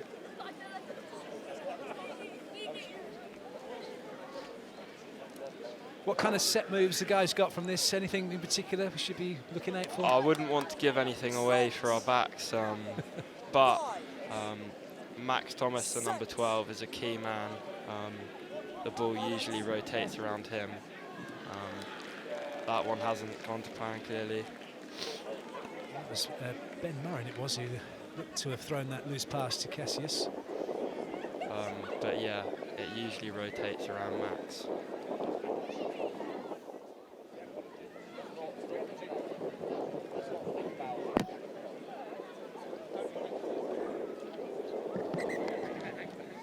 So is it Cassius 1 and Cassius 2 then, when you're on the pitch, Cass 1 and Cass 2? It's always quite difficult. Usually the surnames are brought out, Forshore and Cleves. Makes it a bit easier, but still, we found ourselves last night. Coaches like 3 times in a row were trying to get a hold of us and we just didn't know which one it was. Brilliant.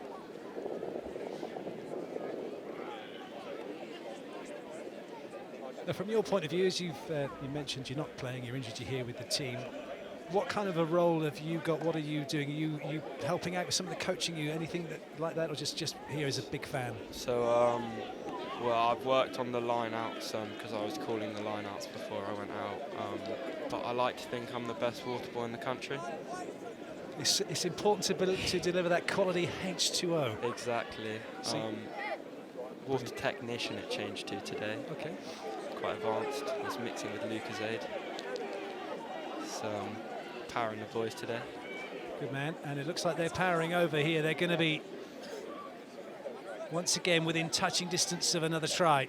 And it's just what they need if they want to. All this possession, all this hard work, and the reward of a potential 5 points, and they've got it. It's Ted Johnson going over.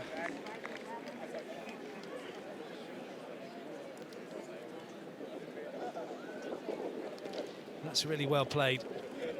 And they've worked hard for this. Boys have been working on them all this week, so they'll be very happy with that try.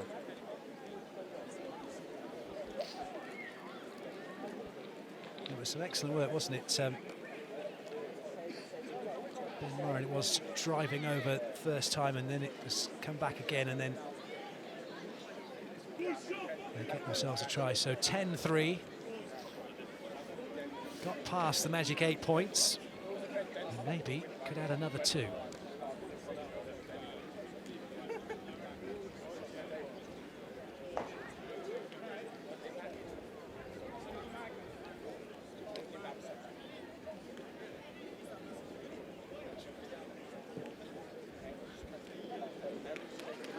Well, learned from the first one, and made sure the second one went in.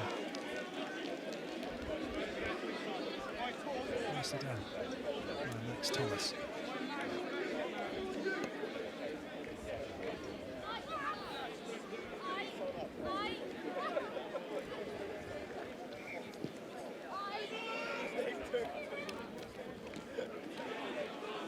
That's another fifth former in the side, playing 2 years up, Connor.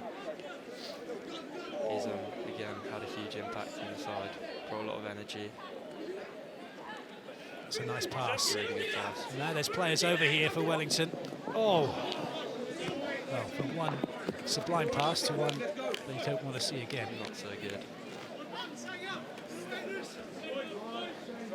It's important, is it, that composure needed just at the right time, not to panic, not to get rid of that so quickly, but he had time. Just unfortunately. I think he's got to look to slow his feet a bit there and just think about the pass a bit more. But again, Finlock, not someone who finds himself in that position all too often, so... A learning curve for him. Exactly. And Millfield with ball in hand. They haven't really tested Wellington so far. It has been, for the most part, Wellington pressure, Wellington possession, and all in Millfield's half. And as we get to half-time, it is a very, very successful first half for Wellington. 12-3. They'll be delighted with that. Very good to see, very happy.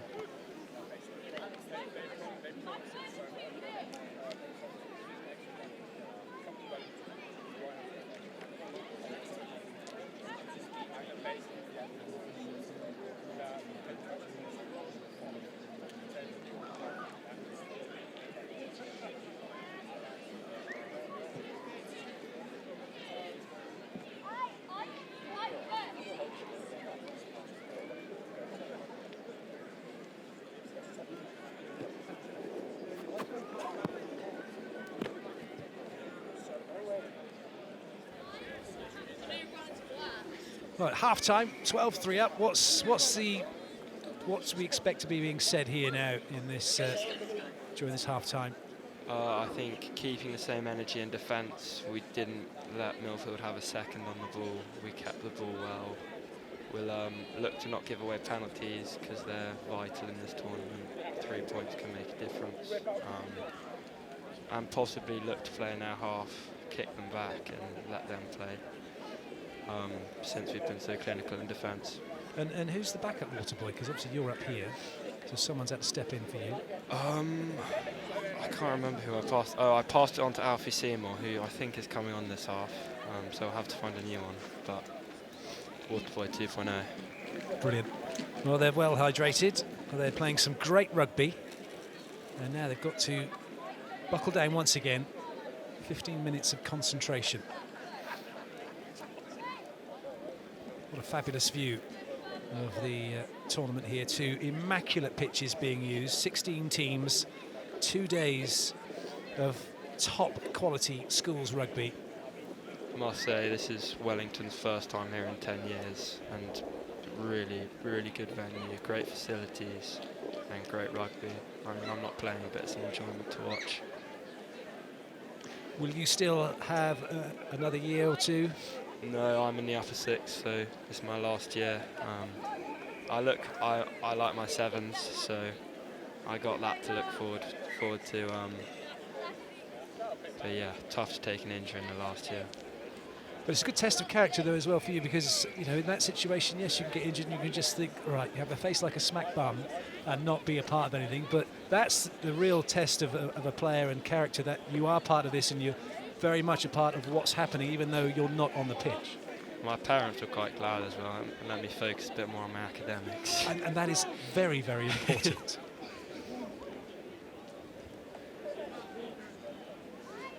Second half then underway.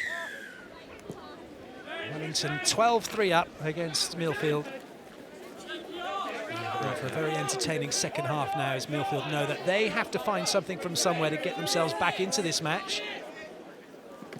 Wellington have to keep them at bay, and if they can, well, they'll try and get on the scoreboard again. That's a good clearance from Millfield.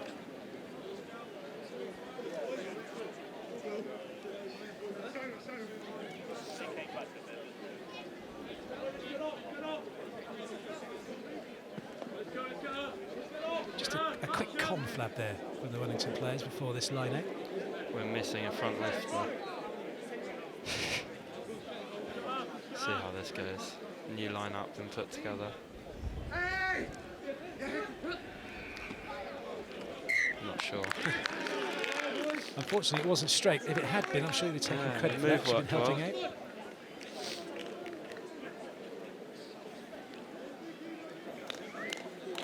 But yeah, I think a lot of changes at half-time from what I can see. The pack's been shifted about. Again, just trying to manage that load over the 2 days. So now then, more than ever from Wellington's point of view, is keeping that continuity, keeping that momentum. Exactly.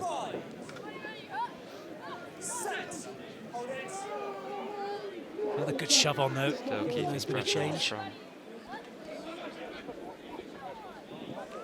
referee says it's gone backwards, play will continue.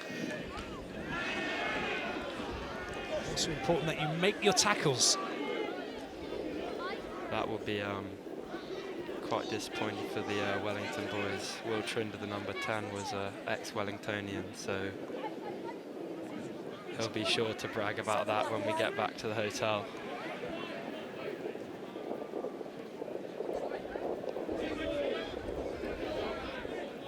This is good possession from Millfield, but they've decided that they're going to try and get in behind.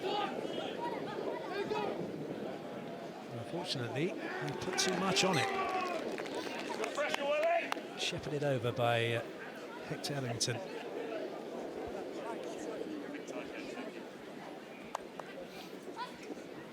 So they'll come all the way back.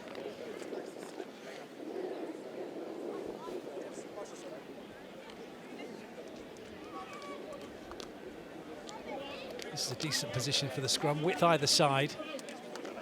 I think I'd be going back to Cass Cleves. We haven't really seen him got going yet, but he's actually, I suppose, on what we might want to refer to as a bit of a blind side. It's only him on the right side here. Yeah. I'd be quite worried if I was the Millfield winger. Oh, they've decided to go the other way. Oh, and they're through. Either way. I think there was a pass needed. Yeah. Hector Ellington through the line. He does have some very fancy feet, but didn't quite. I think he needed to look for the pass. That was a decent offload to Will Hobson. Unfortunately, it's been lost forward by Wellington, so it's advantage for Millfield,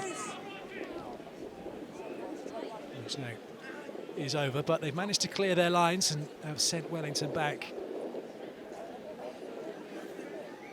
even though we dropped that ball, I think that's exactly how we want to play. Just keep the ball in their half, make them kick back to us and keep just putting them under pressure.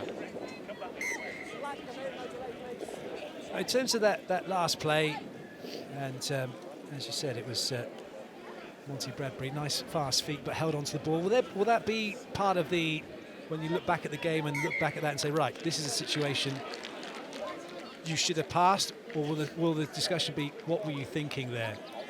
So, yeah, the sort of new wave of coaching, which I've seen as I've developed as a rugby player, is now the coaches ask you the question. They don't come to you with a point. It's, what do you think you should have done? What could you have done better? What went well? That's the sort of new development. So you're getting that, and that's really important because it's now becoming that intrinsic learning. The learning's coming from you. You're not being told what you should have done or what you should do, so you're not an automaton.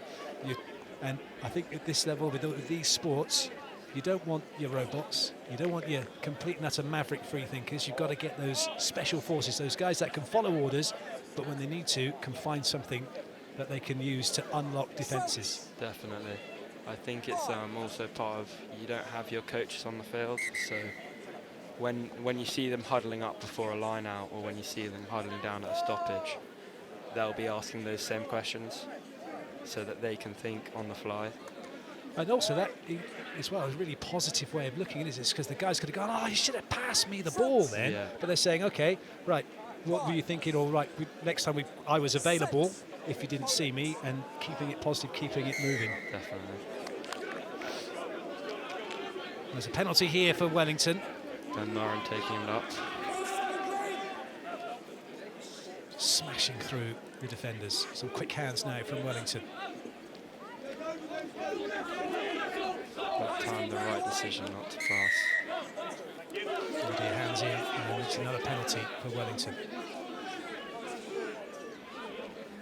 They're going to go for the corner, aren't they, by the looks of it? Seems to be a dispute. Who has the last say? Captain, number 3, Finn Baxter. I think Arvind Sanger, who's been calling the line-outs, seems very confident in his maul and really wanted that to go to the corner. But I think the sensible decision is always to take the points.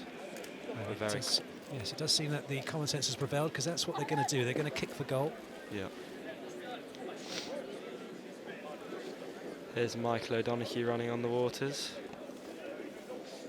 Doing a fine job. Very important. And also really important is not to share water bottles. Yeah, definitely.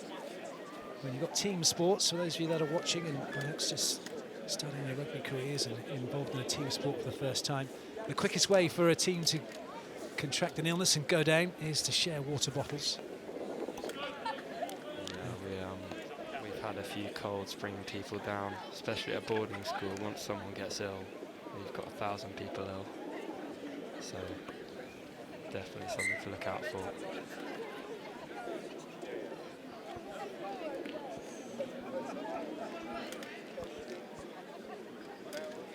Ever fancy yourself as a bit of a kicker? I, 2 years ago, almost got myself a kick. But, see, the Max kicking, he wears 2 ankle braces because he's had some trouble over the past few years with his ankles, obviously. So he got given the opportunity to dedicate a new kicker. And we did a little competition, and I bottled my final kick from straight on the 10-metre line. But yeah. So it's not you anymore then? No longer me. I bottled my chance. Well, talking of bottling chances, we don't like to say that, but that one looked rather easy. No breeze, but it was pulled wide. And still 12-3, and still Millfield in this match. 7 minutes to go. Well, we say in it, but it really has been much one-way traffic, hasn't it? Wellington playing great. Oh, that was unlucky. Wow. The tackle, it's going to go in Millfield's way. Cassius Cleave with his first opportunity to have the ball, but it was just out of his hands, and it's been done for being knocked forward. He'd have been away then. Yeah, he was gone. he always looks for that little inside ball, or he likes to do the little tip off the 9, off a ruck. Front. 5. Set. That's brilliant, absolutely brilliant. They've run that one over. And that grubber's not quite going to make it. That must be such a good feeling when you're in those scrums and you're doing that to teams constantly. Definitely, it's a huge momentum change of turning over a scrum. Obviously, you're only allowed to shove 1.5 metres, so it makes it quite difficult at this schoolboy level. But we as a team sort of pride ourselves on making the most of a scrum. So really good to see us win the ball back there.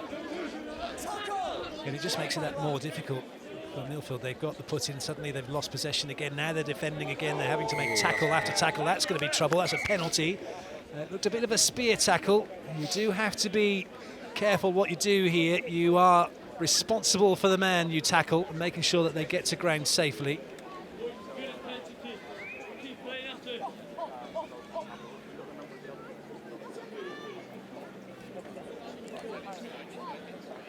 Some little conflab. It's Isaac Bell that they're going to call over. Oh, he's going. That's a sin bin offence then from the referee's point of view. And how did you see it? I wouldn't see that as a sin bin offence because I think he got tipped unpurposefully. Yes, he landed speared on his head, but it was just done in the momentum of the tackle, I think. I mean, a huge topic at the moment with the World Cup. Lots of yellows and reds for high tackles, spear tackles. But that, I think the impact was not so. Well, that's a huge blow for Millfield either way, and because they now are a player down for the best part of the remainder of this match. Yes, in touch though. That's not great.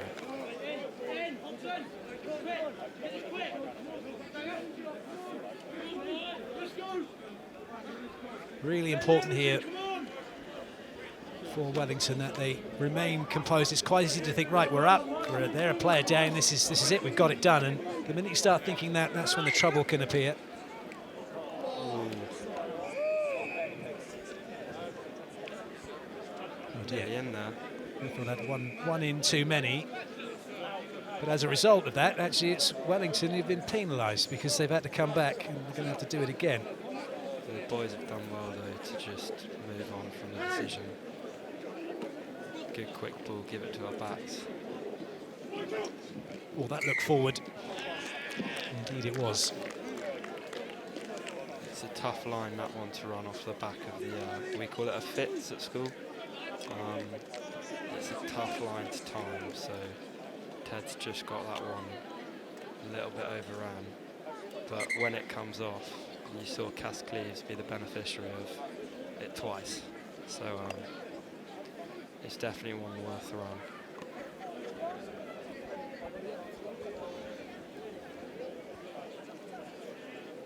Millfield are going to be down a player for just over a minute and a half. By the time number 24 comes back on, this game is going to be almost over. Another massive push. Millfield it is who have it.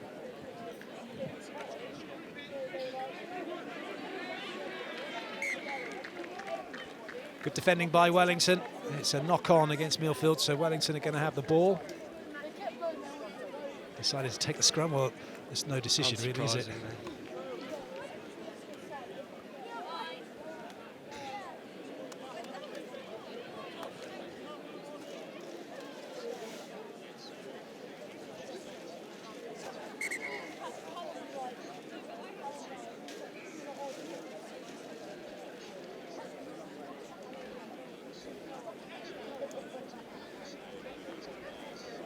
Ted Johnson coming out into the backs.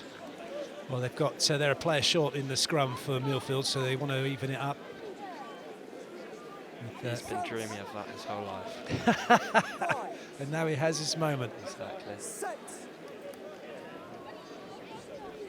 Hold the push. Referee saying it's fine, the ball was out, but it's still Wellington here on the attack. That's a nice offload. Go, Cass. There we go. One player to beat. Oh, that's some great defending. That is an excellent tackle by Finn McNulty from Millfield to stop Cassius Cleve, but it's still Wellington on the charge.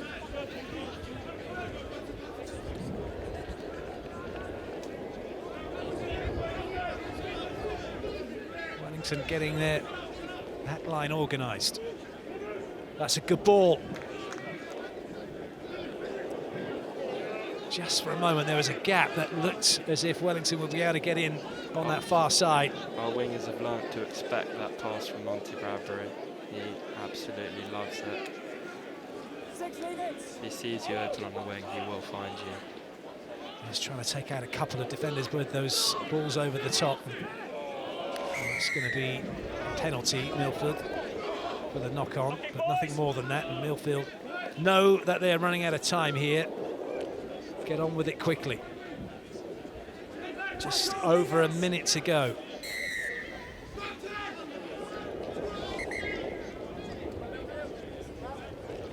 The referee saying that time's up on the bin, even though we're showing slightly more than that. So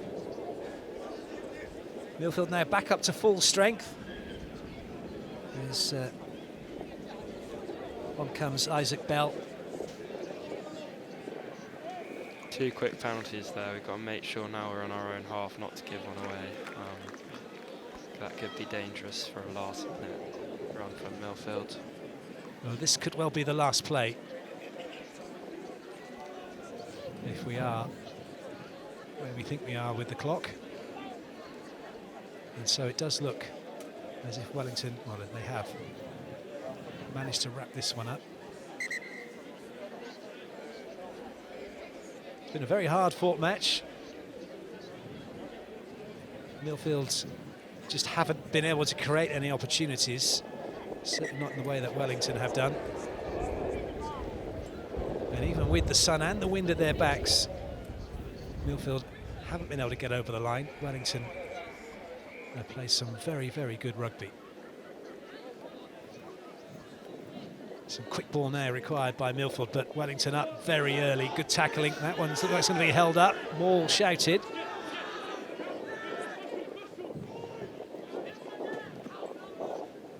Good tackling again.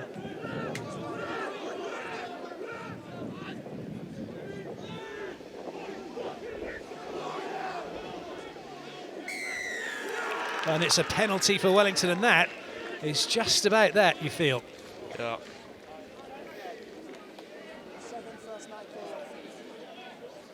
Finlock is very good over the ball.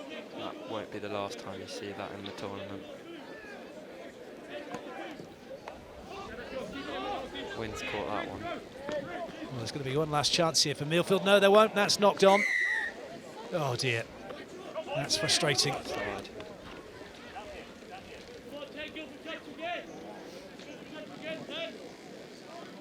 The referee saying we've got 5 seconds to go, so they'll just keep hold of this for 5, 4, 3, 2, 1.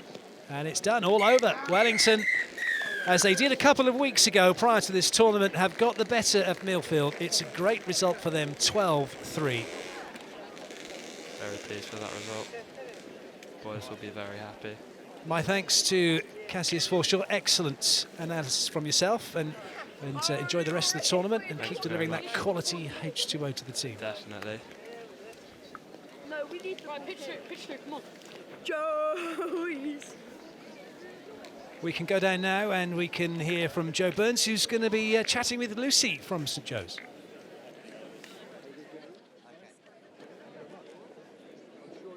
So a second victory of the tournament for Wellington College, who, as we have mentioned many times, they're making their return to the tournament after over a decade's absence, while meanwhile Whitchurch defeated Hurstpier Point. So everything to play for in Group 3, everything to play for in Group 2 and Group 1 as we approach the climax of the second round of fixtures, which of course is St Joe's, who are about to run onto the field against RGS Newcastle, last year's champions. But I'm catching up with Lucy, who is the tournament organiser of the St Joe's Rugby Festival, and we're just chatting off camera that it feels busier, it feels buzzier than ever before. Yeah, I think I was saying to you before, I think a lot of the teams that are playing, their parents come now and make a weekend of it, which is great. So we obviously invite 15 teams. So you think there's 25 players in a team plus the coaches. So I think there's a lot of parents here. I think lots more of the local community are coming. And I think a lot of our prep school parents as well. So I just think, and the local sort of rugby, people that like rugby are coming as well. So it's really, there is a lot more people, I think.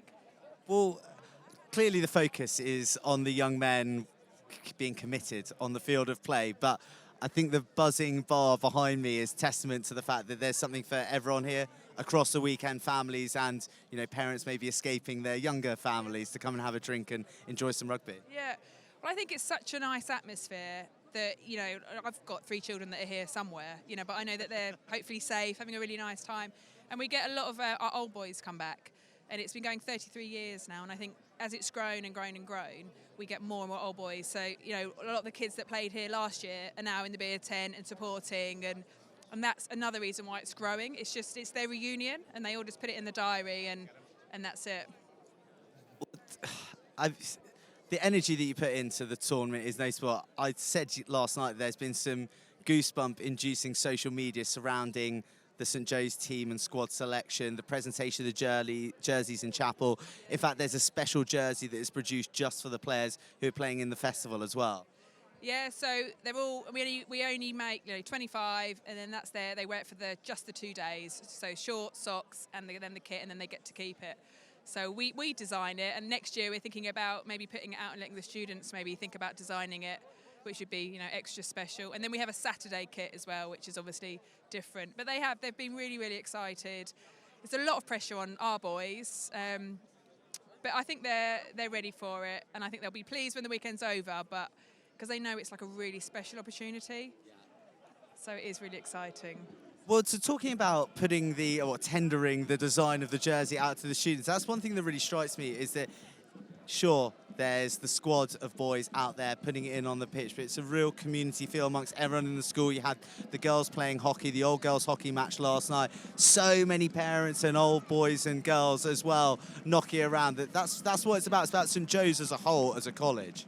And I think because we're not a really, really big school with 700 students, and St Joe's is definitely a really tight community. And even if you don't like rugby, you don't like playing it, you just come along because it's just being part of the community, and it's really, really special. And I think people sort of are slightly envious of that, And like I say, a lot of the old girls come back and they're all cheering and supporting it, and we are really lucky, really, really lucky. And as much as it is a weekend for St Joe's, it's a huge weekend for all the 16 schools that are competing, and a launch pad for some careers that might go very far. Clearly, Lewis Ludlam, the 2013 captain, is the talk of the festival with his appearance for England this morning in the quarter-final. But so many young men out here, they could be the stars of tomorrow. Yeah, they could, and Lewis is great. He's normally here, and he normally presents the trophies. His dad's here, his sister is head girl, and his other sister's lovely. They're the nicest family, and yeah, we're really proud of Lewis, and yeah. Okay, so the drums you could hear in the background can only mean one thing, and that is that St Joe's are out on the first team pitch, ready to take on last year's champions, RGS Newcastle. Lucy, is it? Ooh. Usually this is a guaranteed answer from you, but who's going to come out on top in this one? I really, really hope we do. Fingers crossed. I just would like to use this opportunity to thank all the teams that do play and that travel down, because obviously it's all about St Joe's, but it is a lot of effort. So yeah, thank you to all the teams that do play, because there is some really top quality players and teams. Excellent stuff. Right, we do not want to miss a moment of this game, so we'll shoot back up to the commentary boxes with the boys. Well, fabulous. Thank you very much for that. Now we are going to get this one underway as RGS Newcastle will have the kick-off against St Joe's. And we've just been talking about Lewis Ludlam, and I'm delighted to be joined in the commentary position by Aaron Ludlam, Lewis's dad. What a fantastic game there was earlier on. Yeah, fantastic result for England, and we're just looking for the St Joe's boys to back it up now. Well, St Joe's got off to a good start already in this tournament, but this is going to be a stiff test as RGS Newcastle well, you can say the defending champions, but certainly the team that won it last year and are looking just like everyone else to go out and win it, but for them trying to win it again.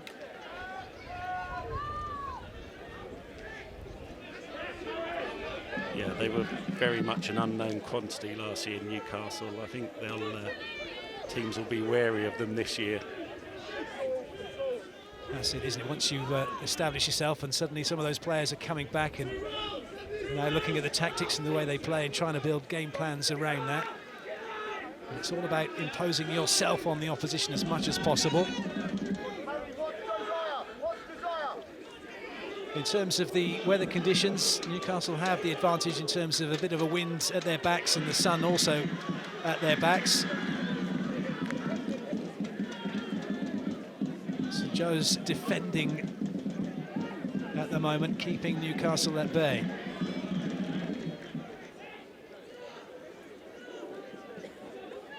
That's a nice little offload. There could be trouble here. The advantage is over. But some good defending again by St Joe's, but how long are they going to be able to keep that up for? Newcastle making ground. And Newcastle are in. That is a brilliant start for them. Yeah, that's a great try from Newcastle, putting the ball through the hands. They've got big, heavy runners there. Important now that St Joe's get their hands on the ball and a little bit of possession. Well, it looked like it was Matthew Dean who got in. It was a very good break initially from Henry Schmidt. And then a very quick ball. And in fact, it wasn't, it was number 13 who got through, Harry Gallagher, who goes over the whitewash. Well, with only, a couple of minutes on the scoreboard, that's a really impressive start for Newcastle.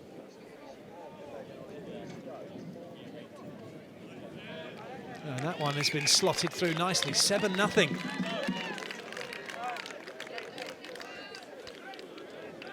It's going to be a bit of a tough test now, isn't it, for St Joe's, just with that opening score from Newcastle.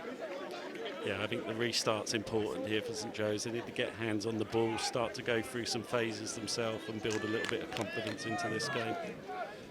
Well, they haven't really had an opportunity to show what they can do in this match just yet. It is so early into it. That's a tidy clearance. So you've been out to Japan? Yep, we went out for the first two England games, and missing the place badly at the moment. So we're settling for watching it on TV, but we're going to make a decision over the next 24 hours whether we go out for the semi-final.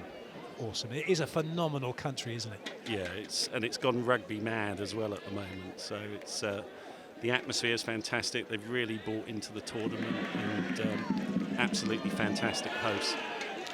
Looks like it's a knock-on against St Joe's. I was fortunate enough myself. I've been out there for the last month and travelling around, and it is just incredible. And you're right, the way they've embraced the sport, the way that everybody is behind, not just Japan, but behind every team and the whole tournament. Yeah, well, the really interesting thing is we moved around quite a bit from city to city, and whatever team is playing there, the locals are adopting them. So in Sapporo, where the first game was, it was full of Japanese locals wearing England shirts, and it's pretty much the same wherever you move around. And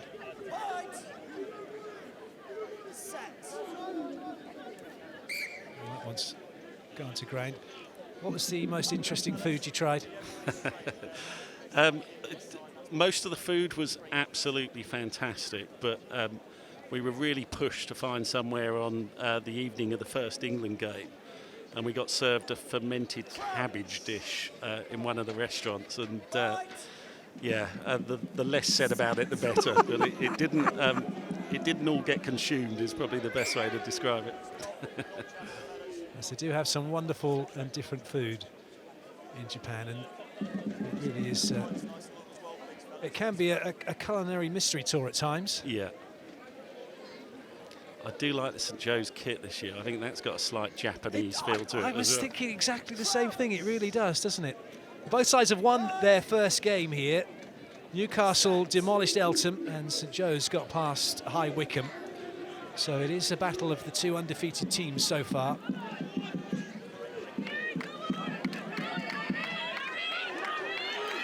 And it's looking like more trouble here for St Joe's. The advantage is over. That one's been held just short of the line.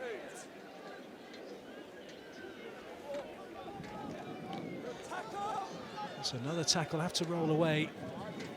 And Newcastle pressing, trying to find that last yard or so, and they've done it.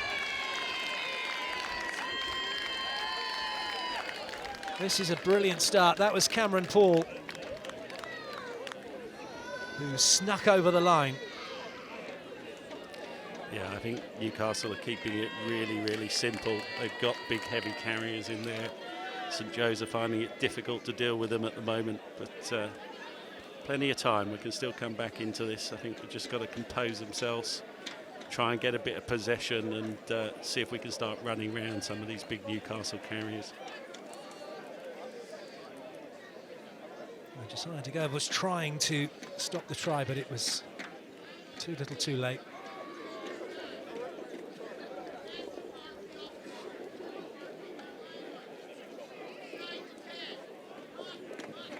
James Blackett looking to slot another one, and that looks good. Is it? No, it's just drifted to the right of the upright, so 12-0, and that's little things like that can just help in terms of St Joe's, because it's now not quite as many in front as it could have been possibly. But right now, though, they need to get back into this one. A score is very much what is required, and the sooner the better. And that works nicely for St Joe's here.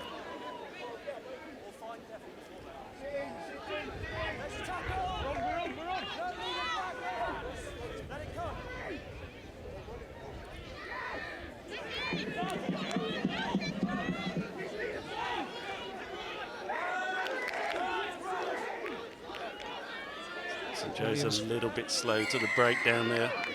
Well, Williams was waiting for that. He took his time, but it was a kick through by Wellington, so it's a penalty for St Joe's. Perhaps if it had been 0-0, it probably might have gone for goal. What are they going to do here? They're going to go for the line-up, go for the post, just getting a steer from the coaching staff. And they are going to go for the post by the look of it. They want to get on the board. Yeah, I think that's a good tactic. The short format game dictates that you take the points when they're available. Be good to get something on the scoreboard and try and build a bit of confidence from there for St Joe's.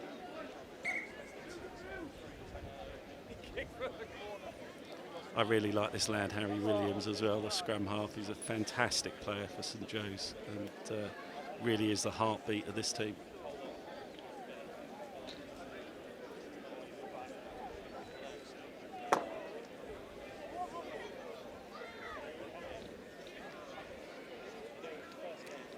Going through his pre-kick routine. And that's good. And as you rightly pointed out, Aaron, on the scoreboard, something that they can see, closing the deficit between themselves and Newcastle. Yeah, that's really important. I think momentum's obviously with Newcastle. St Joe's needed to register a score, try and get back in this game from here. When you're watching, obviously there's the St Joe's and Newcastle playing now, all the parents are here and family and friends. And obviously for you, watching your boy play for England in the World Cup, how it's exciting, but how nerve-wracking is it for you to watch? I don't think you enjoy the games as a parent, be it watching Lewis for England, or I remember when Lewis was here last in 2013. I think the actual game itself is a bit gut-wrenching. And it's not till the final whistle and hopefully a good result that you get the opportunity to enjoy it. And I know certainly this morning I had to leave breakfast until after the game. I couldn't face it before sitting down to watch England play. So. I bet you couldn't sit on your seat for very long either, eh? No, exactly. And it's all relative, you know. whether they're playing here or they're playing in Japan, at that moment in time, it's the biggest game in their rugby career, particularly if they're a St Joe's lad. So the nerves are just as great watching this as a parent as they are, on the big stage in Japan. And what's Lewis like with that? Because obviously he knows you guys are going to be nervous. So does he, before a game, do you get to speak to him? Does he keep you away? I make a point of sending him a message on the morning of the game, and you'll get back a recognition that he's received it, but not a lot more than that. He likes to sort of shut himself down sort of several hours before the game. All lines of communication close, and he gets very focused on the game. I have to say, he's surprised me in Japan in that he's been incredibly relaxed. Oh, this is a great break from Louis. Unlucky there. But yeah, he's been incredibly relaxed, actually. I think it all happened at such short notice. He hasn't had time to worry and think about it, and he's just out there making the most of the opportunity. And doing what he loves best, which is playing rugby. Yeah, exactly. He'll always tell you he's out there with 14 of his mates on the pitch, whatever level he's playing, and that's what it's all about, this beautiful game. And it's the moments before the match, but at the top, even for these boys stepping onto the pitch when it comes to whichever team's in the final, that moment before you step over the line, and you can sometimes let the things get into you and they can affect you, but if you can keep them at bay, and then once you get over the line and the whistle goes, then it's about the game, isn't it? Yeah, I think so. I think that, that's the advantage that players have over the parents. They're able to kind of focus in on the game. They're able to actually affect the outcome. Yes, and I'm sure that no amount of you shouting at the screen today affected anything, did it? No, it didn't seem to influence the referee when I was giving him instruction as well. So. Oh dear. Well, there's an opportunity here now for St Joe's. And that's another one that's been slotted. This is game on now. We're back in this. That's two really well-taken penalties by Harry Williams, 12-6. And as Aaron has quite rightly pointed out, game on. And that comfort blanket that Newcastle had has just got a lot smaller. I think there's a very minor breeze actually, and St Joe's are against it, so it's two good kicks there against the wind, and maybe when we turn around it will shift momentum even more in St Joe's favour. But it's a good Newcastle side this, so we shall see. Yeah, St Joe's opting for the slight disadvantage in the first half of the wind and the sun in their faces, but they've made the most of their two penalties. Oh, that's a good take. This is where St Joe's have to defend well. They don't want to let Newcastle in here if they can help it. Another quick ball out wide. And there's a penalty advantage here for Newcastle. Yeah, they've got to watch the discipline, St Joe's. That'll kill them otherwise. And Sam Whiteside, who's been deemed to have been offside, number 16 for St Joe's.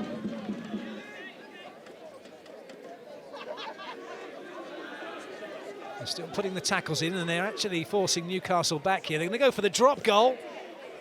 That one is not going to make it. Well, that was a kick to nothing. Ben Norval, knowing that they had the penalty advantage, deciding to go with the drop goal. So they'll come back for the penalty. The Newcastle nine's busy. He's looking to get quick ball all the time, which is putting them on the front foot.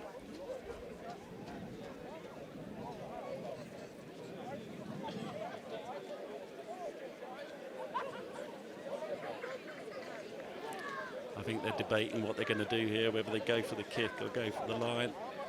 Yes, Aaron Summerfield, as you were saying, number 9. The guy who's been pulling the strings for Newcastle.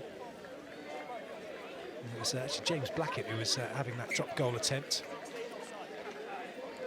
That's brave from Newcastle. They're going to the side. They're obviously confident in their ability to rumble this over, but in the short format game, as I said, it's always a good idea to take the points when they're on offer. But brave play from Newcastle. Yeah, it's an interesting one, isn't it? They've got that 6-point buffer. Maybe think, right, be greedy, go for another 5, make it 11. That would really put the pressure on St Joe's, but they're being kept at the bay at the moment, Newcastle, and that's a good push on by St Joe's. Newcastle now are forcing themselves over the line. They have got the shove on. Have they got it down? The referee's having a good look at that, but suddenly it's not quite made it. It's short. Referee right on the spot to see that. So it's going to be scrum for Newcastle.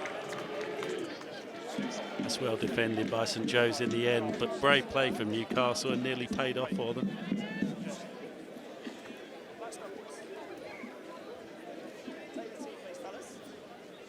This is a big moment here. We're in the last minute of this first half, and if St Joe's can keep Newcastle out, they'll feel really good about that, especially as Newcastle decided to go for touch and not take a shot on goal and go for the 3 points. But they do have possession, they've got the put in.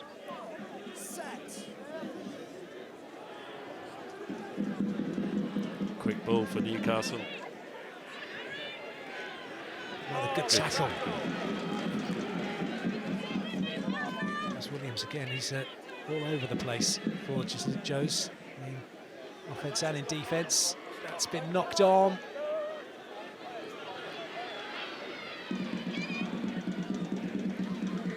Nervy few moments here.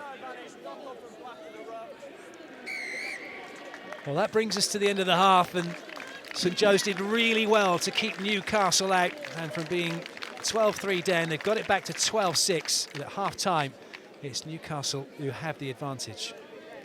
That's going to be a big psychological boost for St Joe's holding out there. Let's hopefully give them the platform for the second half.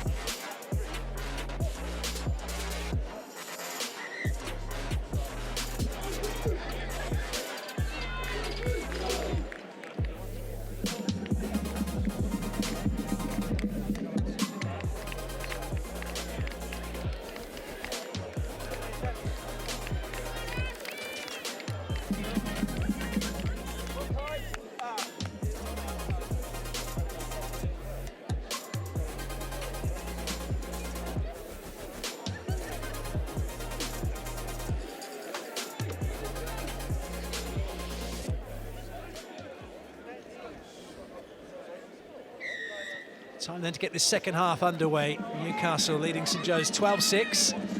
But it is weather condition advantage with St Joe's. They've got the wind at their backs and the sun behind them. So that's going to make it tricky. If they decide to put a few balls up high for Wellington to deal with, as long as the sun stays out, might make it a bit tricky. Yeah, I think that's sensible from St Joe's. It's probably not a typical way that they would like to play, but they're using the elements and seeing if they can get an advantage from them. In terms of the type of rugby that St Joe's like to play, anything you want to tell us? Well, historically, the schools always like to play a very expansive game with quick backs, getting the ball wide early. They've got a half-decent sized pack, and I think they've got to do their bit to earn the right to give the backs the time and the space to play, give Harry a platform. but I know traditionally they love to get the ball wide with a big crowd behind them and really play some running rugby. And there is a wonderful crowd here supporting St Joe's. They were very, very vocal in the first game, creating a really good ambience for the players to thrive in. Newcastle have done well to keep St Joe's quiet in the first half. Yeah, it's a big partisan crowd. It always is at St Joe's. I always feel slightly sorry for the teams that get drawn in their pool, but I'm sure they enjoy the occasion as well of playing the hosts.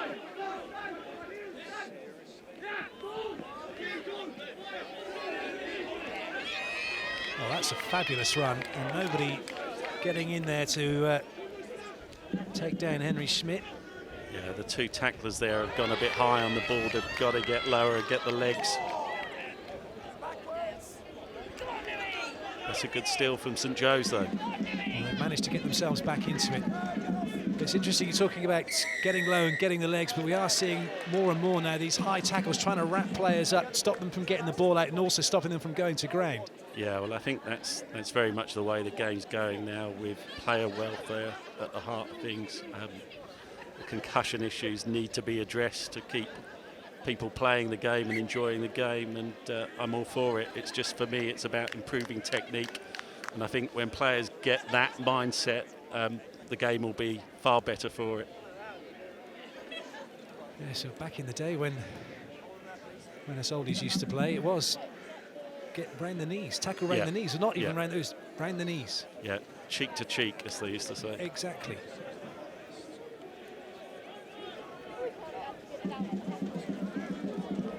That's better for St Joe's. They're going around the fringes, looking to suck players in.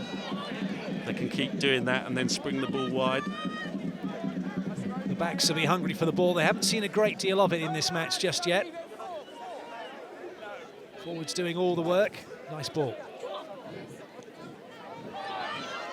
There's a little stab forward.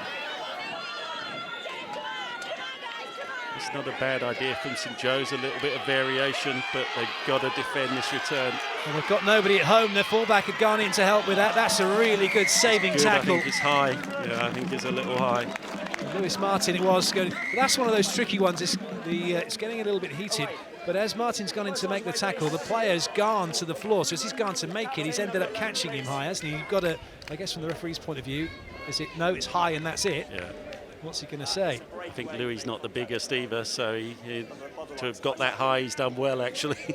Well, the referee's saying no, it's above the line, and that's it. So Louis Martin is going to spend 3 minutes in the sin bin for the high tackle. But I guess it's one of those ones where he had to do something to stop Newcastle getting through. Yeah, I think that's right. And I think given the context, the yellow card's probably justified. I think Newcastle had a good run in there. And as you say, Louis took a bit of a gamble, but a little bit too high. A little bit of afters going on. Referee very much in control of it, though.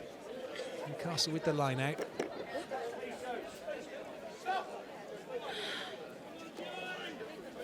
This is going to be tough for St Joe's with a man down now.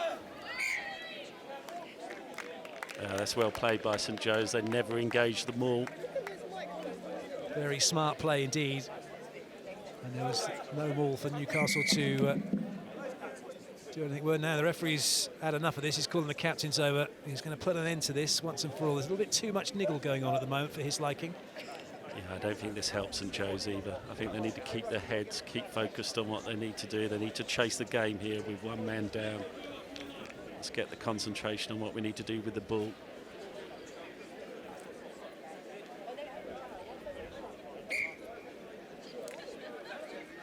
I'd like to see St Joe's get this out quick and early.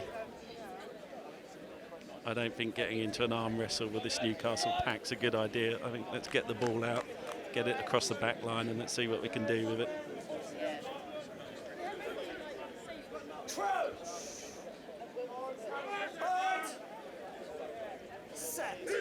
Williams with the put in.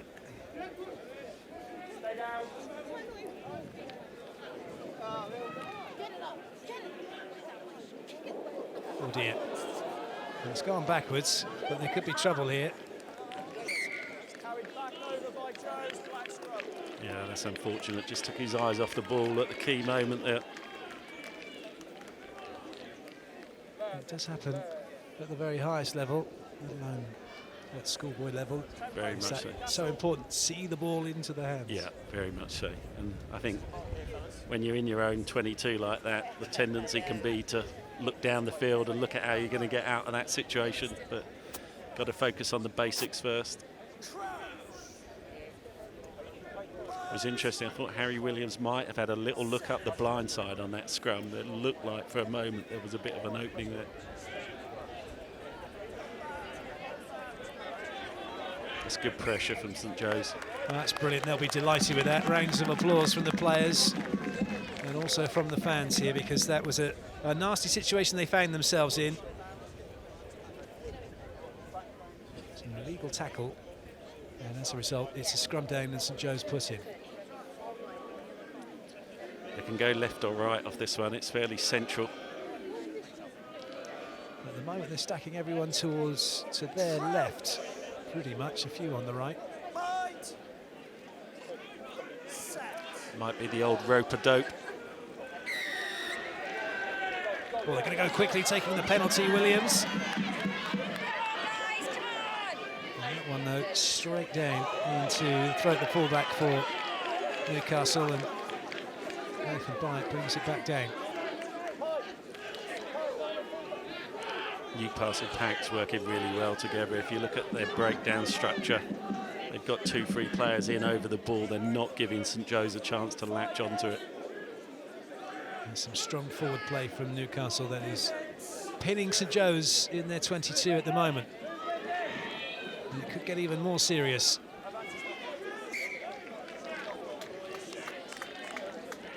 Well, St Joe's are being helped out massively by Newcastle at the moment. A couple of knock-ons, a couple of illegal tackles, and it's keeping this game particularly interesting because it's by no means over. But St Joe's still pinned in their own half, still pinned in their 22. Yeah, I think Newcastle are clearly the stronger side at the moment, but their execution's just letting them down slightly, particularly in the final third.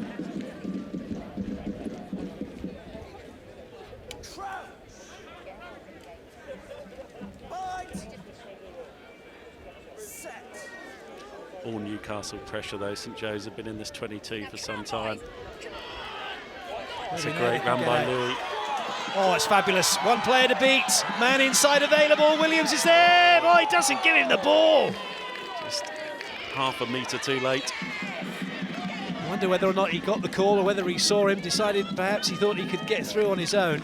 Yeah, I don't think it was greed for the line, but I think he just wanted to commit that last player, and actually he'd probably done enough already.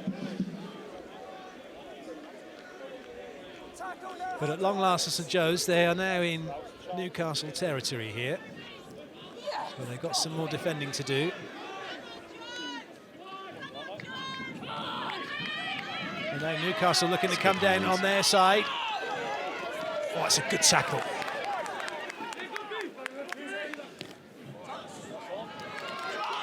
Well, sensing there was no fullback at home, trying to get that one over the top and take it on his own was Nathan Goff. And some good defending by St Joe's. That was a great chop tackle from the 25. That's exactly what we were talking about technique, going lower. Again, though, look at the Newcastle forwards latching onto the ball. Very unlucky there, I thought. It's been done for not rolling away. St Joe's will be happy with that. Yeah. Just over 5 minutes to go. Could do with some good distance on this kick now. That's a great kick. That's a fantastic kick. Well, I don't think it could get much better than that, really. And fabulous position now for St Joe's to attack from. Yeah, this is important. They need to be precise. There's probably not many minutes left on the clock and not many opportunities in this part of the field. Be interesting to see if they go with a big catch and drive or whether they look to get the backs. From the way they're set up, I'd say that they're going to look to get this out wide. Well, they need a converted try to go in front.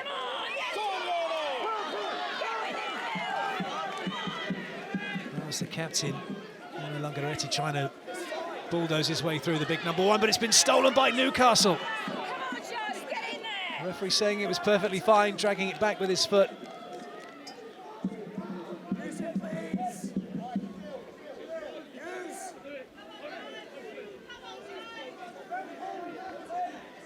Newcastle are going to just continue to use their forwards here. Wind down the clock, keep possession, keep sending St Joe's backwards. A smart play from Newcastle. Time's on their side. Well, St Joe's got a bit of a shove on here. They're trying to make something happen. Still Newcastle with the possession.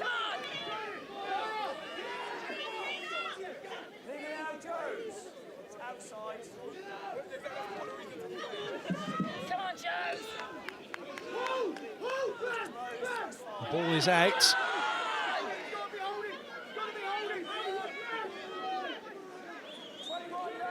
And 21 being told to stay back. It's interesting that the referees almost coaches at times in rugby.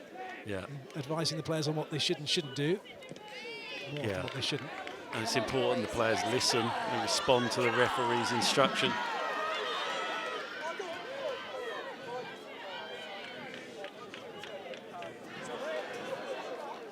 Well, that one's been ripped away. Oh, that's a great take. That was a really good piece of skill from Harry Williams. But we've got a knock-on against St Joe's. It was a little unfortunate. I think St Joe's runners were not quite back on side there, and we didn't quite have the numbers to support Harry when he broke away. Just under 3 minutes to go. Still all to play for here. The fans getting right behind St Joe's now. I think whatever the outcome, though, St Joe's has shown that they're in amongst it. You know, this is one of the stronger sides. They'll take a lot of confidence from this into the third game.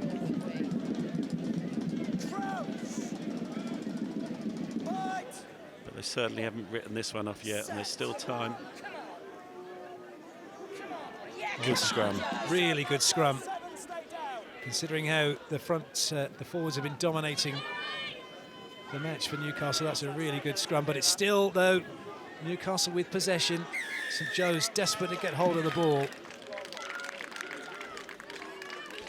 Yeah, I think St Joe's need to up the line speed. I think they needed to put a bit of pressure on the second ball. The scrum was great, but it got shipped back to the fly half, and it seemed like he had an awful lot of time before the pressure came on.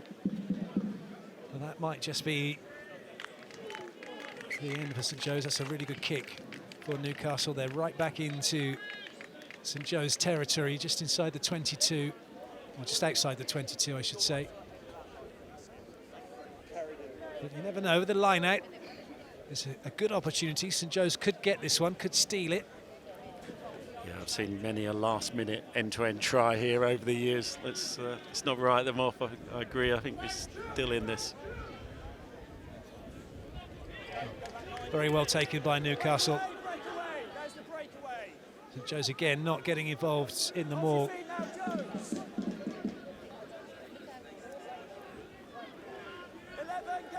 You worry slightly when Newcastle are in this part of the pitch. They've got a very structured game, the pick and go. They're going with 2 or 3 heavy forwards at a time.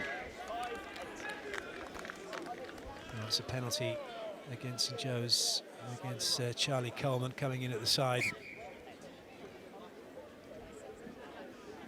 I think that's patience. I think Newcastle look well set. St Joe's are showing a bit of frustration at not being able to get at the ball. And yeah, they've just crept round the fringes there.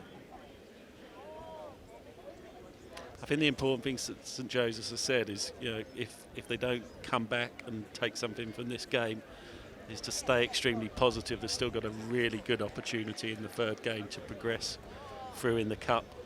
And I think the last game would be Eltham College, who I know Newcastle managed to run up quite a few points against them, so hopefully that'll give the St Joe's boys a bit of confidence, but you can never tell in this competition.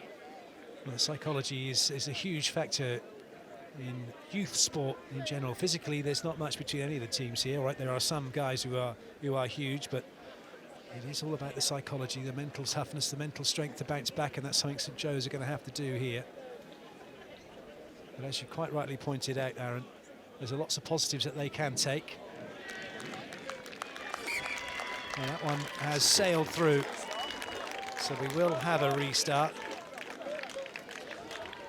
I think the only disappointment for St Joe's will be that they've not really imposed their game as much as they would have liked on Newcastle. They need to get Louis and Harry on the ball a bit more, running at sides, causing them problems, but they'll have a good opportunity to look at that in a bit more detail before the next game.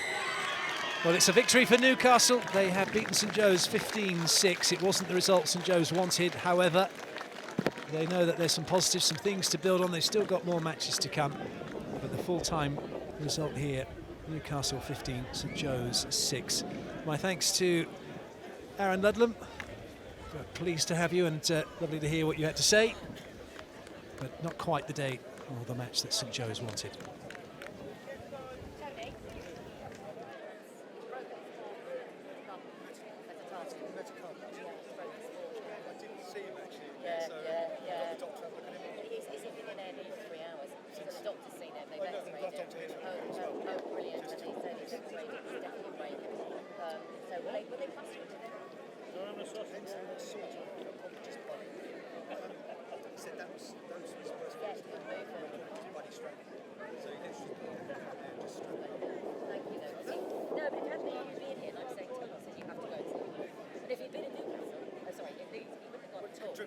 Exactly.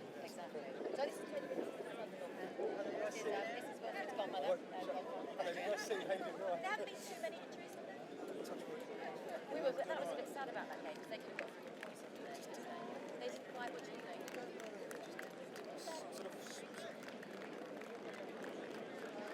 No. That's the way it just didn't go for me.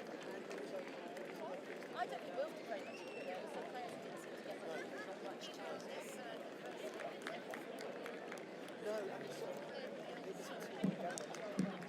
Yes, you feel there was a little bit of...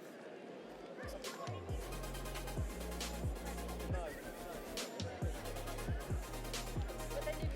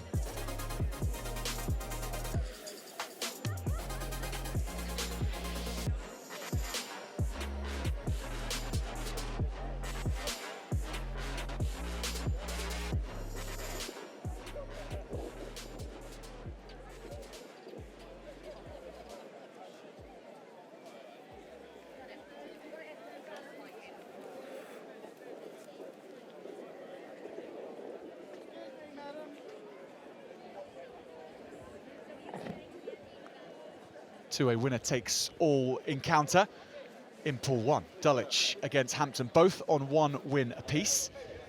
And this is the fight to see who will go through to the next day and compete in the cup competition and stay in the hunt for the De La Salle Trophy. It is as simple as the fact that if Dulwich win, they go through. If Hampton win, they go through. If it is a draw, then we'll be getting out our calculators and working that out for you there and then. But in the minds of both these two schools will be clean passage and a right to fight for the big prize tomorrow. Here are the teams. Dulwich lining up, looking like this. This is the squad team, and they've been interchanging between this 18 or so boys all day. Hampton with a larger squad named, and this is how they look, and it will be Hampton who get us underway. Jamie Benson, one of their very best to kick us off. I'm delighted to be joined for this one by the president of the London Society of Referees, who are providing all the referees across the weekend.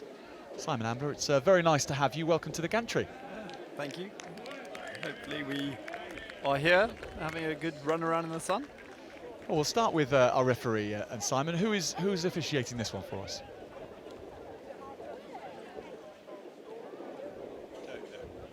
That's fine. That is fine. That's okay to admit. It's Tom. Sorry. It's Tom. Tom. Eyesight's not what it used to be. That's why I've stopped refereeing and taken up to coaching.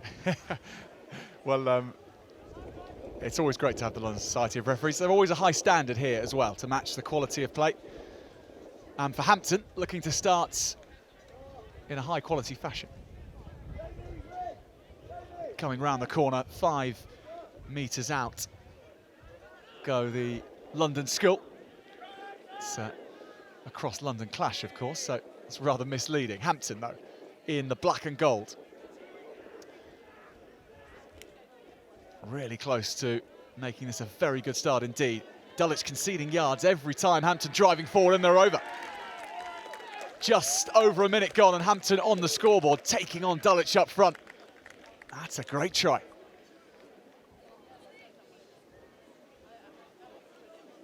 But just go after go, yard after yard. Interesting one to pick over there, Simon, as well. The communication between player and referee at ruck time. Really good body positions, wasn't it? Yeah, and the referee just let it develop, and the result was a good outcome for Hampton. And when you've got that scenario, Simon, where it's close, the referee's right there, they can see everything that's going on, and you'll often see a referee say to a player, hands off, and then sometimes the player will do it immediately, sometimes they won't, and it'll take 3 or 4 seconds for the hands to come off.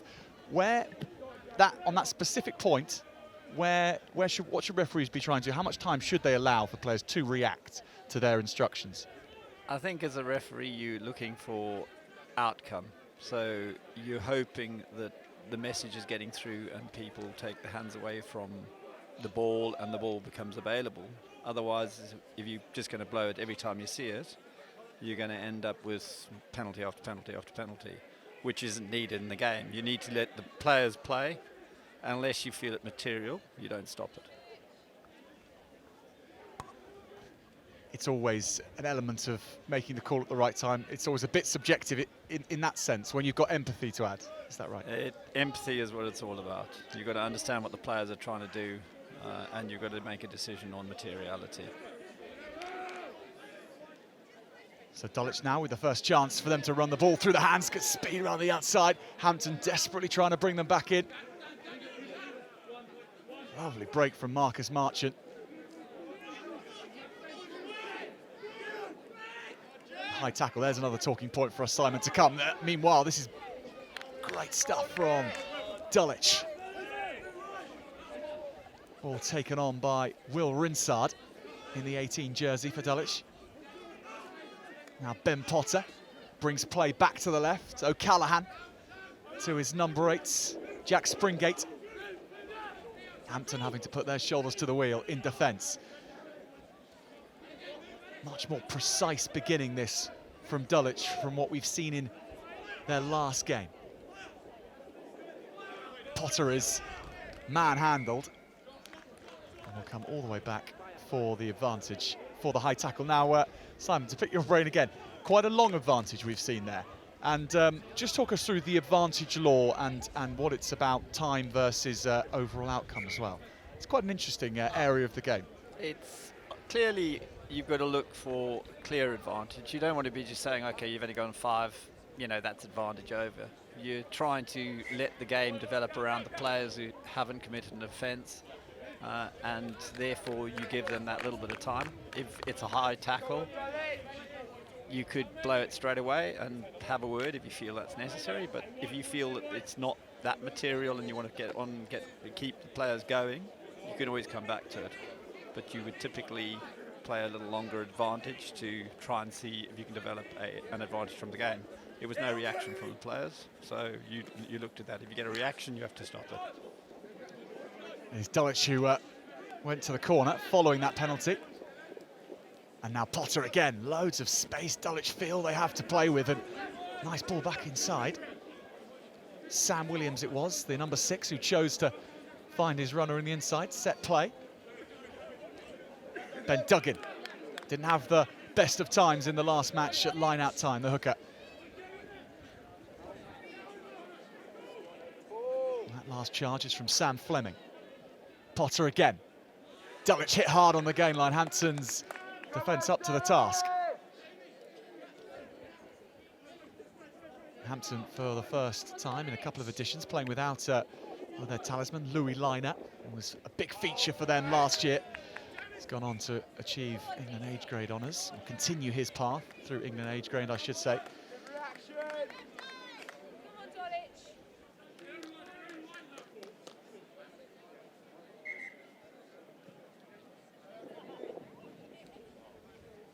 So there's an example of a quick advantage over, because the ball's been turned over and that was only a scrum, so it wasn't a penalty, so you play it less because the other side have got possession of the ball. Is there a recommended amount of time, a maximum limit for how much an advantage should be played? It's funny, that's often asked by coaches, it's seldom asked by referees, but we tend to feel what is fair.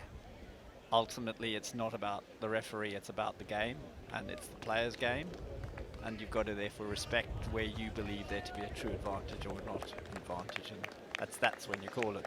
But clearly on a scrum advantage, it doesn't take long for that to be over, so if you don't think it's going to come, give the scrum quicker than play it on and then suddenly have to go advantage over where there was no real advantage, they're still 5 yards behind the gain line. Really is a fascinating area of the game, and one which, when people are sometimes first watching rugby, perhaps some during the course of the World Cup, it's something which can cause a bit of confusion, but the logic behind it has always been sound, and having it illustrated by yourself, Simon, is most useful. Crouch!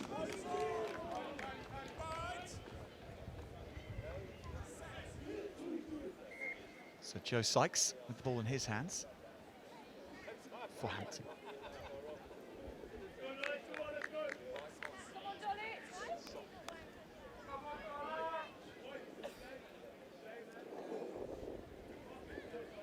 It's almost been the perfect game, Simon, to elicit your thoughts about different areas of the game. We're covering everything off. The scrum will be next.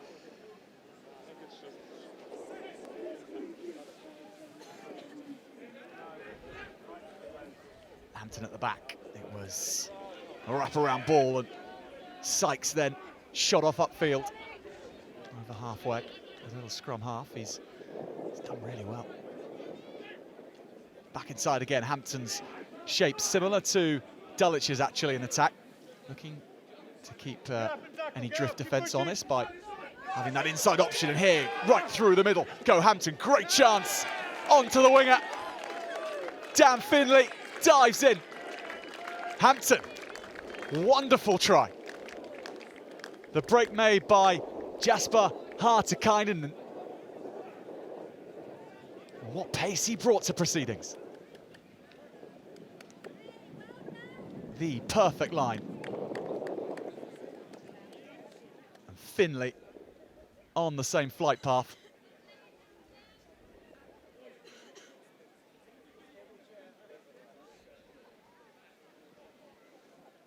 Superb from Hampton.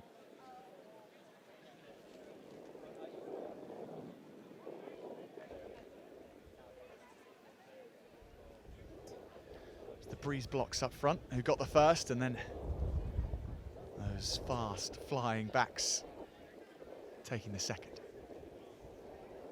Benson lining this one up. A lot of people excited about what this man might be able to go on to achieve. At the moment, he's achieving a 12-point lead for his school, following that try from Dan Finley.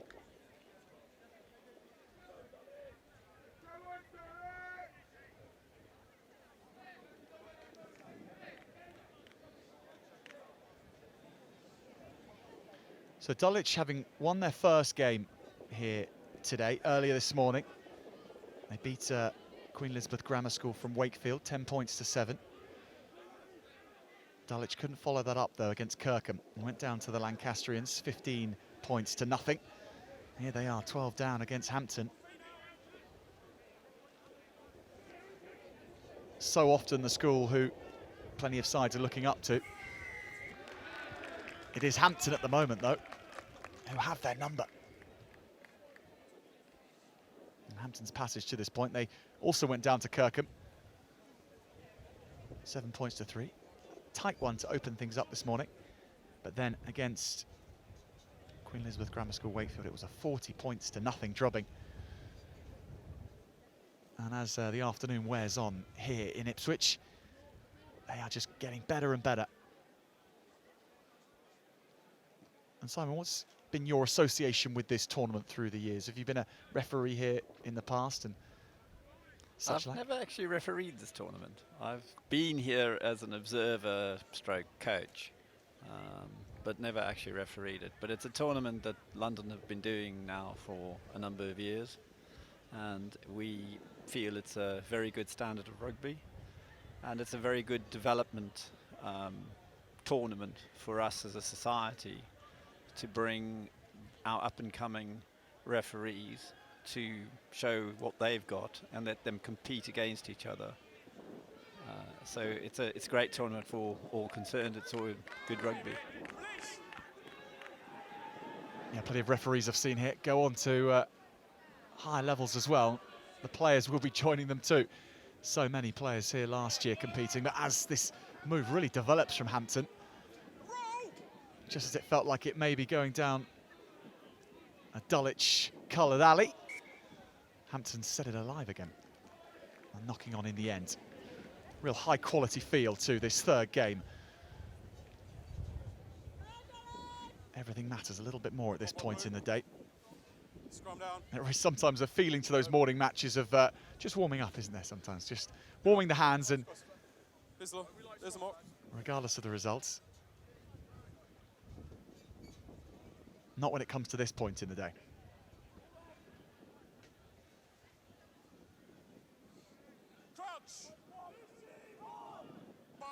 I've had a few dialogues between players and the referee at scrum time about body position. No problems that time. Hampton with a little bit of a nudge, and then the backs go to work. Streaking through, it's Benson, and Benson scores. Hampton hit 3.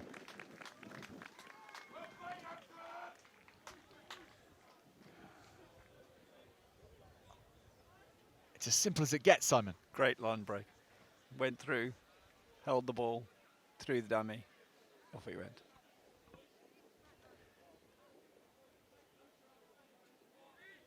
Sort of threw a dummy which never materialised because it didn't need to.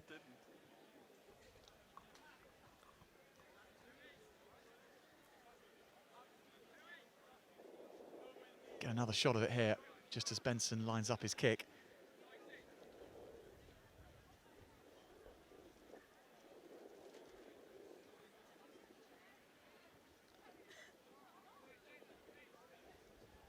Quality line from the fly half, and to make it all 7,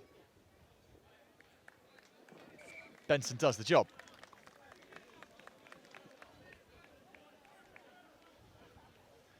And with the short format of these matches, all done and dusted in half an hour on day one, it is difficult to come back from 3 tries down.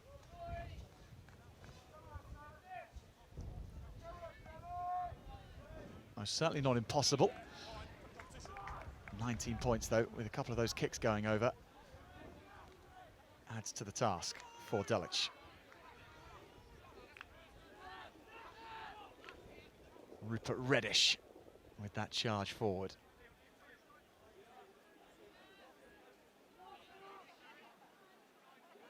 It is a very pressurised atmosphere actually on this pitch, because what we don't get to see from some of our pitches is just how many people there are around the side.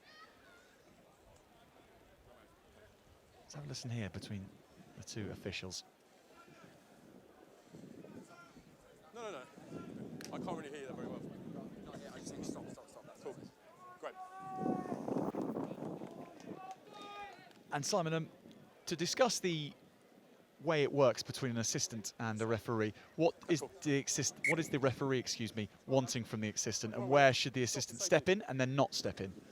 I think on foul play, we always want him to step in because it's material and it can be dangerous, and therefore it's got to come in quickly and we've got to stop. If it's just a knock-on or a forward pass or something like that, they can often be down to the interpretation of the referee, and then he gives them in, and it's up to the referee to make the call sometimes. But as a general rule, a knock-on forward pass, that's just to give it. And, you know, we're a team and we need to work as a team to get credible outcomes in the game. Yeah, we want more of a gap behind, okay? Both teams, pretty engaging. Ensure we keep at least a couple of inches on the bind. Okay, let's go. Wherever you're watching from, we're delighted to have your company here on the live stream from the St Joseph's Festival. Every year we get a little bit more insight to proceedings, and a ref mic this year really providing that conversation between the players, particularly at the scrum. So fascinating to hear, and everyone there towing the line. Dulwich with the counter, and Teddy Watling.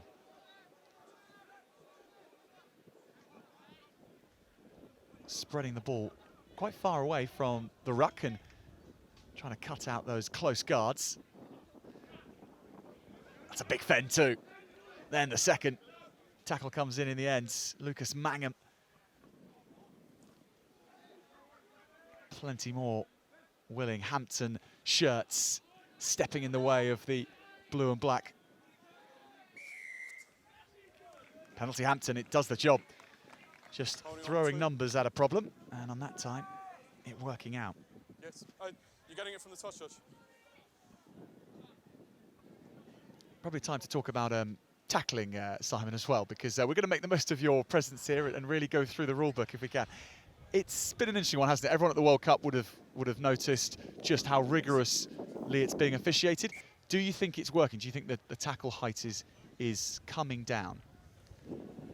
I think if we're going for the head protection protocol, where we're trying to make sure that players don't get knocked out by careless high tackles, I think we are. I think it's been demonstrated that the players are thinking about it a little bit more. I'm not sure coaches necessarily agree, because often it's about attacking the ball. The unfortunate thing about attacking the ball, it's rubber and you can go up and then you could be in trouble. Rather than obviously in the olden days where you try to dislodge the ball by the tackling and hitting the ball. It's now deemed to be a not safe place to go. What a kick from distance. Hampton round out the half, a almost perfect half of rugby. And they lead by 21 points to nothing.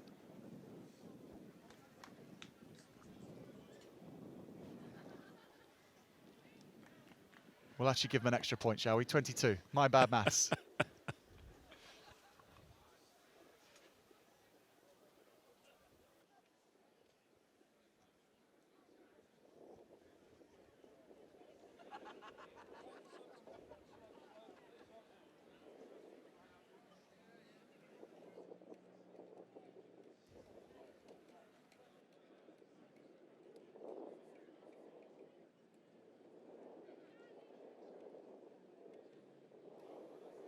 Probably only a minute or so respite between the halves.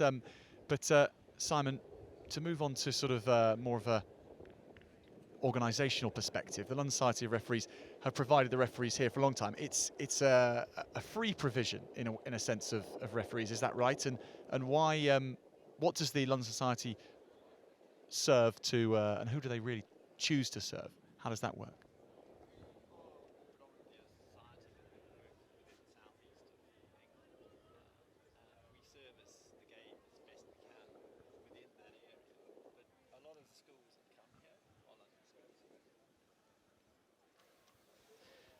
Sorry, technical faults, Simon. It's the same question, and you started it off very nicely. And that'll be lost forever now. But if you could recap, apologies. It's amateur out here at halftime, but it is halftime. So here we go. So I mean, essentially, this is a great tournament. London are a southeast of England society. We provide referees where we're asked to, and there are other people that are involved. Obviously, we've got Kent and Suffolk and Eastern Counties and all sorts of other societies.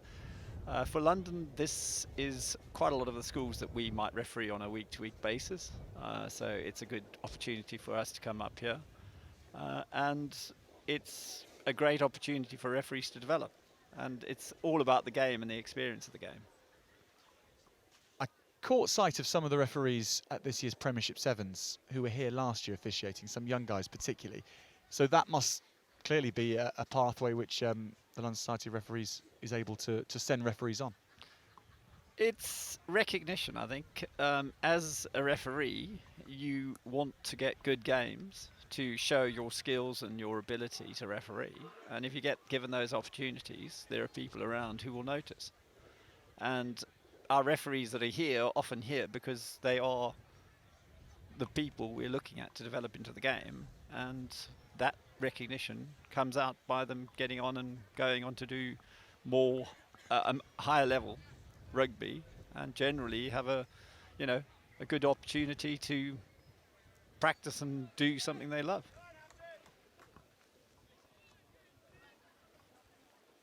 I imagine a lot of ex-players having moved into the officiating stakes as well. As the second half kicks off, Dulwich trailing 22 points to zip against Hampton. And Hampton looking to push the agenda again. Oh, delightful hands in the tight spaces. It gets even better. How about that? Jumping over the top and flicking it out the back. Absolutely audacious from the number 14. That was Aidan Barry. He's from a family of high quality rugby players, Aidan Barry. Lovely hands here as well. Staying on his feet, great strength, and then Dulwich get back. Numbers away to the left, all the way over. Now Hampton could be in again at the start of the second half. They will be. What a way to open things up. From the right-hand corner in their own 22 to the left-hand wing 80 metres later. This, a screamer of a try. Ethan Knight it was who had the presence of mind not to risk the offload. Play was kept alive by Goodwin. And that pass over the top to Rory Carr. And it was perfect.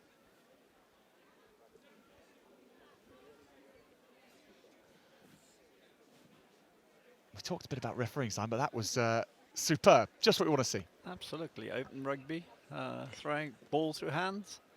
Referee just following and being there to give the try.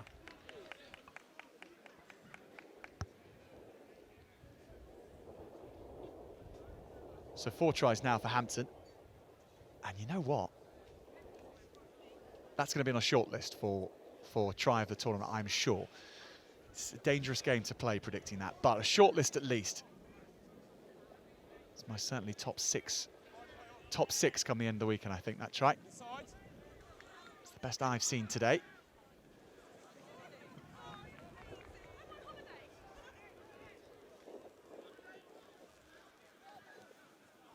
Sort of try which, if it's scored against you, really diminishes your confidence. Holding on. 19 blue, holding on. And it doesn't get any easier.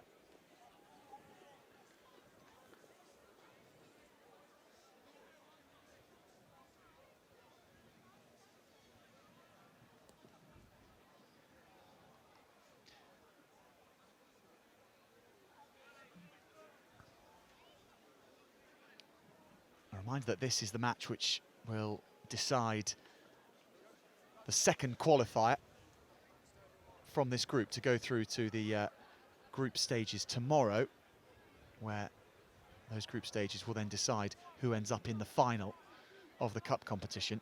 You've got to get through and be in the top 2 of your group after day 1 in order to do that. And Hampton are going to be in that number, that is for sure. And they're looking for more. It's just a question of with what points difference at the moment. There is Aidan Barry again. Knock on by yellow first, then by blue. Scrum down. Blue ball.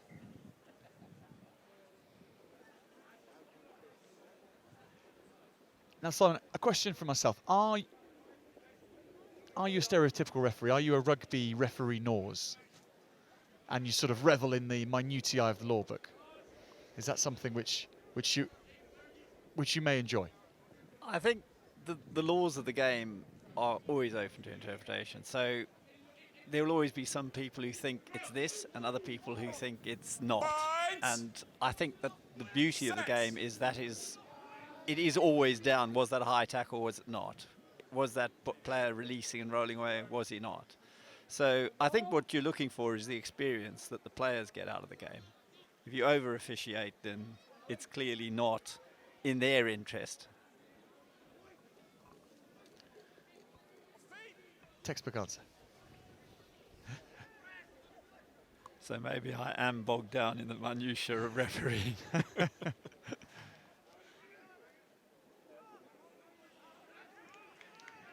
good. Let it come. Hampton again. Doesn't matter where they start. Playing with so much confidence. Testament to Sean Thompson and his team at Hampton, that they've got their team playing in this sort of manner, coming onto the ball with so much depth and problem solving as well as they go.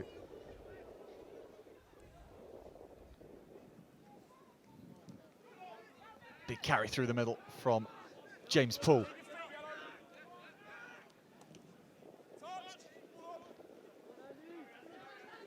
Now, what can Dulwich come up with from here? Weaving run. Read well by Hampton. And Dulwich are going to have the ball stripped off them again. It's a tough old life when everything goes against you.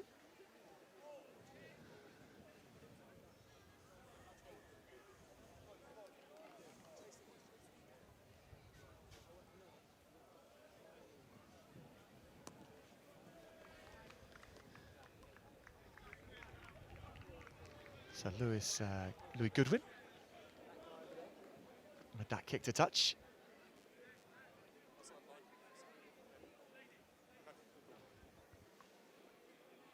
If you're joining our live stream today with a specific reason to tune in to watch someone, family member, friend, or a specific school, Denstone College and St Peter's York are the 2 teams who are up next. And they'll be on pitch 1. Just starting at 3 p.m. Denstone College have been looking very, very good across their first 2 games.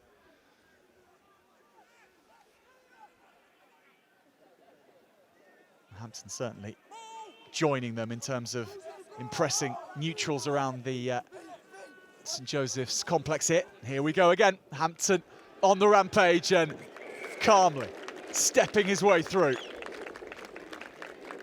James Poole. And the resistance really breaking for Dulwich. Takedown was from Lucas Mangum at the back.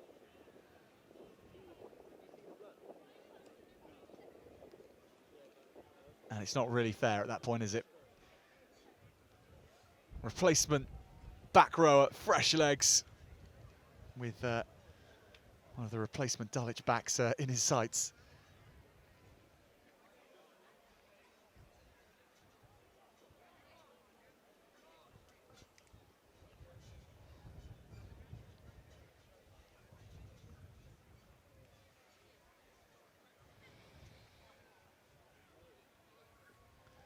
This for 30 points, but not going through the sticks. Still time to run as well in this one. real task for Dulwich to try and keep their motivations high. Well, they are going to get a break for the first time in 10 or so minutes. Now on the 22. That's a big carry. A little bit high, perhaps.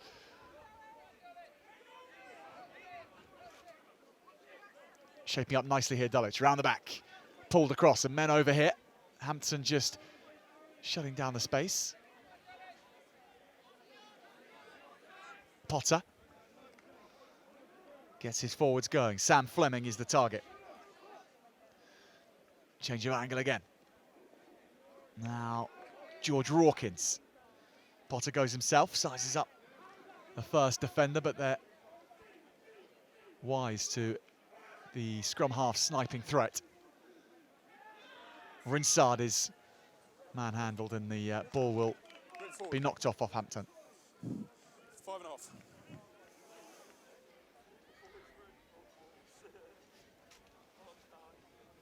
Forward by yellow. Scrum down. Blue ball.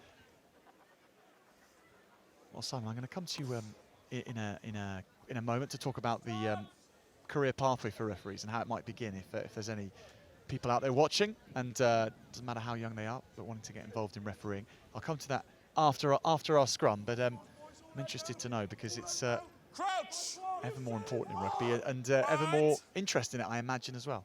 Set. Okay, stop now. Good work. Good scrum from Hampton. Dulwich get it back in the end and taking it to the line. The ball has to be dived on. Tidied up well. Louis Goodwin, I think, getting the congratulations there from his teammates for bringing the ball back on gold and black side. And everyone piles in.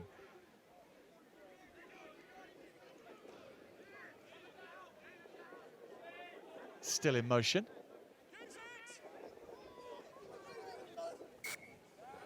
And there we go. And Simon, just to pick over that decision there, why was it made? Clearly, ball in, more formed, not coming out, turnover ball, happy days. There was only maybe 3 or so seconds where it wasn't moving. Yeah, but he'd already called one. So it hadn't moved for them the first time, and that was the second not moving. So is it going to come out of that when you've got 20 people trying to cling onto it? Probably not.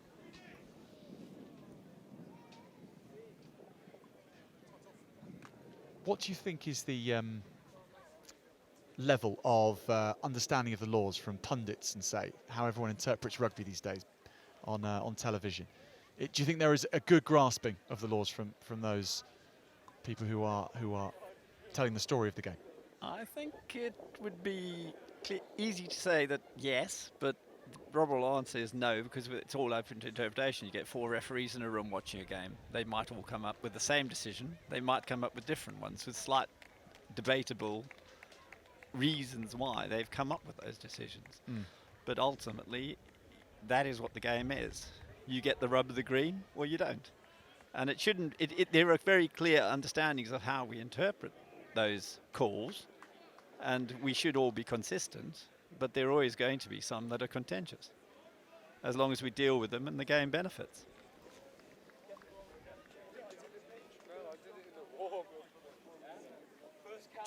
So as this match edges towards its conclusion, Dulwich in good field position, and up here in the gantry we are comforting ourselves by running over all the referee questions I can think of to the president of the London Society of Referees, and it's a pleasure to have you with us, Simon. Thank you. We can go back to your first question that you asked earlier, or you gave me some time Yes. to ponder over, yes, as to why people start refereeing. A lot of that is to do with either players picking up injuries and deciding they can no longer carry on as a player, and they pick up the whistle and want to stay involved. There are people who at school level decide they're never going to make the first team, they're just not quick enough, not big enough, whatever, and they enjoy the involvement in the game and the passion and the sort of feeling that they get from the game, and they stay attached to it by refereeing it. And then there's the dads who turn up at rugby club when their children are of a certain age and start playing rugby and feel they can do a good job at trying to make the experience better. And they hold the tackle bag that second too long, and next thing they're holding a whistle as well. Was that your way in? Might have been. I think I only held it for about 2 seconds, and then I got a whistle the next week. Because fundamentally there was nobody anywhere near the pitch that next week with a whistle, because the other guys had left and gone back to the groups they came from to bring the young people in. It's a great experience, and you know, as a father, you then looking and saying, well, don't like that referee, he didn't give us the decisions we wanted. And as a coach, you're always going to be a little bit biased, and then you try and improve the experience for all. So you say, well, if I can do it, then we've all got to understand what the referee's out to achieve and make that experience good for the kids.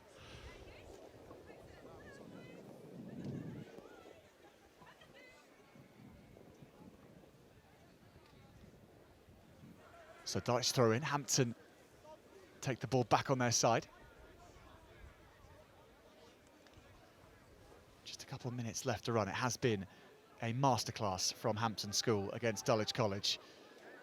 5 tries in all, and so many of them beautifully constructed. Perhaps time for one more.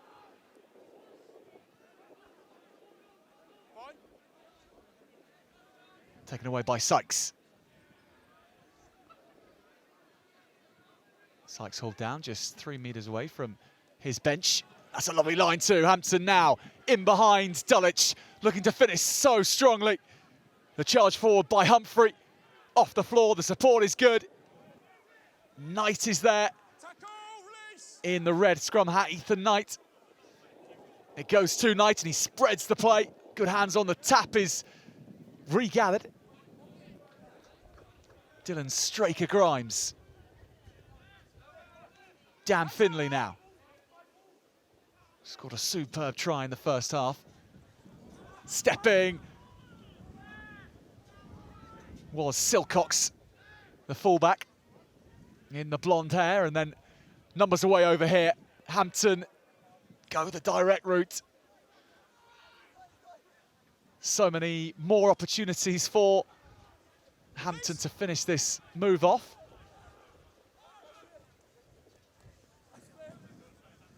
Take the direct option.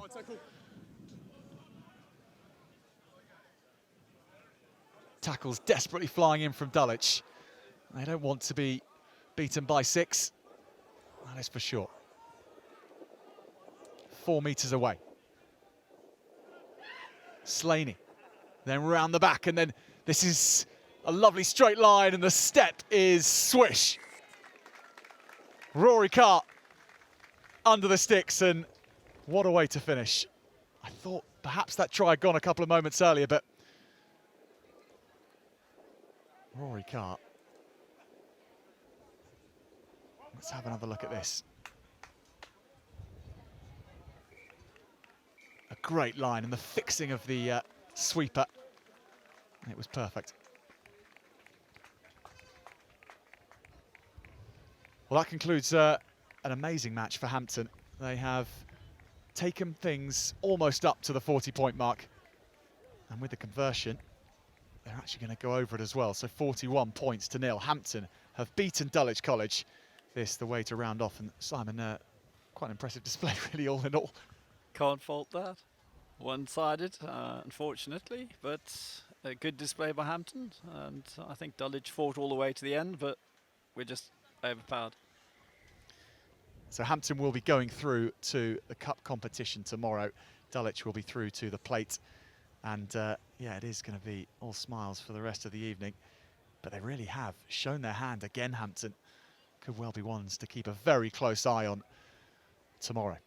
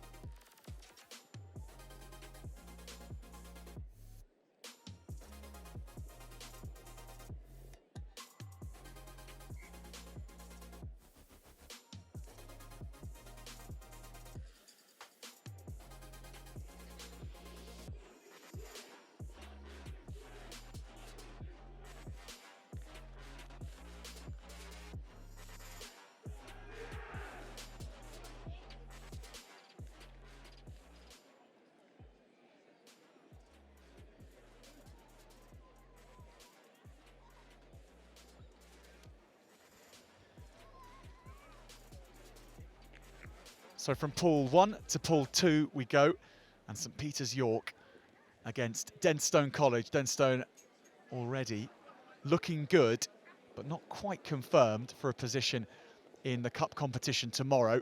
St Peter's York almost certainly have to win this one if they are to get through to the second day. Here we go. Not the best start for St Peter's York.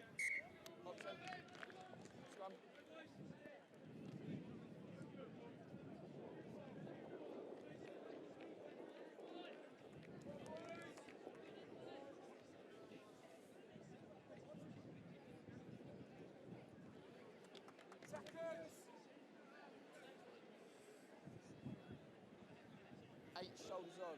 Crouch. Bind. Set. Hold. First scrum of the match in Denstone for the first time, perhaps today, going backwards. St Peter's York laying down a marker there. Denstone's 2 victories so far have been secured in impressive fashion. It's an all-court game which they're bringing to proceedings.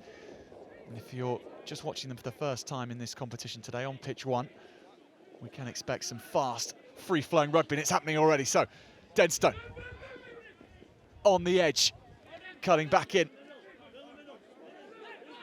That is Tom Gibson. Scrum half, Lewis Eaton. Strong drive from Smith Carnham. He's already been a try scorer in previous games. So to this man, Ollie Smith, and that has bobbled all the way through. He's done a very good job of tidying that up, St Peter's York. And how about that for chasing it down from Jack Houston? The loose set, here he goes.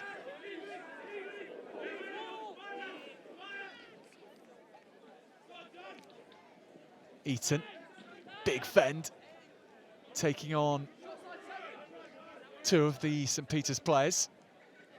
Reed, consummate fly half. His day has been exceedingly good so far. Reed actually staying down after that hit. Breathless opening this. Penalty goes the way of Denstone. So first time off, and time to bring in my co-commentator for today, Aaron James, the head of rugby at Bath University. And Aaron, thanks very much for joining us. You join us at an interesting time, third game, and all on the line in terms of group qualification for tomorrow. Yeah, it does seem to that. Yeah, there's been great rugby so far, and it still continues through the day. The Bath delegation are here in a few numbers today, and what's the purpose of your visit to St Joe's? We along with some other universities, come up just looking at recruitment. A lot of these players will be looking to go to university next year. So yeah, offering the opportunities there is, especially around the Bucks Super League, which we're involved with. Fantastic competition, which leads on well from the open run rugby that we see at tournaments like this. A very, very important man, and I'm sure some people will have their cards marked and know where your stand is. And there's a lot of talent on display. It's incredible, actually. Yeah, there is, and you know, we've got, I think we've got 5, 6 guys that were at this tournament last year that joined us this year. 3 of them have played for our first team already this year. So yeah, it's a great recruitment ground, and it's good to catch up with the heads of rugby at the schools and that as well, and keep the relationships as they follow on. St Peter's York trying to play their way out of their half, and doing that very nicely indeed, over halfway. Stopping off, starting again, tracking back. Scenic route the option for St Peter's, but here they come. Opening up the white shirts from Denstone College. Very nice beginning this from St Peter's.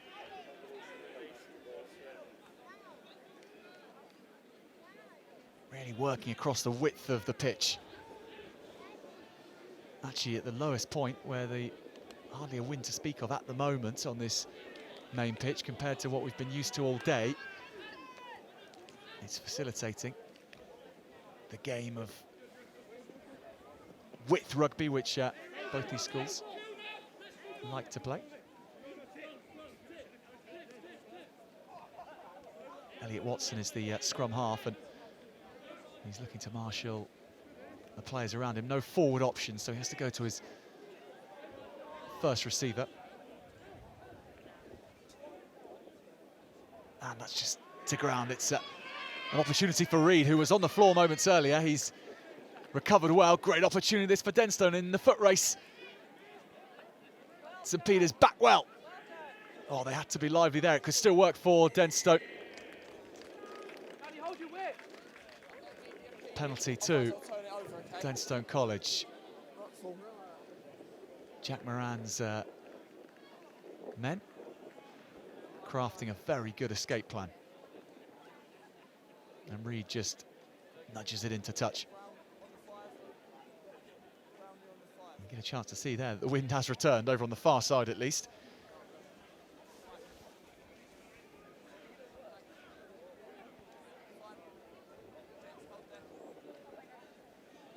And Aaron, it puts a premium on skills as well in this when there's this type of breeze to play into, especially for the hookers. They've had a bit of a night now, haven't they? However, Denstone have been superb at this facet of the game. They're setting it up here as well. All the way over. First try, and a good one. Now, let's have a listen here. This is not going to be well received. No need for that, okay? No need for that. Back you go. Well, I think he's got away lightly there, actually. Try your mic again. Yeah, you got the reward for a very good throw, but There we go. Back probably a bit of chat afterwards. Bit of emotions running high in these sort of fixtures. Yeah, you're back in the room. Just Oscar remember, if I Smith-Carnham go far with the side, score, we've got and to, with the press that over-exuberance, button. shall we call it, in the celebration. Because we got out of range. But this was good drills, wasn't it, Aaron? Yeah, it was. I think a great line out. They held them up well and managed to get themselves set to drive it over, and it looked relatively simple in the end. After a breakout against the runner play, to be fair, but Denstone now starting to put some control on this game.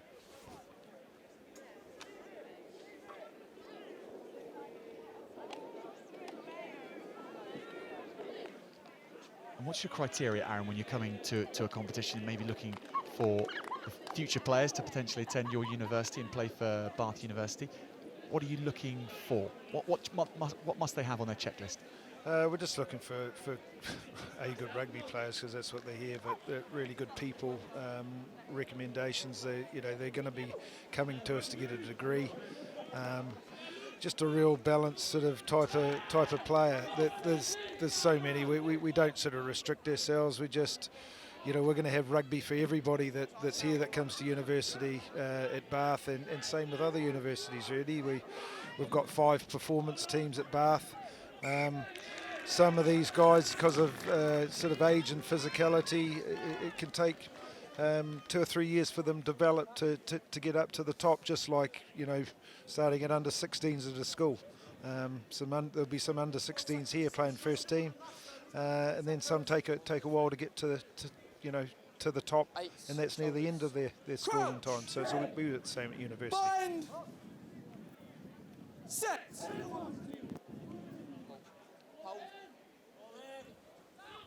really is a shop window for these young players, and Denstone as a collective, such a dangerous opponent to face. Hands, wonderful, through the tackle, slipping all the way through the defence. It's hard to tell with some of these shirt colours have all been the same, isn't it? A lot of white out there.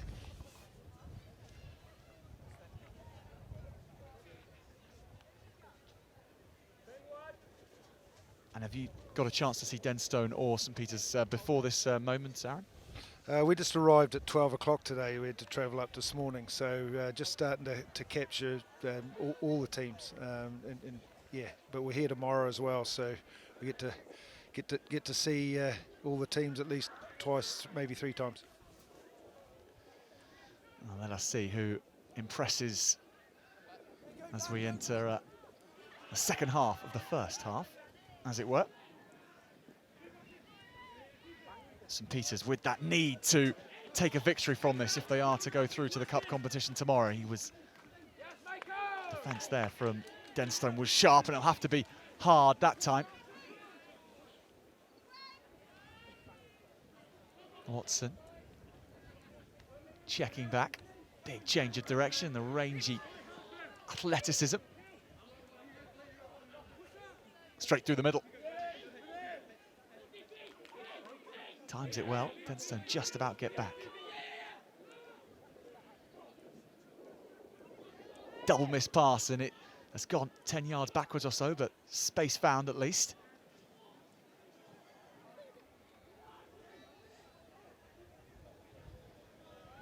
Just the one try, a superb try too.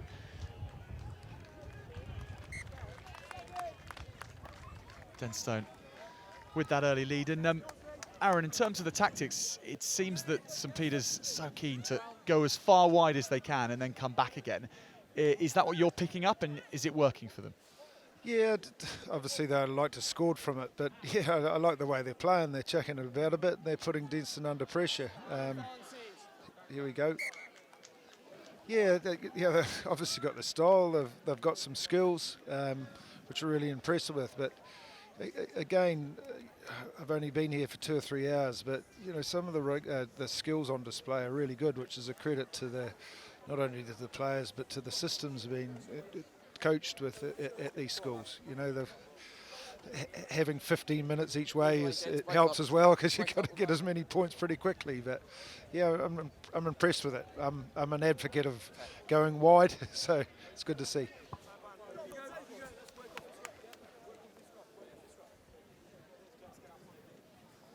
This an inviting position for St Peter's. They have loaded the left-hand side of the pitch with 4 players, 2 away to the right. And Watson goes to the left, where the numbers are. Out to Ollie Macbeth. Macbeth takes proceedings into the 22.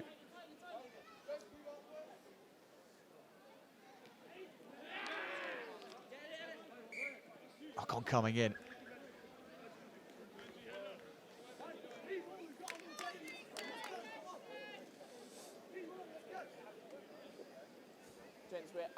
And Aaron, as we look on here and in your analytical eyes have a look at things, what's your particular area in terms of technical expertise? Were you a forward, a back?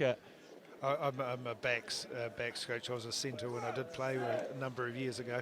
Yeah, I coached backs at Bath University across the first and second team. Keep it up. Ball. Now it is. We'll hold fire until we ask for your thoughts then after that scrum plays out. And here we go, outside break. That's Denstone's Will Derry.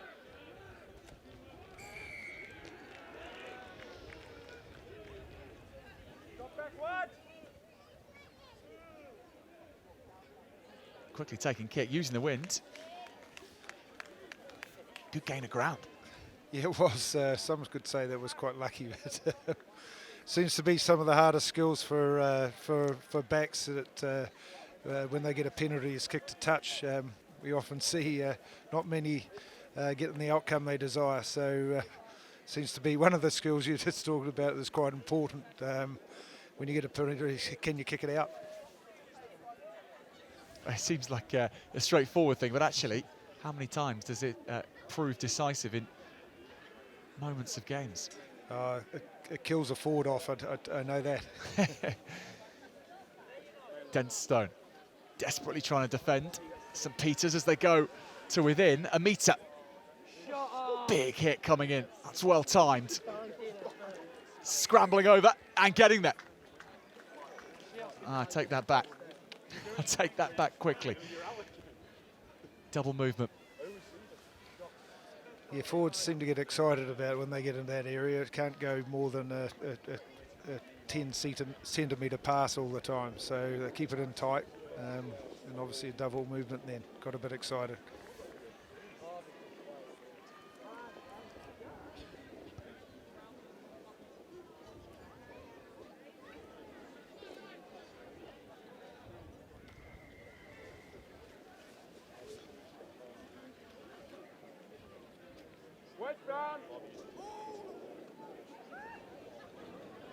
Harry Polmere taking that down, and Denstone setting up nicely. Here goes the try scorer again. hits the flipper of the first St Peter's player. That's nicely ducked through, and then the flick out the back is, well, a 90-10 at best in terms of percentage chance of that one working. Got to try him though sometimes.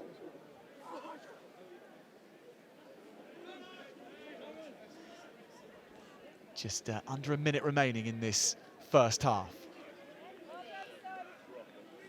St Peters have snaffled it on the ball. It's going to be taken back though. Sebastian Camp, the number 8 for Denstone, trying his hardest. St Peters have it. Good chance here for St Peters to level the match up. Tired Denstone players at the end of this first half, seemingly. Can they exploit them? It's a good drive.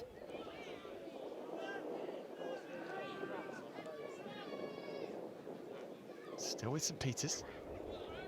Side which have had real success in the National Schools Cups in the last 10, 15 years or so.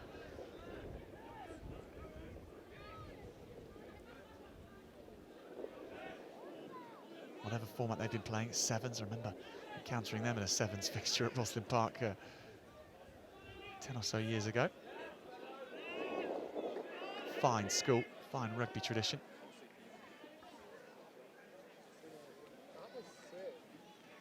This is endeavour from Reed being shown, and it's working.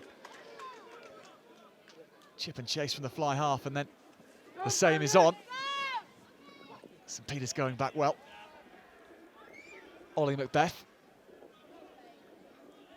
It's done well, the outside back. For Denstone though, what do you do from here, Aaron? Well, I'd probably take the penalty, and is it so close to half-time? Well, there we go. They probably heard me. Yeah, it was interesting there. It's sort of St Peters have been defending really well, and then you get that kick, couple of kicks in behind. It's always hard when you counter-attack. You can get isolated when you go up the middle, and they ran straight into Denstone, and they had at least 2 or 3 there to get over and jackal the ball, and got the penalty. So well deserved. So Denstone have been putting pressure, territorial pressure, that's got the result, and looks like it's highly likely they'll get another 3 here.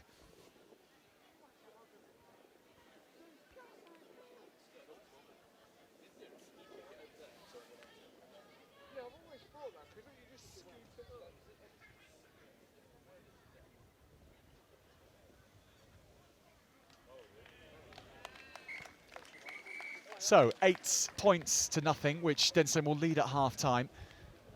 They are the school who have won all their games in this group so far. St Peters, we feel, will need to win if they are to go through to the second day and stay in the cup competition. They have it all to do in the second half. They trail Denstone by 8 points to nothing. We get a break at half-time as well, Aaron. Or should we not? We can carry on. Let's carry on chatting. Yeah, it's been a glorious first day of St Joseph's Festival. We've had some adverse weather in previous years. You may remember Storm Brian a couple of years ago.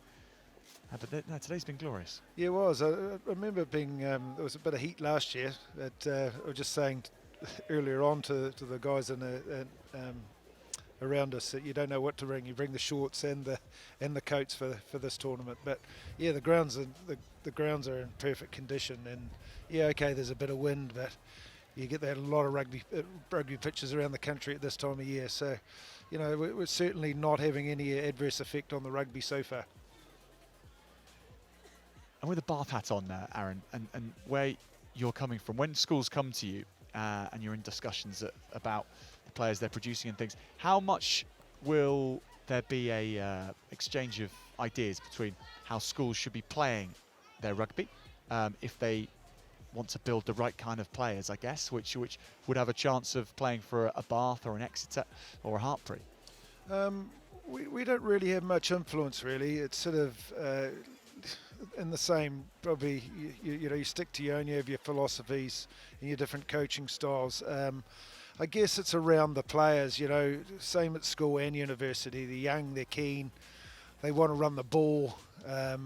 You know, they're not, you know, they're starting to get bigger, but they're still mobile, and you have a and they're not going to be with us for too long. You know, at school, what you can guarantee at school and what you can guarantee at university is they're going to leave you in the next 2 or 3 years. So you've got to make the experience the best you can, and that's probably where we are quite common, that we're trying to make that experience at your school level, at your university level, the best it can, and that sort of becomes a product that people want to buy into, I believe. My thoughts of Aaron James, the head of rugby at Bath University, to join us here at St Joe's. And second half underway. Denstone leading the way, 8 points to nothing. St Peters, though, have threatened in large parts. Wide pass, potentially opening things up. Straight through the middle go Denstone. Will Midwinter with the break. Just pushing it forward in the pass.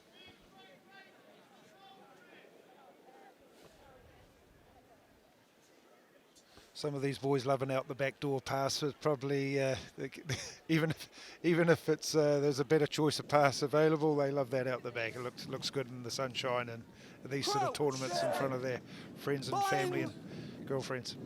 Set. There's a lot of it going around, isn't there? Led to a wonderful try in the last game, actually, for Hampton. They work well, and fair play to them.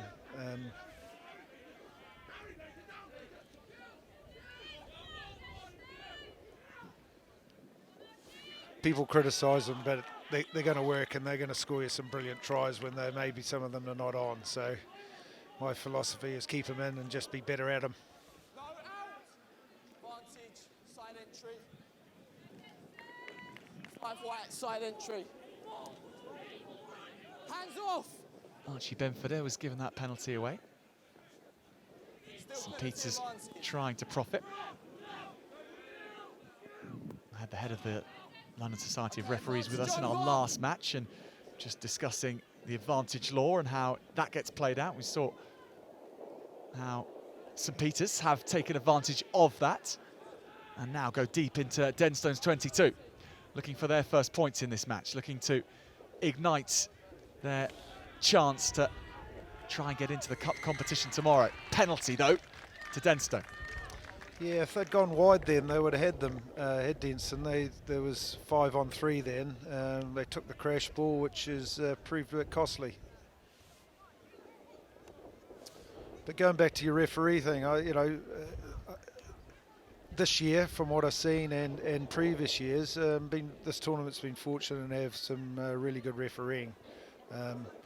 You got working well with the ARs on the side, and it makes these tournaments. They've let this sort of flow, but stuck to the rules. So, it's really good to see, and it's quite an important part of these sort of tournaments that you have referees of good quality and with an empathy for the style of rugby that's being played, and we've certainly got that by the looks of it. St Peters had fashioned that opportunity so well. Nowhere from the knock on. The skill's just letting them down right at the end there. It's a good point, and it was Simon Ambler who was the president speaking to us earlier, saying that it's a tournament which they send some of their referees who they're really looking to push on as well to go to higher levels. And yeah, it's a tournament where they almost have to qualify to get here. It's a high quality tournament which demands good refereeing and receives it. Yeah, and thank you to the Referee Society. We benefit in Buck Super Rugby from some up and coming referees that the RFU allocate, and it's really good. There's open dialogue with the coaches and the referees in a good way, in a positive way. So there's lots of learning from both sides. So I can't emphasise it enough, the good relationships between them, because it helps all parties. Hold. Right, up we come. Okay, it's too far away. Let's have a listen Stability here. on this side, okay? We need to make sure we're driving straight. The ball's not coming in until we get out. Okay? Gents, step off, please. No, Mark's here, so they step off. Pretty big missed opportunity there for St Peters. They had the numbers again and just handling. Second! Go on, Ben, boys. Crouch! Bind! Set! Hold it, hold it. Hold. Solid Denstone scrum. Reed spreads play. The ball is put into the wind, and it is taken deep into St Peters' half. Going back is Jack Davis. Denstone reclaim it. Just a knock-on spotted.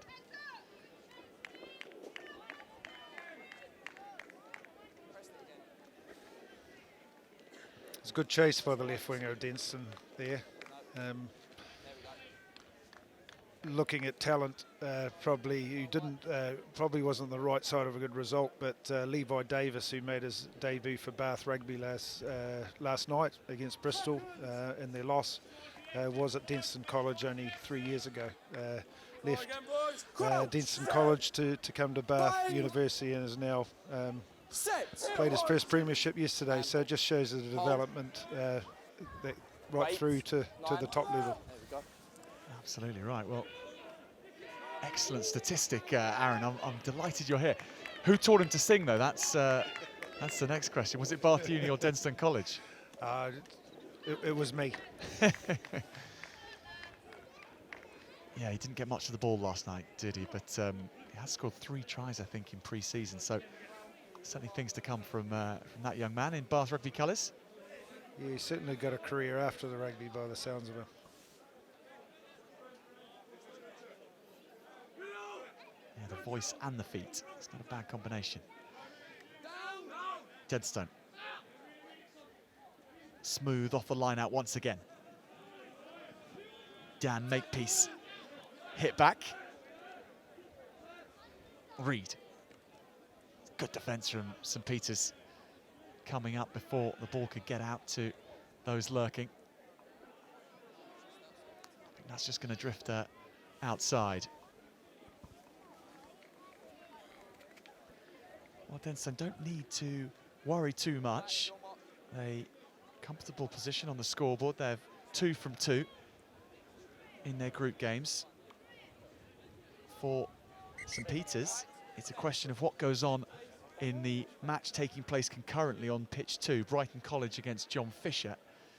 And it depends how Brighton College do there in that match as to whether it will be Brighton College or St Peters who go through to compete for the De La Salle Trophy. That's the cup competition here.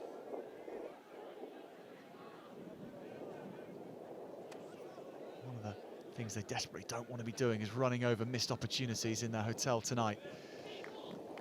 We've already had one of those at the start of this second half.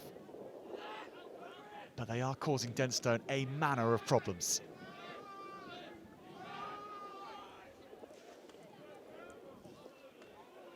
Strong drive through the middle. That one. Now away to the left. But Watson brings it back.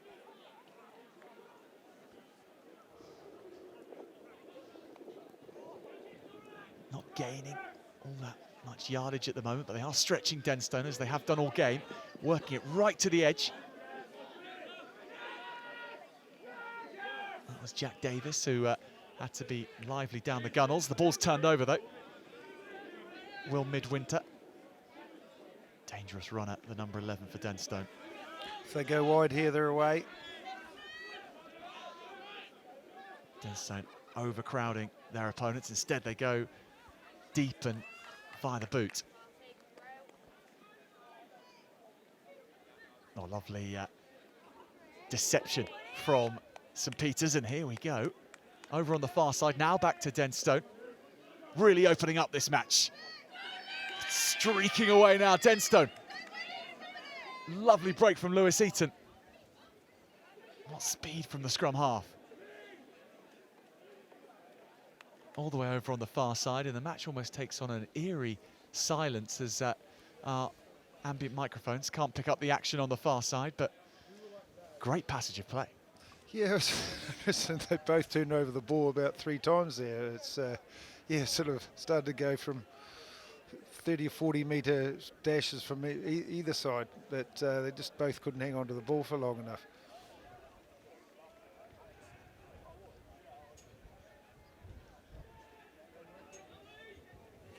They're both missing great opportunities to run wide at times, where Denstone kicked the ball away there and down the pitch, gave it back to them, countered back up to almost the same area to where Denstone started from. So probably 3 or 4 up and to and fro's of about 40 metres there.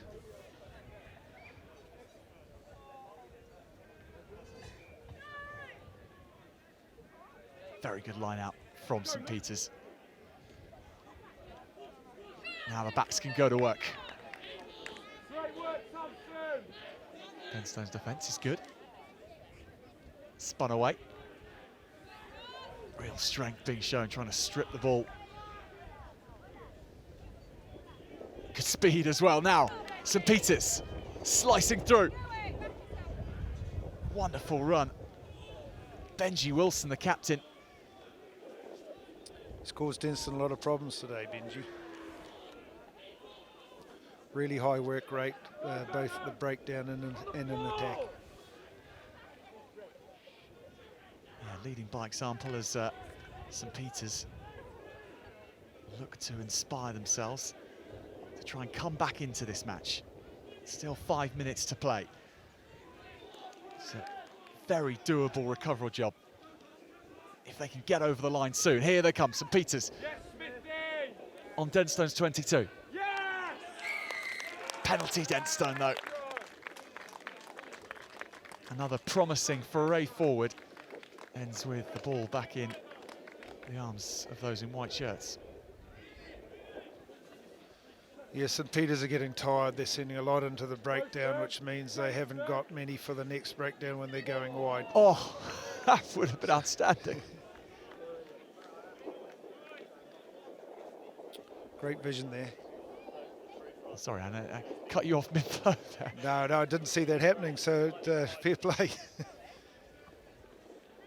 Sort of surprised everybody. I guess the people that did know about it were the wing in the fly-half. Nearly come off, would have been spectacular.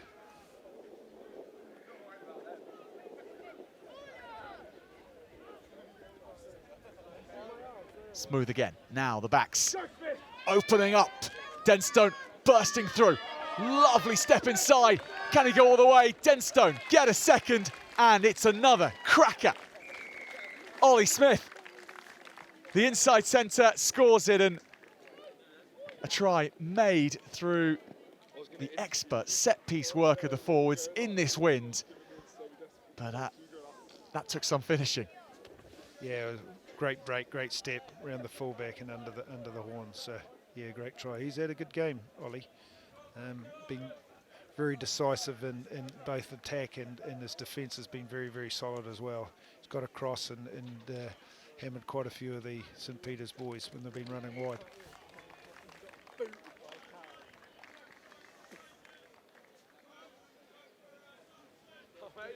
The thoughts of Aaron James, head of rugby at Bath University. He's been helping us through this one with Denstone and St Peter's. But now, with 2 minutes remaining, that the ceiling score for Denstone. No doubt about it. They will top Pool 2 overnight. And for the first time in a couple of editions, Denstone really looking like they could cause some damage on day 2. Yeah, they're always got a strong side. Jack Moran runs them really, really well. They've always competed, you know, they've always, well, in the tournaments I've been up here, they've always got through the second day in the cup competition and really challenged a lot of teams.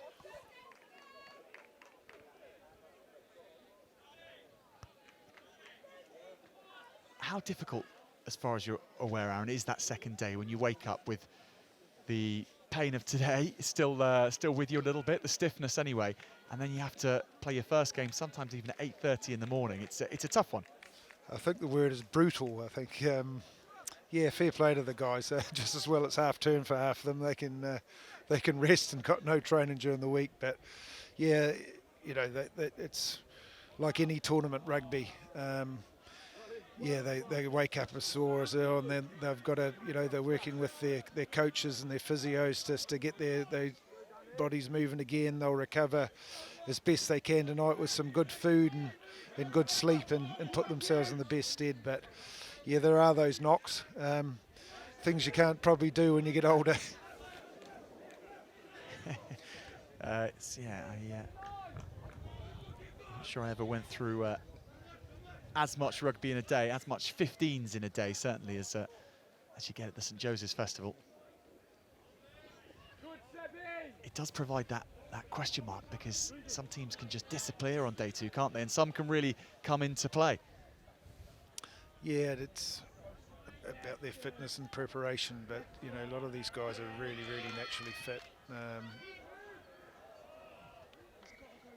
A lot of these schools now have very good S&C coaches that are preparing them well, both on and off the pitch, and you know, some of their pre-match and post-match recovery strategies are very good. But there we go, it's the end. Denstone and St Peters will need a healthy dose of that. Denstone top the pool. They've won all 3 of their games, 15 points to nothing. They've beaten St Peters, and depending on results elsewhere, we'll see whether St Peters are in the cup or in the plate competition, but it may well be the plate competition for them tomorrow. Aaron James, thank you very much for joining us up in the gantry. It's been a pleasure having you. Yeah, thank you for having me. It's a pleasure. Aaron James from the University of Bath, and we are going to go and try and find Joe Burns on his walkabout. Joe, where are you?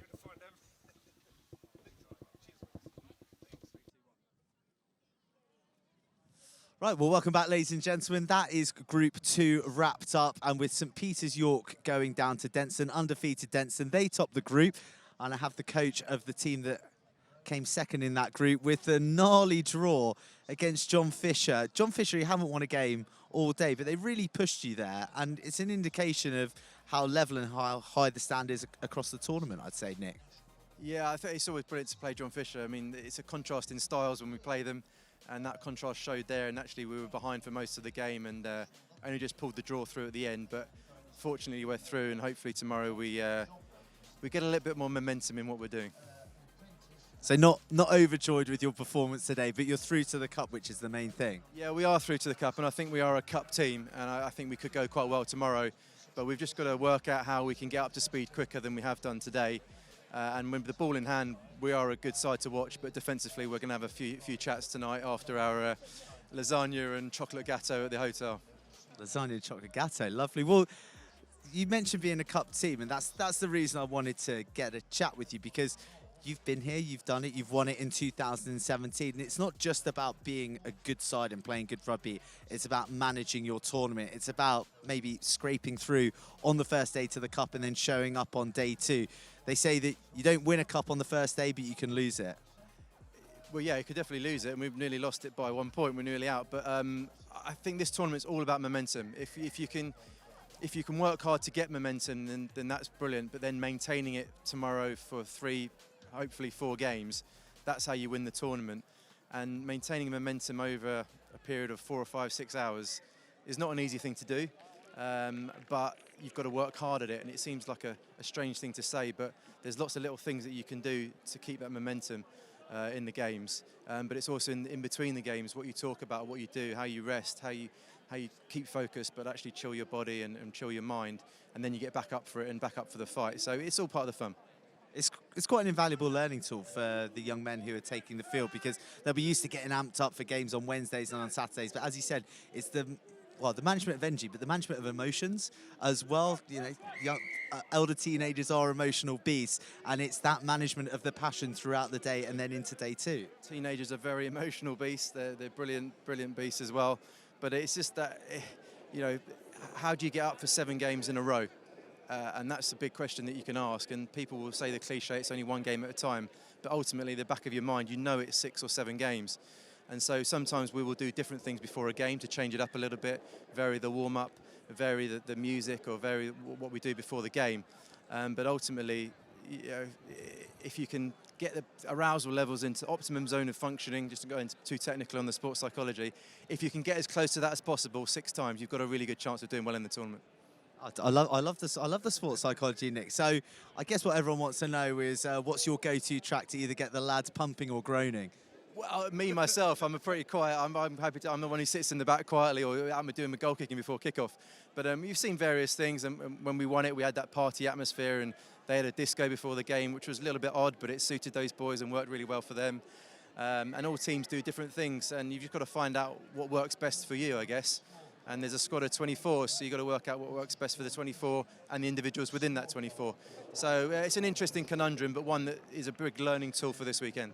So speaking about the squad of 24, I'd like to ask you what the impact of the new RFU regulations have had on you, and I guess the tournament in a wider sense, that it puts a lot more pressure on the squad as a whole. You're looking for quality of depth across the 24 because every player needs to play a certified amount of time. Yeah, I mean, the ultimate goal is to get as many boys as much game time as possible. That's the perfect scenario. But we've actually got 2 or 3 boys coming back from injury, and it's the perfect day just to gradually return them to getting game time again and giving them 3 or 4 minutes, 5 or 6 minutes here to see if they can go well and do that. So it's quite nice for them to gradually work their way back to full fitness. But as I say, the depth depends on the size of the school. Some of the schools here have got 800, 900 boys. Some co-ed schools have only got 400 boys to choose from. So it does change the dynamic of the tournament and does have a big advantage for some schools. Okay, final question. Who do you like at the tournament? Who's impressed you so far? Denston, who are in your group, they're undefeated. Welly are looking pretty decent in this group. And the other undefeated team, Kirkham, new on the block. I really like the look of Wellington. They're obviously a very good outfit. They've had a brilliant season. They seem to have the size, the power, the pace, the skill. I think it's difficult to see past them. The only thing will be for them will be, can their big lads keep going for 7 games? They look like they've slowed down a little bit already after 3, and that's probably what we're all hoping will happen. They will slow down after 6 or 5 or 6, but we'll see. But they look a good team. Cool. Nick, awesome. Thank you so much for joining us. Very, very good to chat, as always.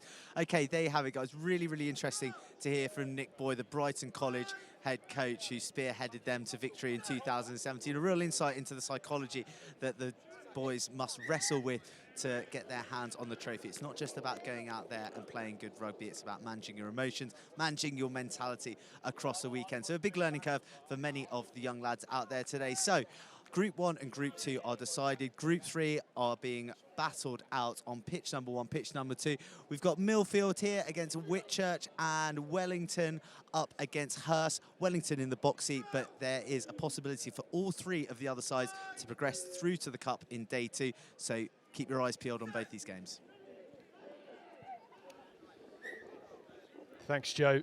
Well, first 4.5 minutes of this game played and no scores as of yet, but here come Millfield. Well, I think that was Barston knocked backwards by Whitchurch. Millfield picked it up.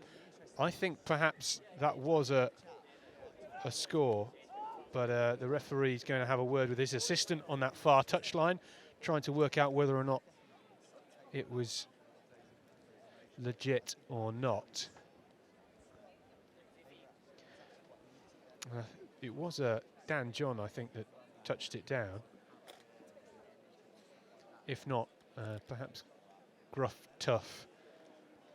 What a name that is for a rugby player, my word, Gruff Tough.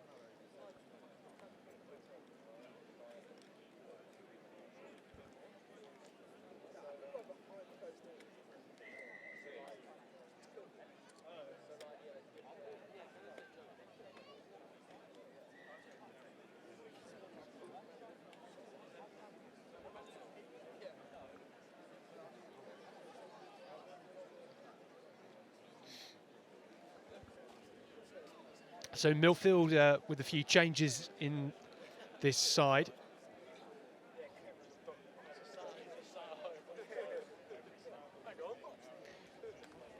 Picking out Fraser Hart in the line out. Charging forward now. Can they get this one over? Looks as if that's held up. We can see from our angle. Can the referee? Yes, he can. Agonisingly close for Millfield. Whitchurch, well, we saw them get a great win over Hurst Pierpoint on pitch 2 a couple of hours ago. Got stuffed against Wellington in their first game. Didn't really get any ball, to be honest, in their opening match of the weekend, so we couldn't exactly get a indication of what they have in store. But they've got a powerful pack, and Dylan Jones, their right winger, is a force to be reckoned with. A hat-trick and a yellow card in that game. Off the base, Archie Friend. Will Joseph goes with the fend. Can he step all the way through? Scragged to the ground. Needs some support with the breakdown. In comes Tom Bushell. Popped back inside by Gruff. Tough.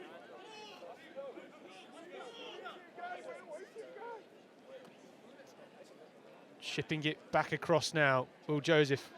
Flick of the wrist, trying to send it into the wide channels. Stepping back inside. Still got some room on that far touchline. Can they bundle over? Millfield still got possession. There's a Whitchurch body in the way, so they won't be able to dot it over the whitewash. Here goes Fraser Hart once again.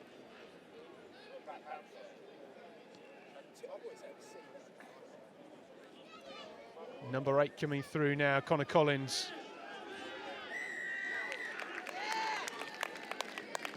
Try. And that was Connor Collins that got over there.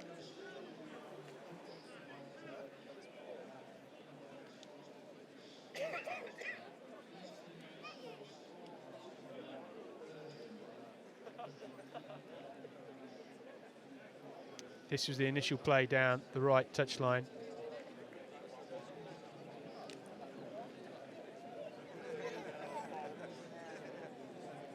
Big carry. Trying to get over.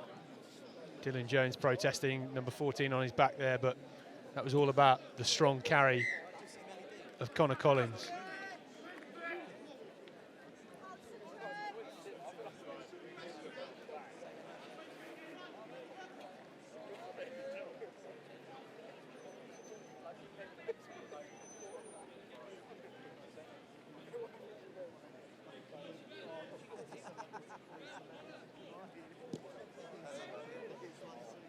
Whitchurch and Joe McCarthy with the restart.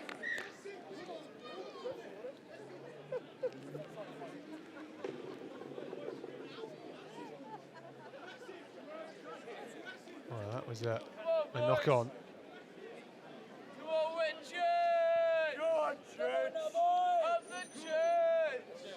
Unfortunate by Millfield, so we'll see Morgan Oliver with a put in at the scrum for the first time in this game. Really integral part of the team, along with his number 10, Joe McCarthy. Really got the team firing in their previous game against Hurst Pierpoint.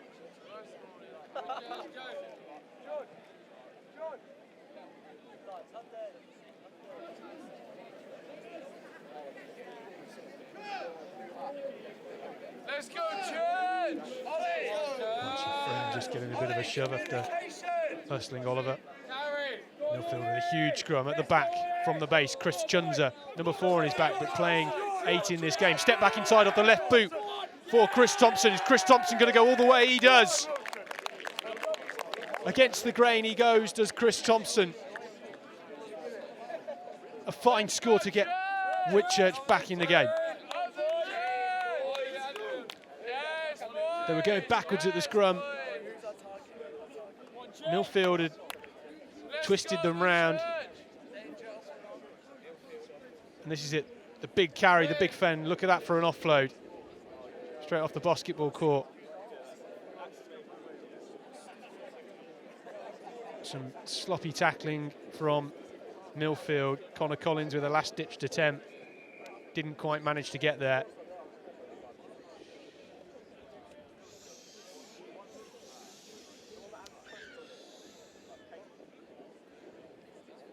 And McCarthy with a chance to add the extras.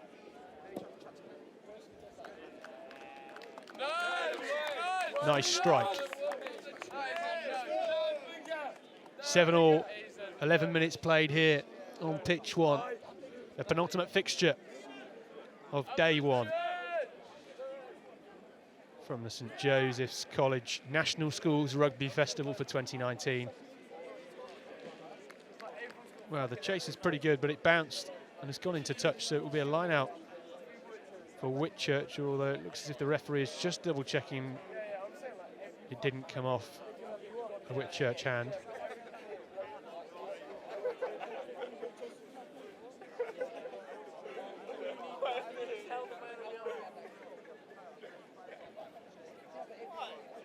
Charlie Phillips with the line out ball.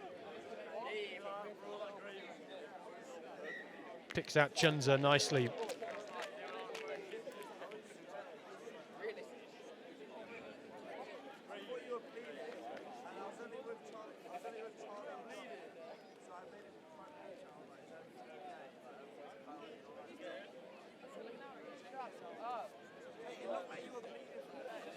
Scrum down to Millfield. Line out ball not straight. Archie Friend, club captain for Millfield, with the line out ball.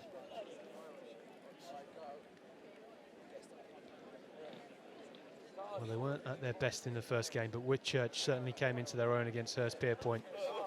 It was this forward pack that really drove them to success. This time we've seen Chris Chunza, number 8 in attacking scrum, now back in the second row for this defensive version. Penalty to Millfield. Bit of afters between Morgan Oliver and Archie Friend. They had a little bit of shoving at the previous scrum, so the referee just sorting out the pair of them. It looks as if Will Trinder will be nudging this one into the corner.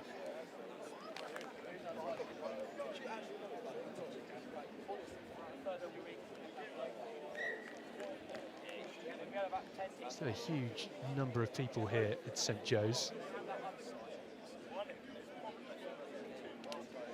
The home fans certainly gearing up for a big final contest where their boys take on Alton College. That comes up in just over 20 minutes' time at the conclusion of this game. Ollie Burrows with the line out. Picks out Fraser Hart nicely. Gruff tough. Finds a carrier in midfield. Archie Friend fumbles as he tries to get it away, and the referee says that's gone forward. So a chance for Whitchurch to breathe on their own line here as we approach the end of the first half.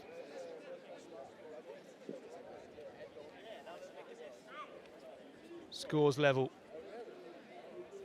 after a quiet opening quarter.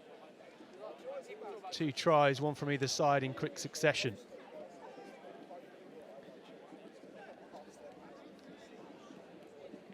We saw previously Whitchurch trying to run it from deep. Let's see what they do here. Well, that looks as if it's gone forward. The referee says it has. Whitchurch just wasting that opportunity to clear their lines. Pressure back on at the close of the half for the boys from Shropshire. Millfield heavily disappointed against Hurstpierpoint this morning.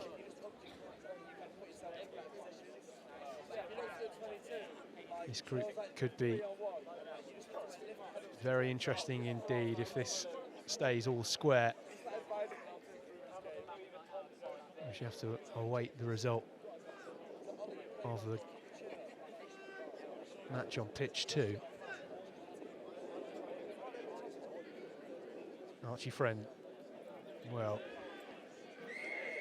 that's looks as if it was one on the head. Referee penalty though to Millfield, looking to get it done quickly. Friend takes a quick tap, sends it down the blind side. Can they find their way in here? Millfield still going. Have they got it over? Well, the referee says not releasing. Penalty to Whitchurch. Surely this time they'll clear their lines. a fractious end to this game. Joe McCarthy doesn't find touch into the hands of Dan John. We know what footwork he has. Sends it across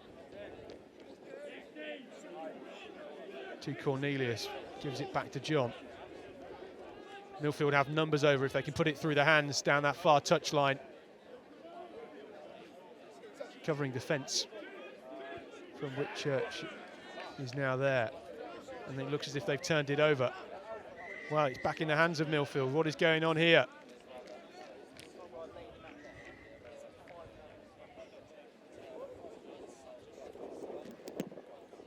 Well, the referees are awarded a penalty to Whitchurch, but he's sat down and looks as if he may be suffering from cramp or has had a bit of a knock. Of Ollie James. Yeah, Ollie James. We hope he's okay.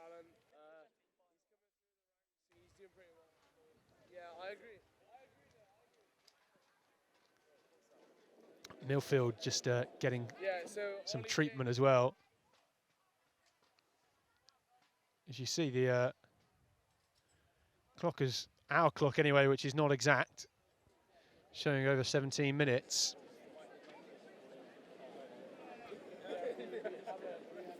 So we are well into this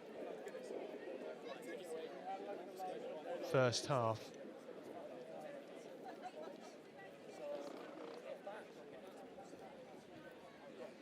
I hope our referee for this game is okay. Looks as if he might have just been suffering a little bit. A lot of great work done by our officials here today. Some fantastic officiating. We're blessed that they're are mic'd up as well, so we can hear their reasoning, which I hope is educating you all at home as well.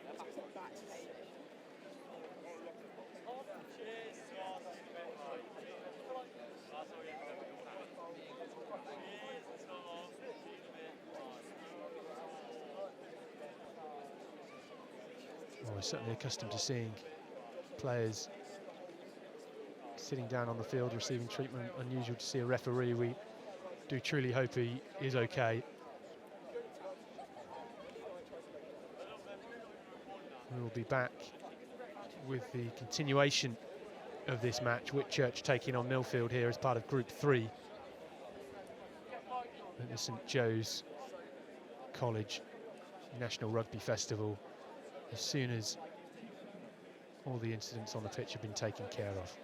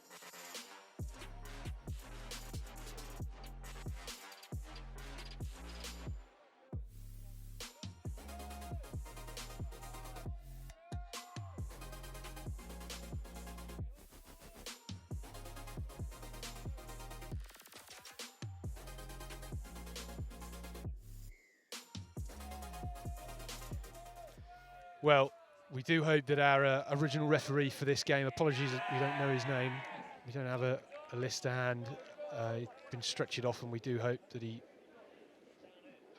recovers well, and I'm sure he'll be getting the very best first aid and medical care. Meanwhile, we are restarting with the second half, so we've had a slightly longer interlude than we would usually expect. The first half ending, of course, with a try apiece. No other scores to tell you about.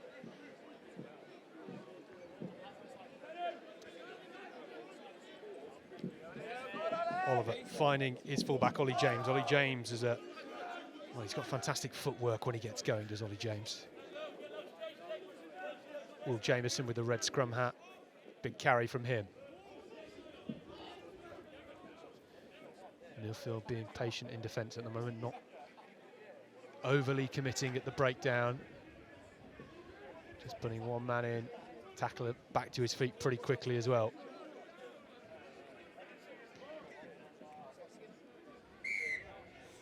Penalty.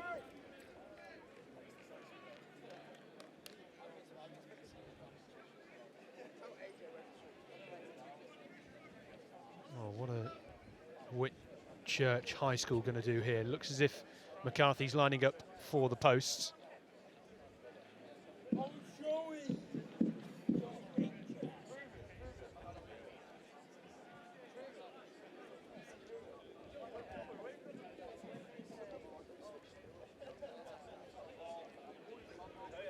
Well, McCarthy here is kicking into the wind. We've seen a few players aiming at these posts on pitch one, having a bit of a difficulty with it arcing to the left at the last moment. McCarthy, though,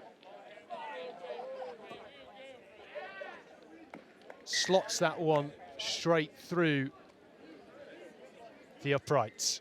So Whitchurch take the lead for the first time in this game. 10 points to Millfield 7. Gruff Tough taking it quickly.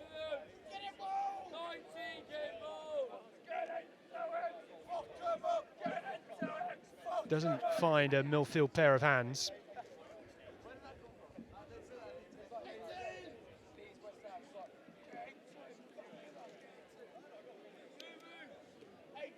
Roll down into touch though, so it will be a Whitchurch line out just inside their 22-metre line. Well taken by Chunza, although once again the referee says not straight. They've not quite got that line out on the money in this game, and when you're dealing with someone who is as tall as Chris Chunza, the number 4, there's no need not to throw it straight. It will pick anything out of the sky, no matter what height. Back in at scrum half now, Callahan Jack Smith, number 9 for Millfield.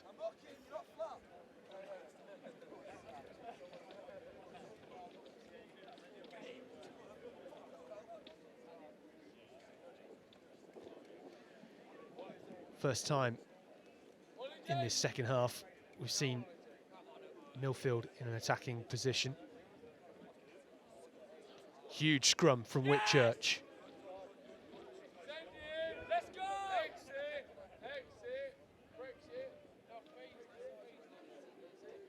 Turnover though by Whitchurch.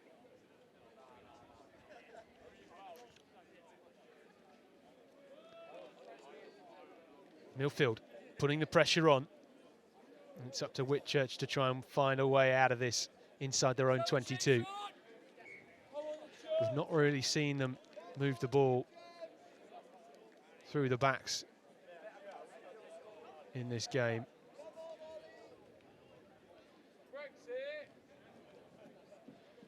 Lost forward by Whitchurch, and it's going to be scrum down to Millfield. This game, of course, with the pause from the issue with the referee, we do hope he's getting the required treatment in the medical room here at St Joe's, which caused a slightly longer than expected half-time.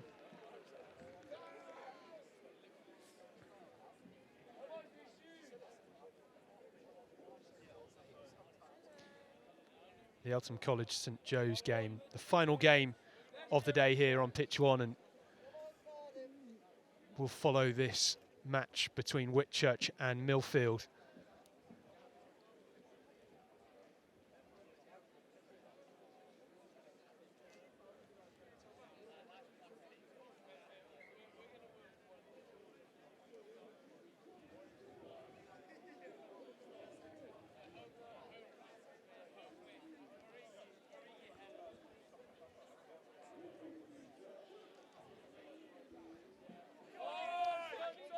Big scrum from Whitchurch.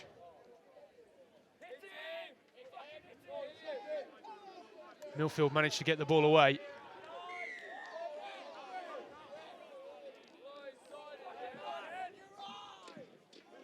Penalty to Millfield. Referee marching them 10 metres further forward. A bit of back chat from the Whitchurch boys. Callaghan Smith will take the quick tap. Finds his number 8, Connor Collins.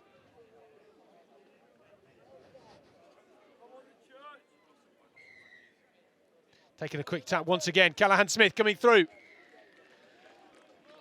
Well, that is some intelligent play from Callaghan Smith. Whitchurch caught napping. This was the initial carry from Connor Collins. Penalty awarded. Quick tap from Callaghan Smith, who slides under the post uncontested.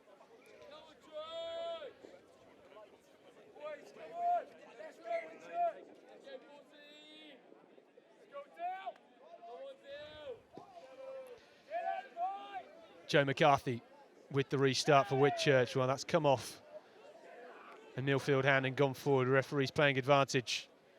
Oliver finds McCarthy, who's wrapped up by Tough. Referee says it's high, so a penalty to Whitchurch. Cheers from the Whitchurch players to go for the post. McCarthy will have a shot some 35 metres out or so.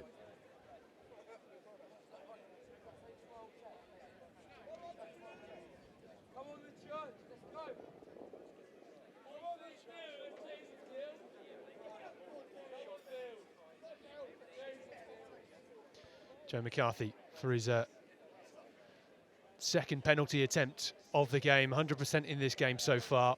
Missed a few earlier on today against Hurst Pierpoint. That's quite a low strike and sends it to the left of the upright. So Whitchurch still trail, 10 points to Millfield's 14. The intelligent try from scrum half Callaghan Smith. Less than 7 minutes left to play.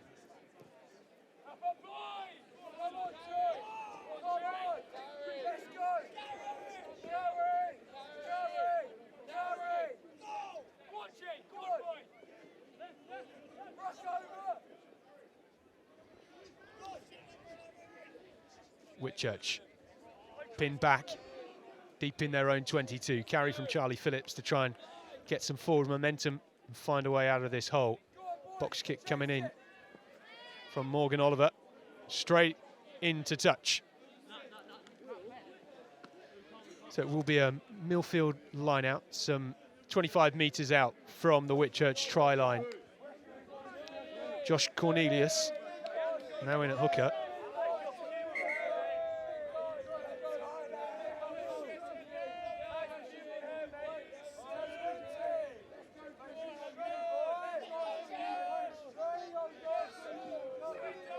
Cornelius trying to find his mark.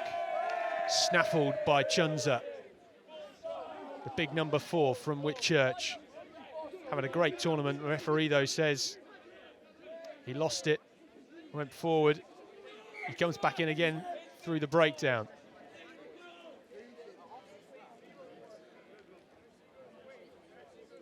Well, it's been a fascinating game, this, on and off the pitch at the moment. Lost forward by Whitchurch on this occasion, though.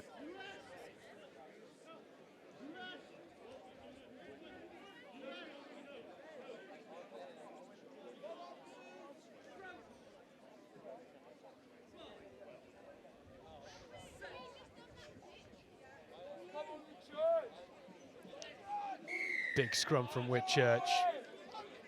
Callahan-Smith, though, takes the quick tap for the penalty to Millfield. Trying to go wide. Will Trindon now on the field. Callahan-Smith, since he came on for Archie Friend, has been an absolute live wire. Dan John stepping in. Turned feeder now. Coming down this near touchline. Can Millfield skip in the far corner? Good covering tackle from Whitchurch.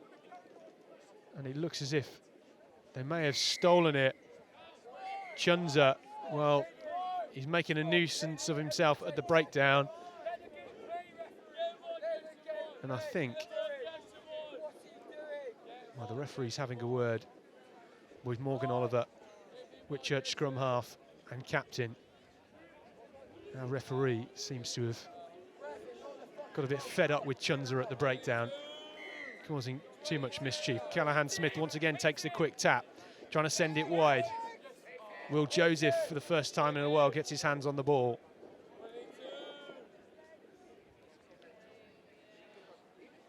Working the ball across the pitch. Fraser Hart, the carrier this time.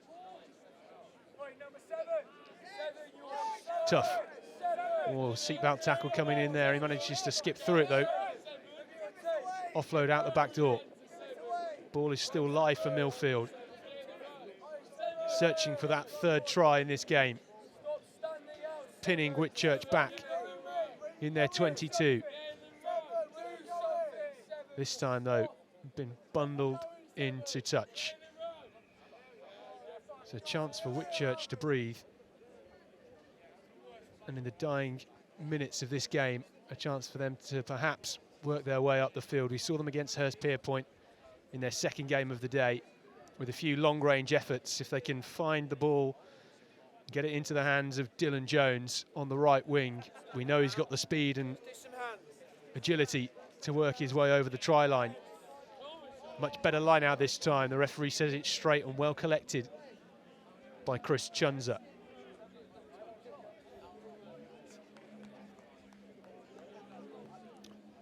Morgan Oliver marshals his forwards and gets the box kick away.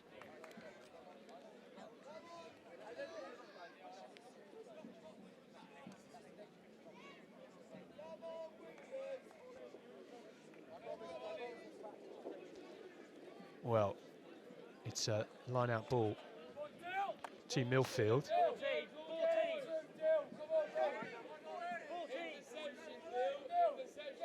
Josh Cornelius with the ball. Well, it doesn't find its mark.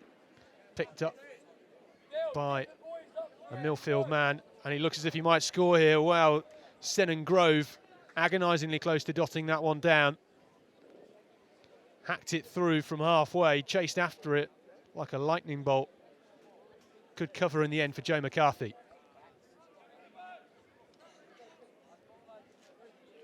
So scrum down, 5 metres out. Whitchurch taking it back in. So it would be a Millfield ball. Our clock saying less than a minute to go here.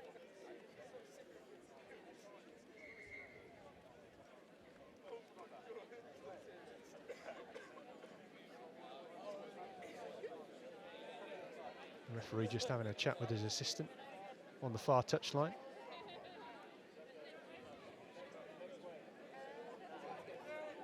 Decides to change side of the scrum to keep an eye on the likes of Hamish Junaway on the far side.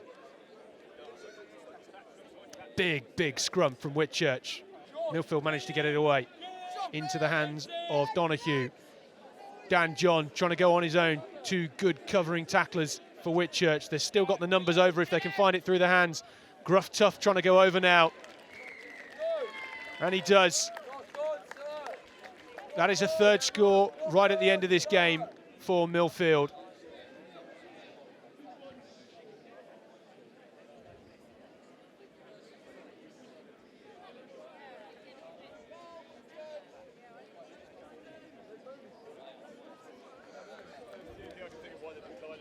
Bringing in Donahue from the right wing. Dan John straightening things up.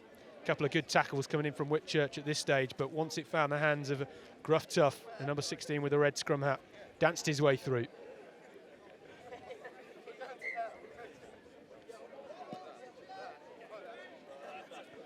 Well, that's sent high. The wind just making it hang for a split second. Millfield on the attack once again. Out of the back door, knocked forward. David Nzamba collecting it for Whitchurch. Still time on the clock. Interesting they didn't take the conversion for that last try. I think they're chasing a fourth score. Here's the hat-trick hero from the previous game. 3 tries and a yellow card against Hurst Pierpoint. Dylan Jones. A maverick game for him.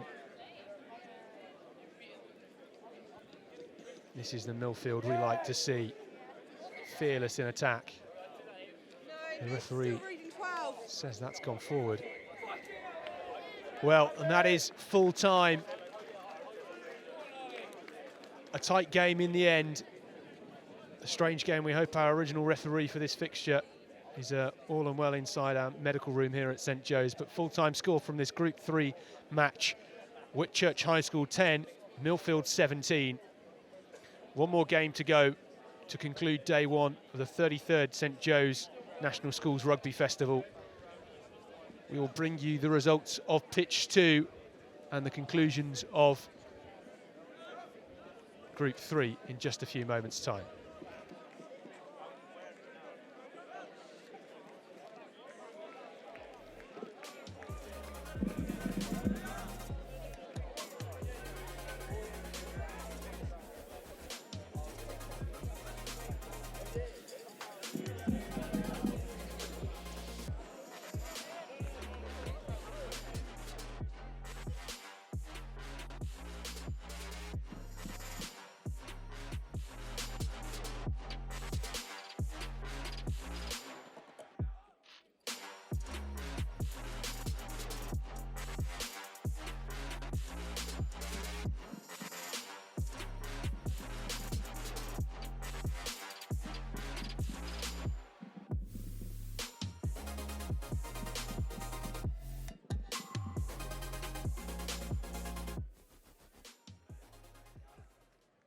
So quite an interesting predicament that Millfield found themselves in. They're desperate to get the tries because teams that are found to be level on points at the end of the group stage, they're split by try count, not points difference. Now, on pitch number 2, Hurst Pierpoint College gave Wellington an almighty scare. They led 14-12 for much of the game, but they eventually succumbed, turning out to be losers. Millfield won there. We're still not exactly sure of who is going through to the cup final day as second place. We know that Wellington have topped the group, another undefeated side, which means that of the 3 groups to be completed so far, Denston, Kirkham and Wellington are all undefeated, and it brings us to this moment. Group number 4. Now, group number 4, Eltham, St Joseph, RGS Newcastle and RGS High Wycombe. On pitch number 2, it is going to be the battle of the Royal Grammar Schools. Newcastle, who lifted the trophy last year, against RGS High Wycombe, who also have a win to their name.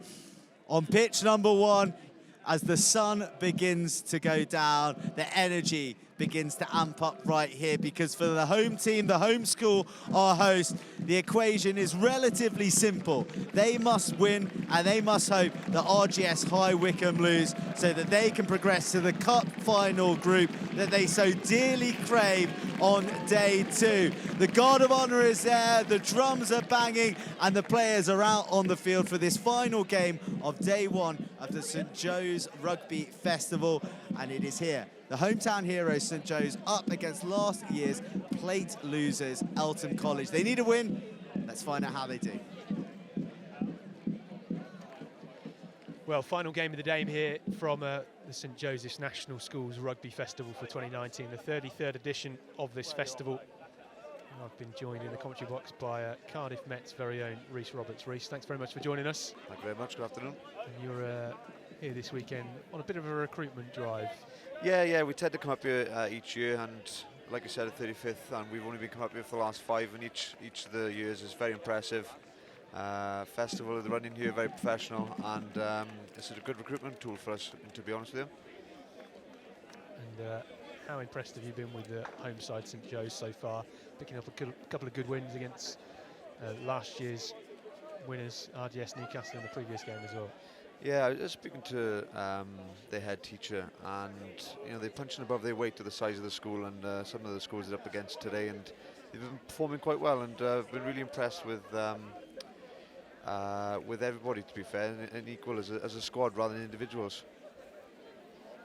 Well, this is the lineup for Eltham College. A few good players in there. Already seen them today on pitch 2. Got Connor Moyes, Saracens Academy inside centre for them. Joe's College, well, says Henry Williams at number 9, but it should be Harry Williams, unbelievable player. He was great last year, picked up a 5-year academy contract from Scarlet. So as a Welshman, that must really please you. Yeah, yes, we have his brother as well, Tom, at Cardiff Met University, and he's also down internationally and doing really well. And I've heard a lot about this Harry Williams, and looking forward to seeing him play again in this final game of the day. You didn't see his 2 tries this morning. One which was a 60-metre run-in, stepped about 3 players, and I think broke a few ankles in the process. So if you go and watch that on the highlight reel from today, it'd be great. I'm pretty sure it's going to get further and further as even more he gets to describe that try for his friends and family. Eltham College playing left to right in the blue and yellow in this first half. Harvey Jagger with the red scrum hat, fly half for them will get things underway.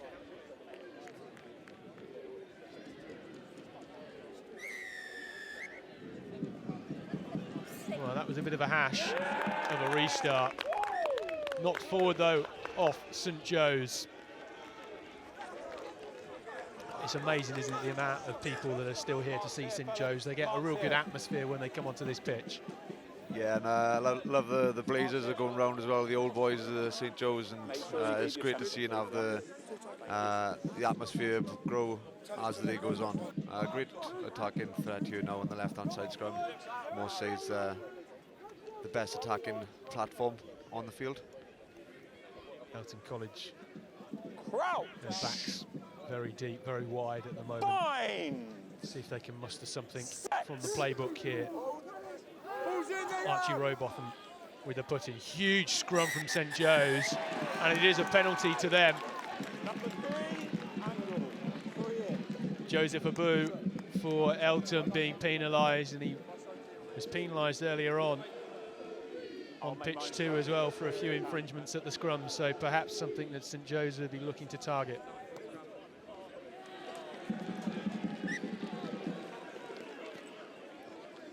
Well, Ben Norville, the fly half for St Joe's, sends that one into the Eltham half.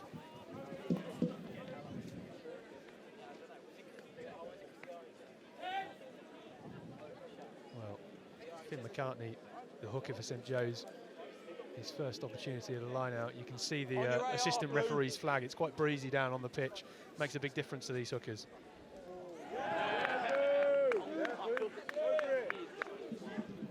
Eltham, though, stolen that one. Looked a bit of a seatbelt tackle there, but penalty coming to St Joe's. Quickly taken by Harry Williams. This is where he's very good indeed. High tackle this time, though, being awarded.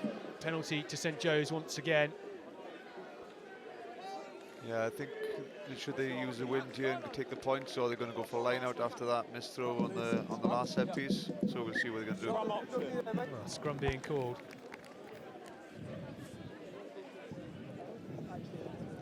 Lower your tackle height, So please. what would you do here from this position on the field? It's a really good attacking option. They can go blindside as well if they want. Yeah, of course. And looking at the winger on the right-hand side there, one-on-one with his winger. If he's got a bit of gas in him, then he's going to be confident going up against his opposition here. Harry Williams, number 9. Fine. The St Joe's side certainly looks to have made a step up in the last 12 months. They do go blindside into the hands of Sam Philpott. Skips through one tackle and he's going to go all the way. Well, you said it. One-on-one with his opposite man, and Sam Philpott's come away with the goods. A strong defender. He obviously knows that has his strength and used it in and scored the try. It's a great try. Well, it was in fact Lewis Martin wearing 11 on the right wing. He's a fine finisher. Scored a couple last year as well. Got a great try earlier on today. And that is what you want to do in front of your home crowd on your home turf. Yeah, it's a great start, and the momentum now truly in St Joe's favour. Obviously with the win behind their back as well. Hopefully to build more momentum as we're waiting for this kick to go over now, hopefully.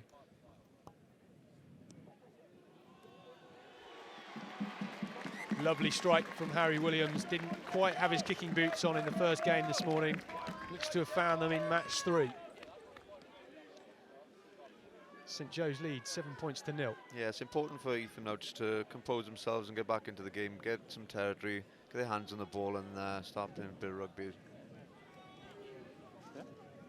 Looking for a better restart this time. Gets a bit more height on it.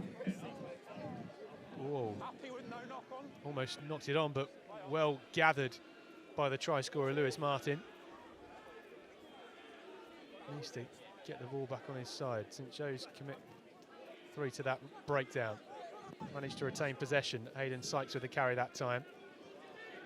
Here comes Ben Sams, the number 8.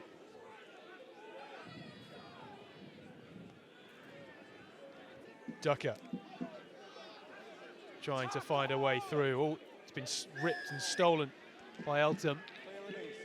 17 blue, clear release. Yeah, a lot of professional teams are now going for this rip as the ball carrier is going to ground. That one just a bit unlucky with the knees on the ground. He needs to release first before going for that jackal. Huge nudge by the St Joe's fly half, Ben Norval. As a forward pack, how delighted they must be when they see that ball sail into the opposition's 22. Really good platform for St Joe's here. Let's see what they can do. Scrum advantage, blue. Knocked on by St Joe's. Advantage to Eltham College. Step back inside from Anjola Ogundeji. Looking for some support. Joseph Abu with a big carry. Inside line, but it's been knocked on by Eltham. St Joe's with the advantage. Harry Williams finds some space with a little chip collected in one arm by Lewis Martin. He could almost sniff the try line from there, 10 metres out. Finn McCartney, the hooker, with a carry this time. St Joe's still marching forward. Unlucky there not to have a try. Great vision again from Harry from the ruck there, a crossfield kick. Just really unlucky, but good cover defence and a line-out now just to try and get away from their try line. Well, Elton's Luke Kemp will have the line-out ball. It's a pressure line-out. Need to get 100% accuracy with this ball.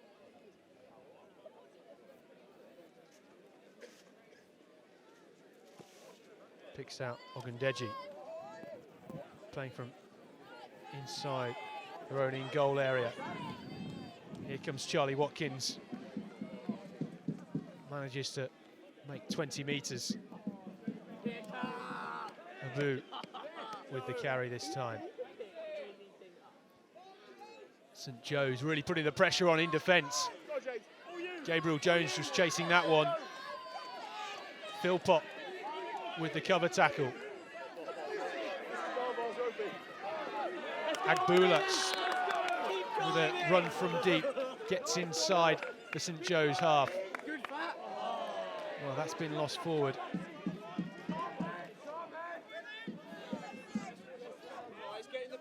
St Joe's trying to find a space themselves. Ben Norval with a little break. So the referee's coming back for the advantage. Knock on by Eltham. A great passage of play there, starting from their own try line. Great carry off the first phase and then getting inside the half of St Joe's there, but just been lucky to have a knock on. Again, scrum midfield, another good attacking opportunity for St Joe's. Well, it looks like they're going to flood this near channel, although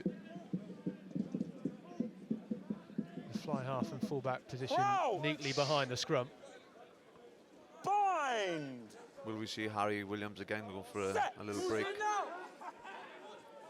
Well, he's in good form. Looks to pass this time to Norval. Flies the pass out into the hands of Philpott. Philpott tackled by his opposite man. The referee saying it's high, so penalty. Yeah, ARB now really cracking down on this, on the height of the tackle, trying to make the game more safe. It's going to go through some pain in rugby to make it clear and make it more safe. But I think it's rightfully so, and rightfully called there, high tackle. Yeah, nothing necessarily malicious about that. Just a bit lazy with the body position, but St Joe's kick for the corner. A chance for them with the driving more now to extend their lead. Yeah, it's a big throw for the St Joe hooker here. He's missed his first two lineouts, hopefully he can get it in their hands here now. McCartney played here last year. His second tournament for St Joe's. He's got the ball at the back like all good hookers do in this driving more scenario. They're nudging forward. Can he go over? McCartney does. Straight out the playbook for St Joe's. Finn McCartney with the second score of this game. Yeah, I said that he was an important lineup for him, and it turned out to be the correct one with him coming up on the score sheet. St Joe building a nice lead here, momentum going in to the half of the first half here. Nothing Eltham College could do about that. On the back foot from the minute the ball was thrown in. It's such a difficult thing to defend, a driving ball when it gets going and builds momentum like that. The only way they could stop it is illegally. But unfortunately for Etham, the try was the outcome.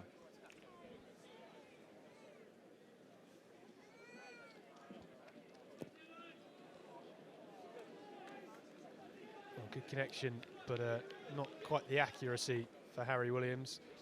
St Joe's lead 12 points to 0, 4 minutes from half time. And one of the impressive things about this St Joe's side today, as we take a look at some of the home side St Joe's faithful, is it's their forward pack. They've been so dominant in the scrum and set piece today. It's really made a difference for them in comparison to last year, where they perhaps didn't have the experience and muscle up front. Yeah, especially when you're a good nine like Harry, and a good pack forward is really beneficial for the side going forward, and allowing him time and space to show us what he can do.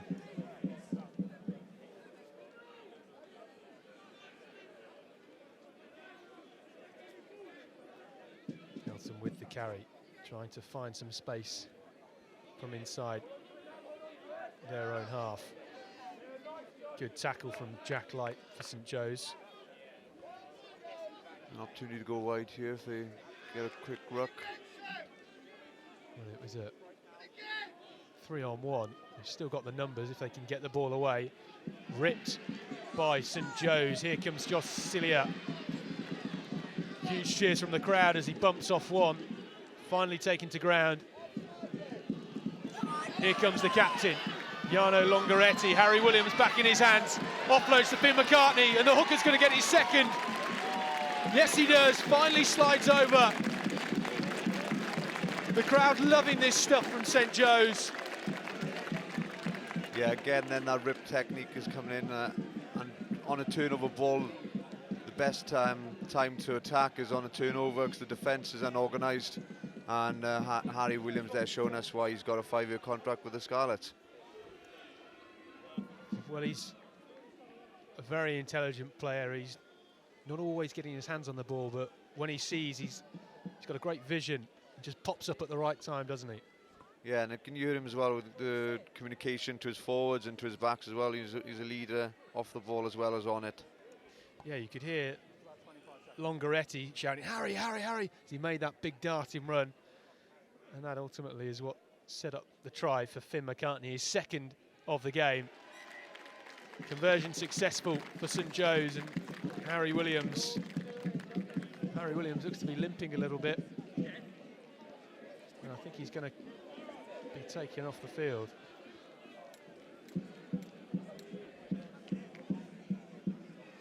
Right on the cusp of half-time, 90 seconds left to play. This is a big wind in for the second half for Etham, so they can't go into their shells. They've got to keep playing rugby, and then hopefully, obviously with Harry Williams going off injured now, it seems that there's a good opportunity for them to get back into the game. 19-point deficit to overcome here. On the tee, lads. St Joe's opting for the scrum on halfway. You can see then they've got confidence in their forwards to win this scrum here again in midfield.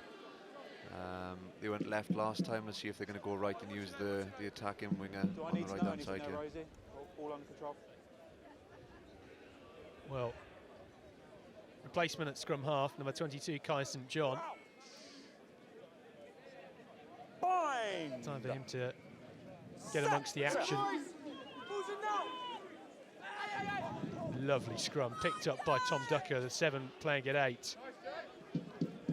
Looks as if Hayden Sykes came in from the side there, but ball retained and won by St Joe's. Trundling run, almost a lovely offload by Josiah Digova. Lost forward. It's a fine line when you're looking for the offloads. You've got to make sure that it goes to your man. You've got to scan and, you know, look for your support rather than just throw it in what we just saw there without even looking. Possible momentum builder there and good attacking threat, but sadly knock on and scrum for Etham now. Well, yeah, St Joe's had the momentum, didn't they? And they got the numbers behind the ball. Crouch! Let's see if they can put the pressure on. Bind! Set! Probably the last play of the half. Huge shove from St Joe's.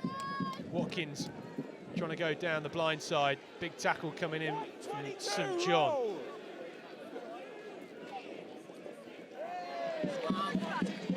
Knocked forward by Elton. St Joe's have the advantage. Oh, that didn't quite go to plan for Gabriel Jones. Let's hope he's right-footed after that kick attempt there. Completely missed his foot, didn't it? He was thinking about collecting it and diving over the line before he kicked it.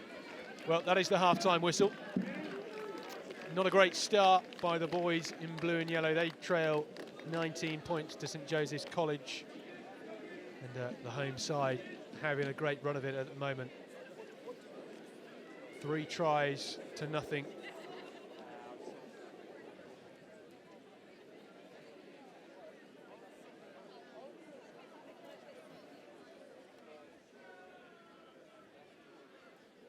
You can hear on the referee's mic there suggesting that they're getting some sort of back chat from some of the supporters on the back end of the pitch, whether they're old boys and so on and so forth. But it's been a positive start, Reece, in this opening 15 minutes from St Joe's. Yeah, it's been a very good forward dominant performance then. Obviously everybody knows once you have the goal forward from your forwards, then your backs can get unleashed and highlight the space in which the forwards then creates. Some big ball carriers here for St Joe's, especially in the front forwards, the front row, sorry. Hooker obviously scoring 2 tries, which is great. and sadly Harry's has left the field, but obviously he had a good half as well, so they're going well. And what can Elton do in this second half to try and get back amongst it? Because they've just been pinned back in and around their 22 for most of the opening half. Not many opportunities to really get an attack. We saw them break down this near touchline, but didn't really amount to anything after the knock-on. Yeah, I think there's a lot of handling errors when they do have the ball, but they do need to start playing in the right areas now. They've got a wind advantage going into the second half. If they just start using that and get in the right areas, and then we can start playing and go through the phases and really test this St. Joe's defence, which wasn't really tested going into the first half.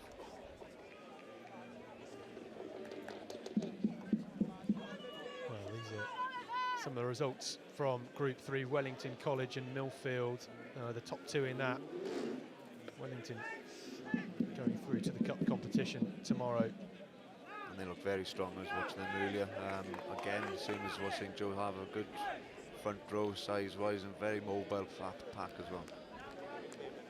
Based on what you've seen today, what do you think of the chances of St. Joe's making it all the way to the final tomorrow? Well, we can't write them off with the supporters as well. You know, plays a big part for a home team to have that support, and I've been very impressed with their forward dominance. It's a big part of the game, especially at this age and this level. If you've got a big packs of forwards making the runs that they've had, then they can be a difficult team to stop. Well, that 3-minute half-time has gone in a flash. I think they're asking the supporters to move to the side. Obviously, they're on the try line there, so covering up the dead ball line. Yeah, I don't think the referee's assistants were too happy, so some of the festival volunteers are clearing them off out of the way. I think we heard him say that he wasn't going to restart the second half until they'd moved off. Nice to see they're taking their time. Yeah. Are we happy, lads? I'm still not happy with where they stood. Yes?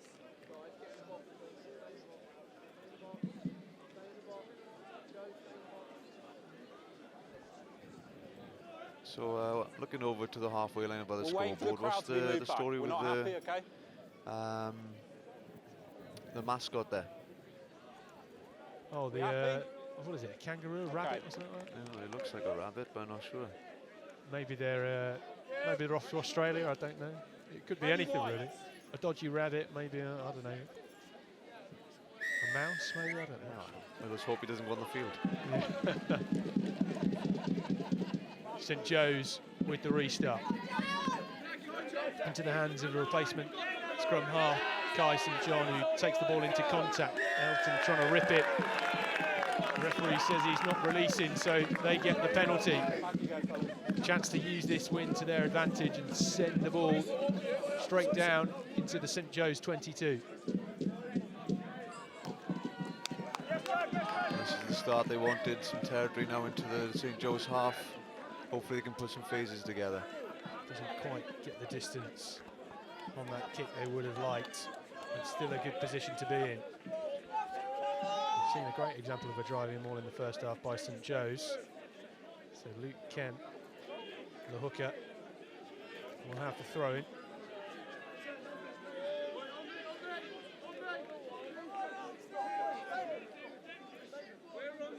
It's important for St. Joe's to keep their composure at the start of this second half. Not rush into it, not to put the pressure on themselves and make any sloppy errors. Well collected by Uzo Ibenya. Leapt in the air with one hand there at the line out.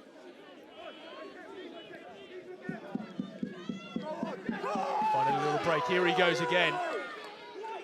Twice in 20 seconds with a scything break, Ibenya.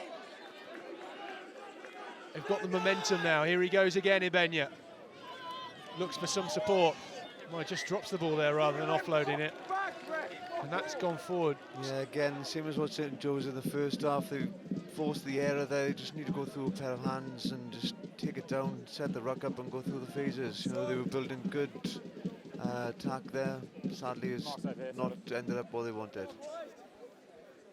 sloppy errors in a position where they would really be looking to come away with some points on the board. A lot of work to do in the next 13 minutes to try and close the gap. Could look to go blind here, the wingers on the touchline. There's a big gap, maybe an 8-9 there going blind. St John goes on his own, manages to break away, offload out the back into the hands of Lewis Martin, brushes off one tackle, although the referee says he's in touch. Fellas, take your team that way. So line out to blue. Thank you. Well, Where's the mark, mate? Lewis Martin, one try in this game from bumping a couple of tackles, and thank you. Almost did so there. Just to show as well that when you do have a good scrum or a good set piece, you can play off it and dictate where you want to go, and they're utilising the space well off scrums at the moment.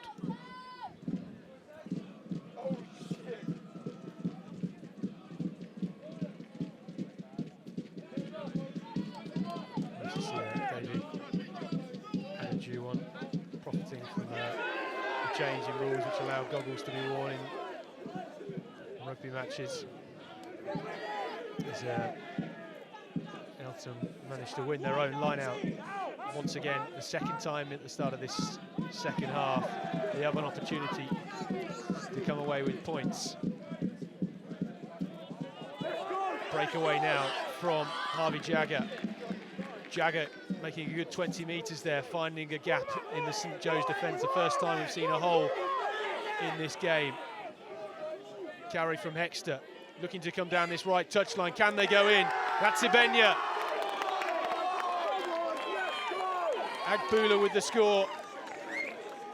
That's exactly the start they wanted in this half now. Hopefully they can keep on going, because they look dangerous when they go through the phases. Well, when they keep the ball, they certainly look a force to be reckoned with. St Joe's there, just struggling in defence. Quick ball out wide, and that man, David Agbula, will not miss from that far out. Completely ran over Gabriel Jones, the fullback.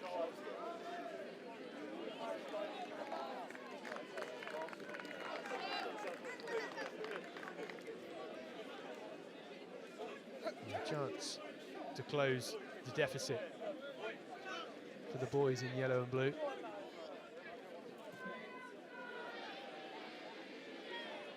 Didn't look like he got that much weight behind it, but it was the accuracy that let him down. So scores on the doors: Eltham 5, St Joe's 19. We'll need 2 more converted tries to level the score. So unsuccessful conversion for Eltham. 5 points to 19. St Joe's opting for the really deep restart, trying to pin Eltham College back well within their 22. It's been lost on the floor, collected by St Joe's. It's a bit scrappy down there. Scrum ball to St Joe's though. Yeah, it's a good response from the St Joe's boys, pinging the ball down deep in the 22, hoping that they can kick the ball back, but forcing a turnover. Good attacking platform here now. Sensible option really, send it deep, relieve the pressure, put the pressure back on Eltham. And it showed. So a chance now for St Joe's to show some attacking threat in this second half. Not really seen it in this second 15 minutes.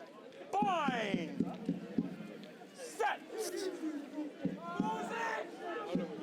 St John with the put in. Huge scrum from St Joe's. Norval looking to go on his own. Lofting pass out into the hands of Gabriel Jones, but it's been picked up.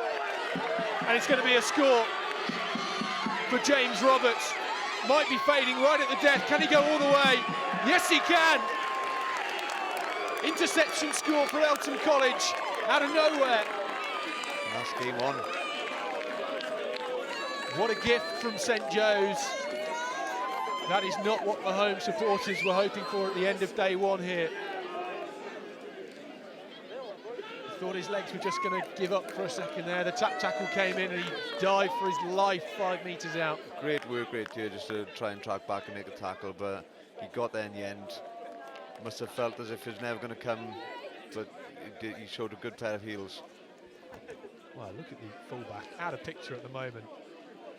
Gabriel Jones tried for the tap tackle. Conversion successful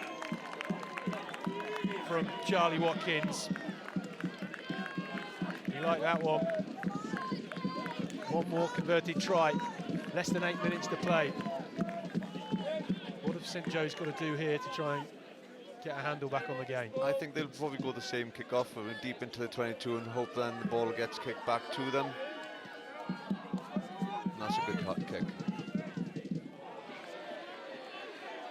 As the deep kick has put pressure on Eltham. Knock on once again, as we saw a few moments ago.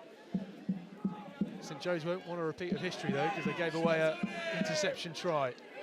Opportunity here now on the left if they go wide. 7 on 4, I think, over there. Sending it long. Gabriel Jones, the fullback, puts it into the hands of Ollie Stace. Ollie Stace skinning them. Can he go all the way into the corner?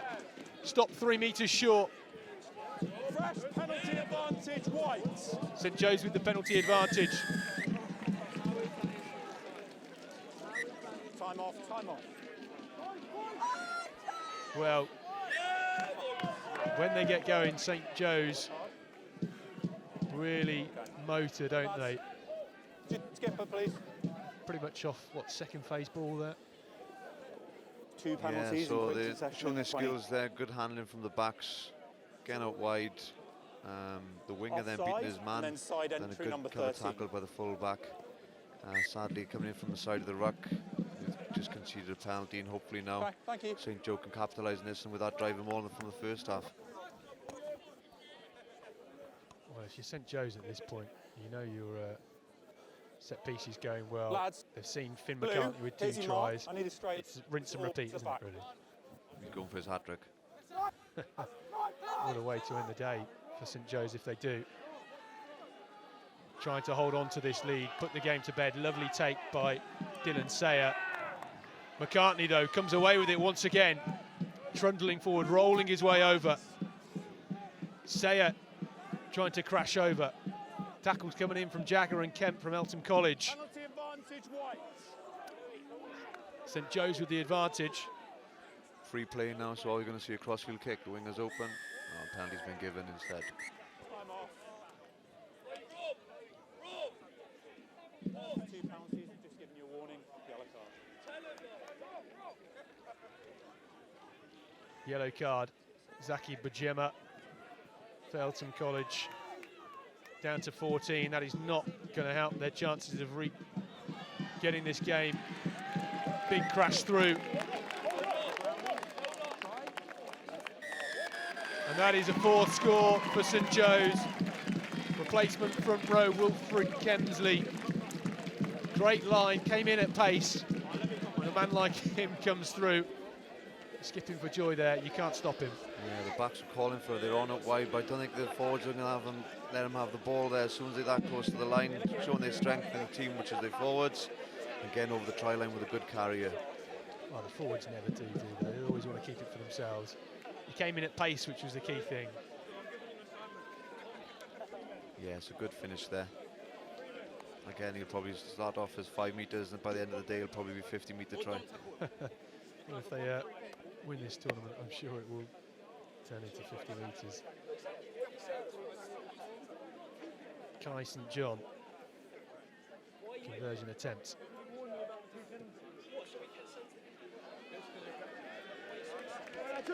Decent strike. Doesn't have the accuracy, though. Yeah, Elton now needs to use St Joe's tactics and just get the ball down deep in the 22, force then St Joe's to kick it back to them in good position on the field, and hopefully get back into this game. It's important to avoid any errors. As Sayer, great take from the restart. It is what you want from St Joe. Set up a platform.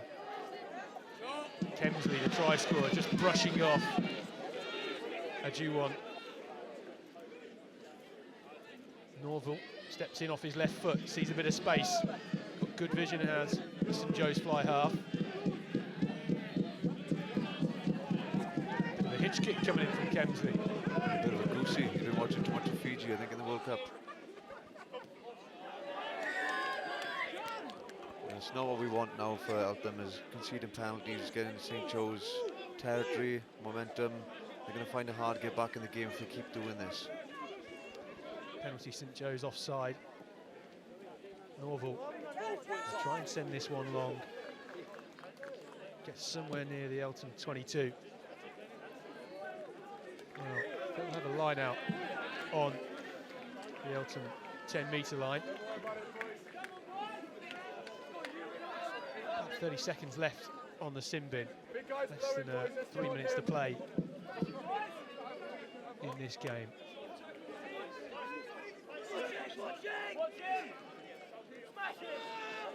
Good line out ball straight off the top.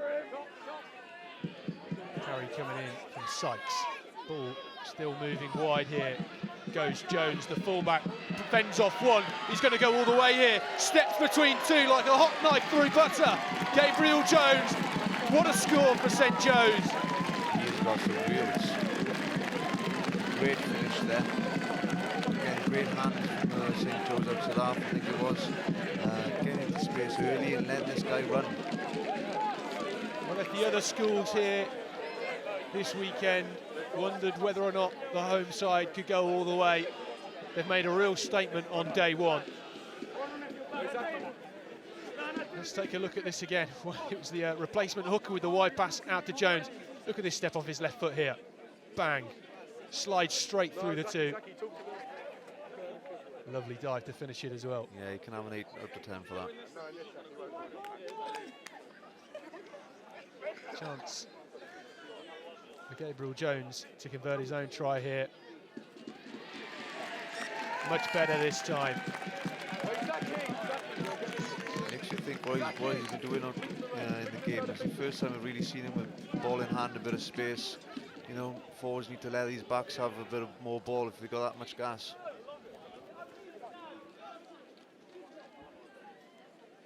St Joe's have certainly weathered the storm. We thought that at the turn of the half, Eltham might get back in it with their 2 quick scores. Here goes Josiah Digova with a bundling run outside of his own 22 now. St John picks out Kemsley.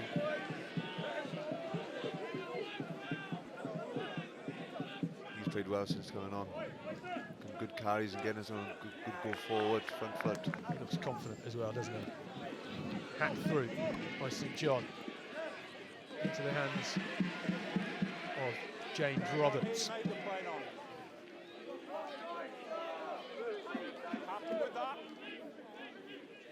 Ibenya with a carry there, but gets sent backwards. Still going forward. Harvey Jagger. Big kick coming in from Seb Turner there, just wrestles his man to the ground. Bula for Eltham that time. Not to go down the blind side where there's no room, but there is 3 St Joe's defenders. A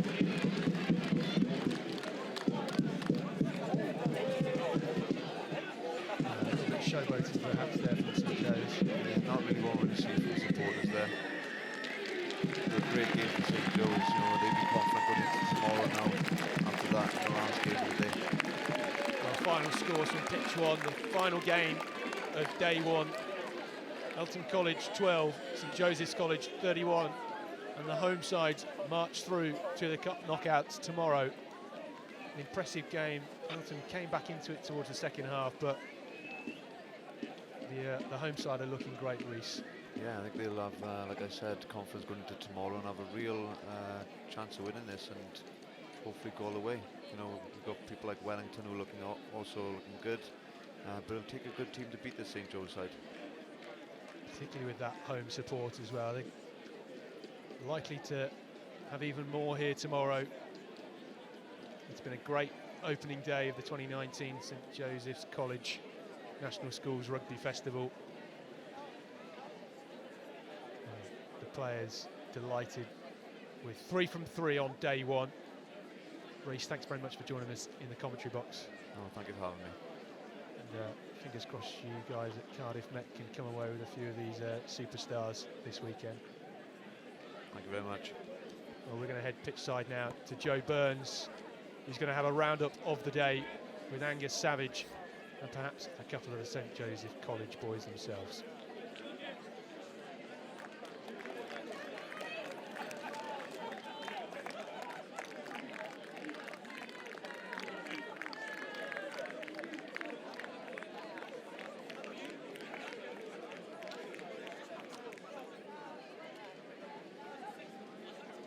So a resounding victory for the home team, St Joseph's College, their second of the day, and that assures them a place in tomorrow's cup final groups.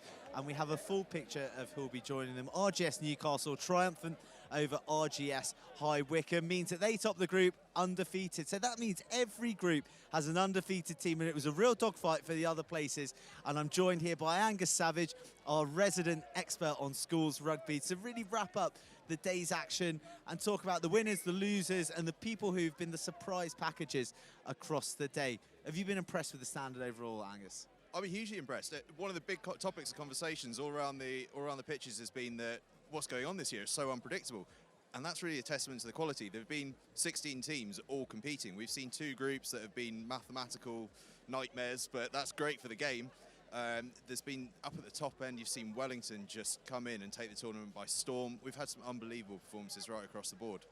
Well, we're going to come to Wellington in a second because I want to start at Group 1. Our winners were Kirkham, undefeated. Hampton in second with 2 massive victories. They put real points on Queggs Wakefield, 38-0, then 41-0 against Dulwich, who came third, and then Queggs bringing up the rear. Those 2 will be going through to the play. But let's talk about that group. Kirkham, their first year in the tournament, they've come with a big reputation of being undefeated this season, and they've rung true to those high words that have been spoken of them.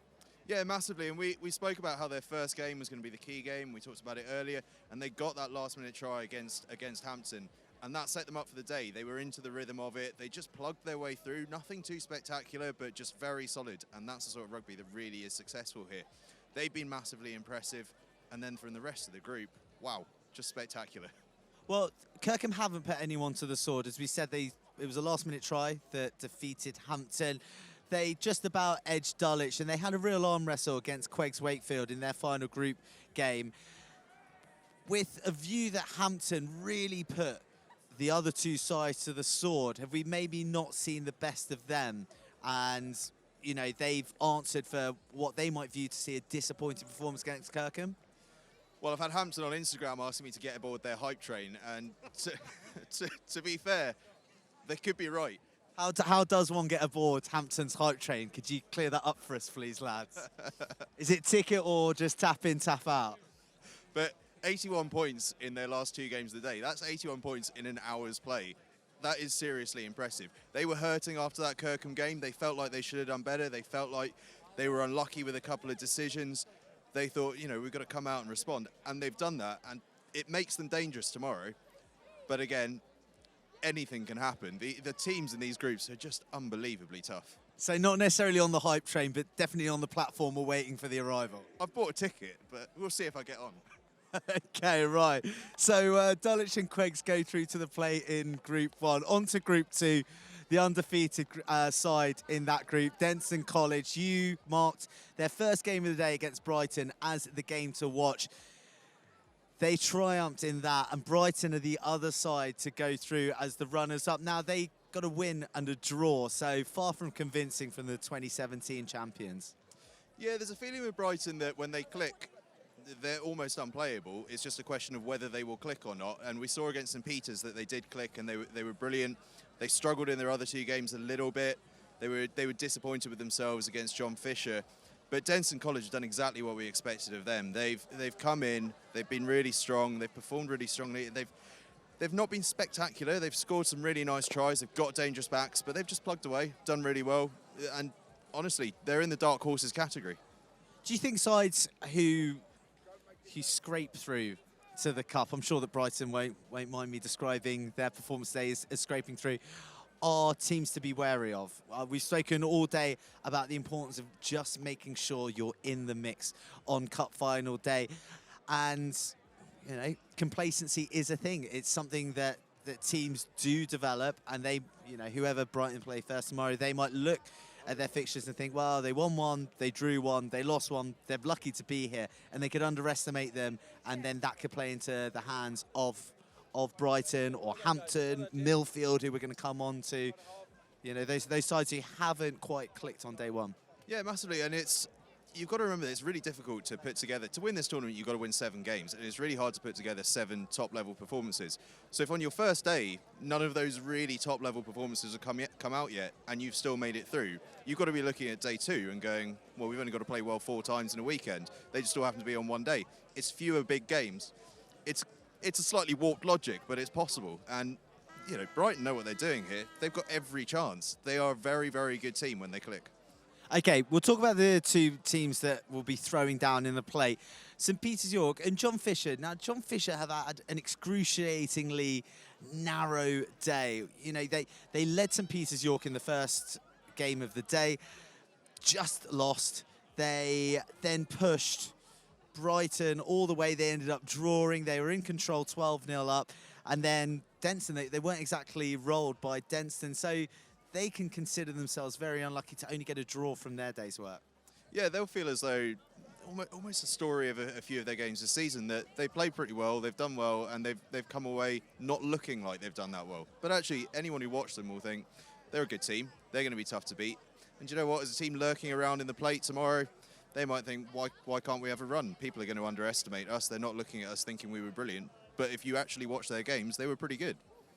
Yeah, watch out those in the plate. John Fisher definitely looked like an all right side to me. On to Group 3, and, well, the team that has been on everybody's lips, Wellington College, undefeated, 3 from 3, but they really, really had a scare from Hurstpere Point College at the end. And maybe that buys into some of the murmurings around the festival that they are a huge team, they're a dominant side, they're a powerful team, but having to win 7 games to win this tournament could take its toll on players of that physical specification. Yeah, I mean, there's an element of clutching at straws that's been going on around the grounds, but it's based on sound logic, which is that Wellington so far, what they've been best at is just physically being dominant and getting themselves on the front foot, and then they have a hell of a backline to take advantage of that. If they can sustain that, brilliant. But if they start getting tired, and we all see every single year how tired teams get in the second day, it takes its toll. Then those teams that have perhaps not had such an abrasive first day might just find that they can get on the outside and have a go. You never know. It's always open on the second day.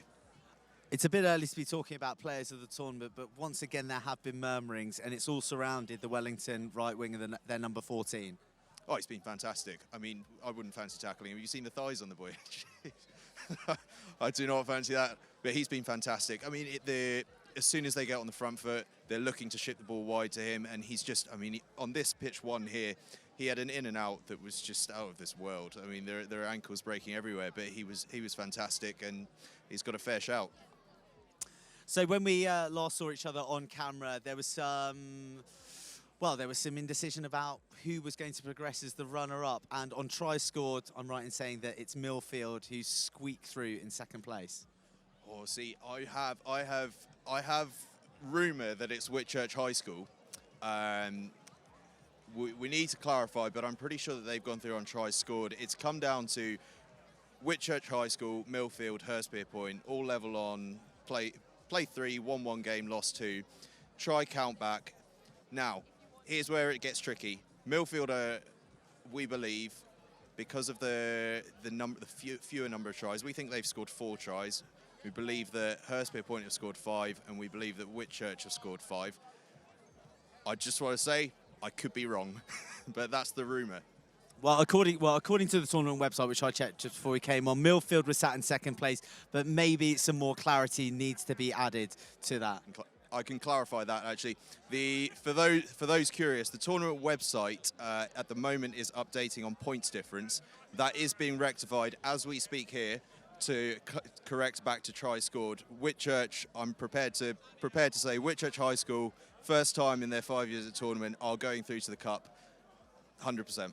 There you go, good news for Whitchurch, which I certainly wasn't expecting delivering, and it serves me right to have an expert with us who really does understand how the tournament system works, which is a relief. So thank you for that, Angus. So Whitchurch in second place. Hurst very unlucky to be going through to the plate. They performed really well. They defeated Millfield first game of the day and then pushed Wellington all the way, and then Millfield, they probably found their strides a little late in the day. They were searching for tries, declining conversions, hunting to try and get through to the second day, but it looks like it hasn't happened for them in a cup perspective. And finally, group number 4, and last year's winners, RGS Newcastle, undefeated and looking very, very good indeed.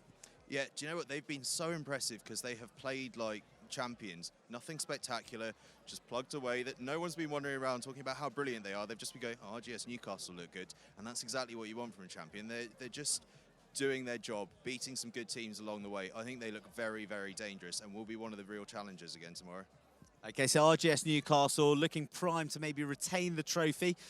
And, well, second place. How could we not speak about our host, St Joseph's College, who probably put together their most impressive performance at the end of the day against Elton College. Their defence does look suspect at times. They're prone to leaking tries, but they definitely know their way to the paint as well.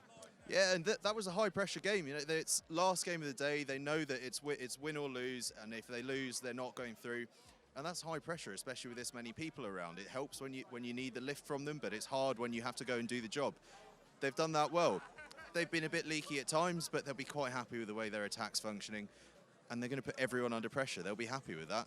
And they've got a good draw tomorrow by the looks of things, as far as I can tell.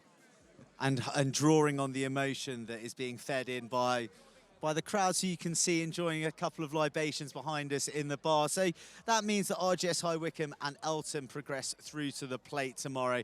Elton, runners-up in the plate the last 2 years, so they know their way to the final, and you spoke highly of RGS High Wycombe's grit, and they're maybe it's slightly unlucky not to be through to the cup tomorrow. Yeah, they'll be gutted. You know what? They pushed really well. They looked quite good in the opening game against St Joe's, and they've just... It's a tricky old group, and someone's got to come third, and that's kind of how that's worked for them. But I think they can do some damage tomorrow. They'll be hoping for a bit of rain. That'll suit their game brilliantly if they can get a bit of wet weather, a bit of dodgy conditions. But I think they've been unlucky. They've played pretty well. So, 8 teams left. Who's your money on? It's hard to look beyond Wellington at the moment, but in terms of other challengers, Kirkham have come in on the debut season and look brilliant. Denston, as I mentioned, with dark horses. Hampton as well, that hype train. You know, you score 80 points in 2 games, people have to sit up and take notice. And then, of course, reigning champions, RGS Newcastle, again challenging. But the smart money's on Wellington. So you're Wellington, and I'm going to get on the Hampton hype train because I live in Putney, so it'd be a nice, convenient train to get back on after this weekend's rugby. And they look good, having scored 38 points and 41 points in their final games. Look, I think that's pretty much us for the day, and the bar is beginning to call us. 8 teams have been reduced down to 1. 1 who currently holds the trophy is in that mix, but there's 7 ambitious teams looking to take it from them. And the only way to find out who is going to be hoisting the De La Salle trophy tomorrow is either by coming down here to St Joseph's College or joining us on the stream. We'll be back bright and early with every minute of every game, climaxing in the Cup and Plate finals. We can't wait, but for now, it is good night from me and Angus. Good night. Good night. Have a good evening, everyone.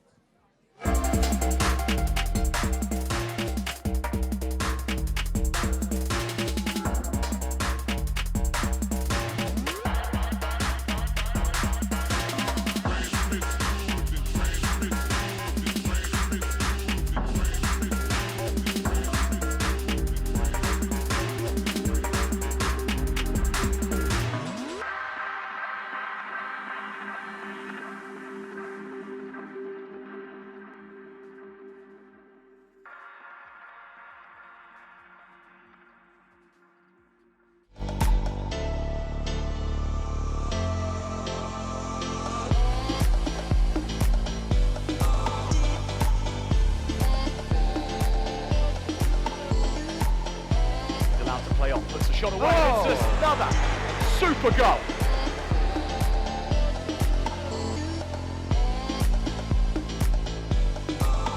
Welcome back back, everybody, pitch side. England have won this one 22 points to 6. There's a little bit of an arm wrestle at the start, but England ran away with it in the end.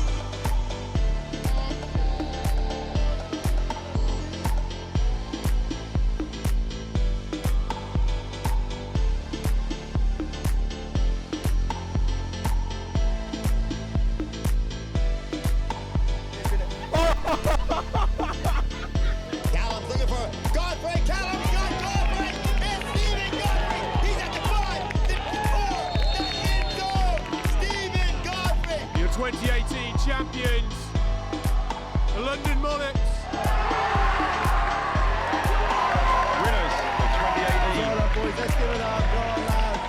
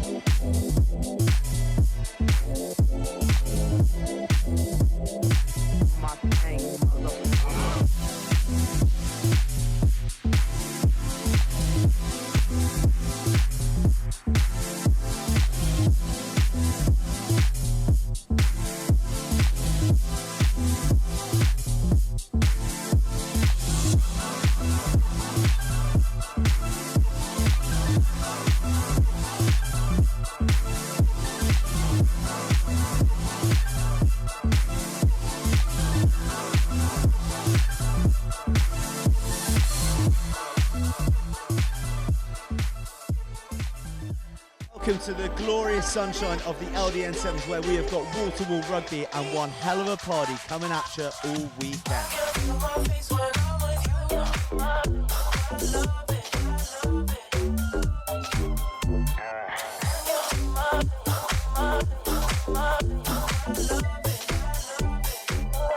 The whole vibe here has changed from last year. It's got more of a massive festival theme now as well. Bigger, better, and rugby's really good as well. So burgers, beers, good vibes, plenty of top rugby, so get yourself down here to the LDN 7s 2019.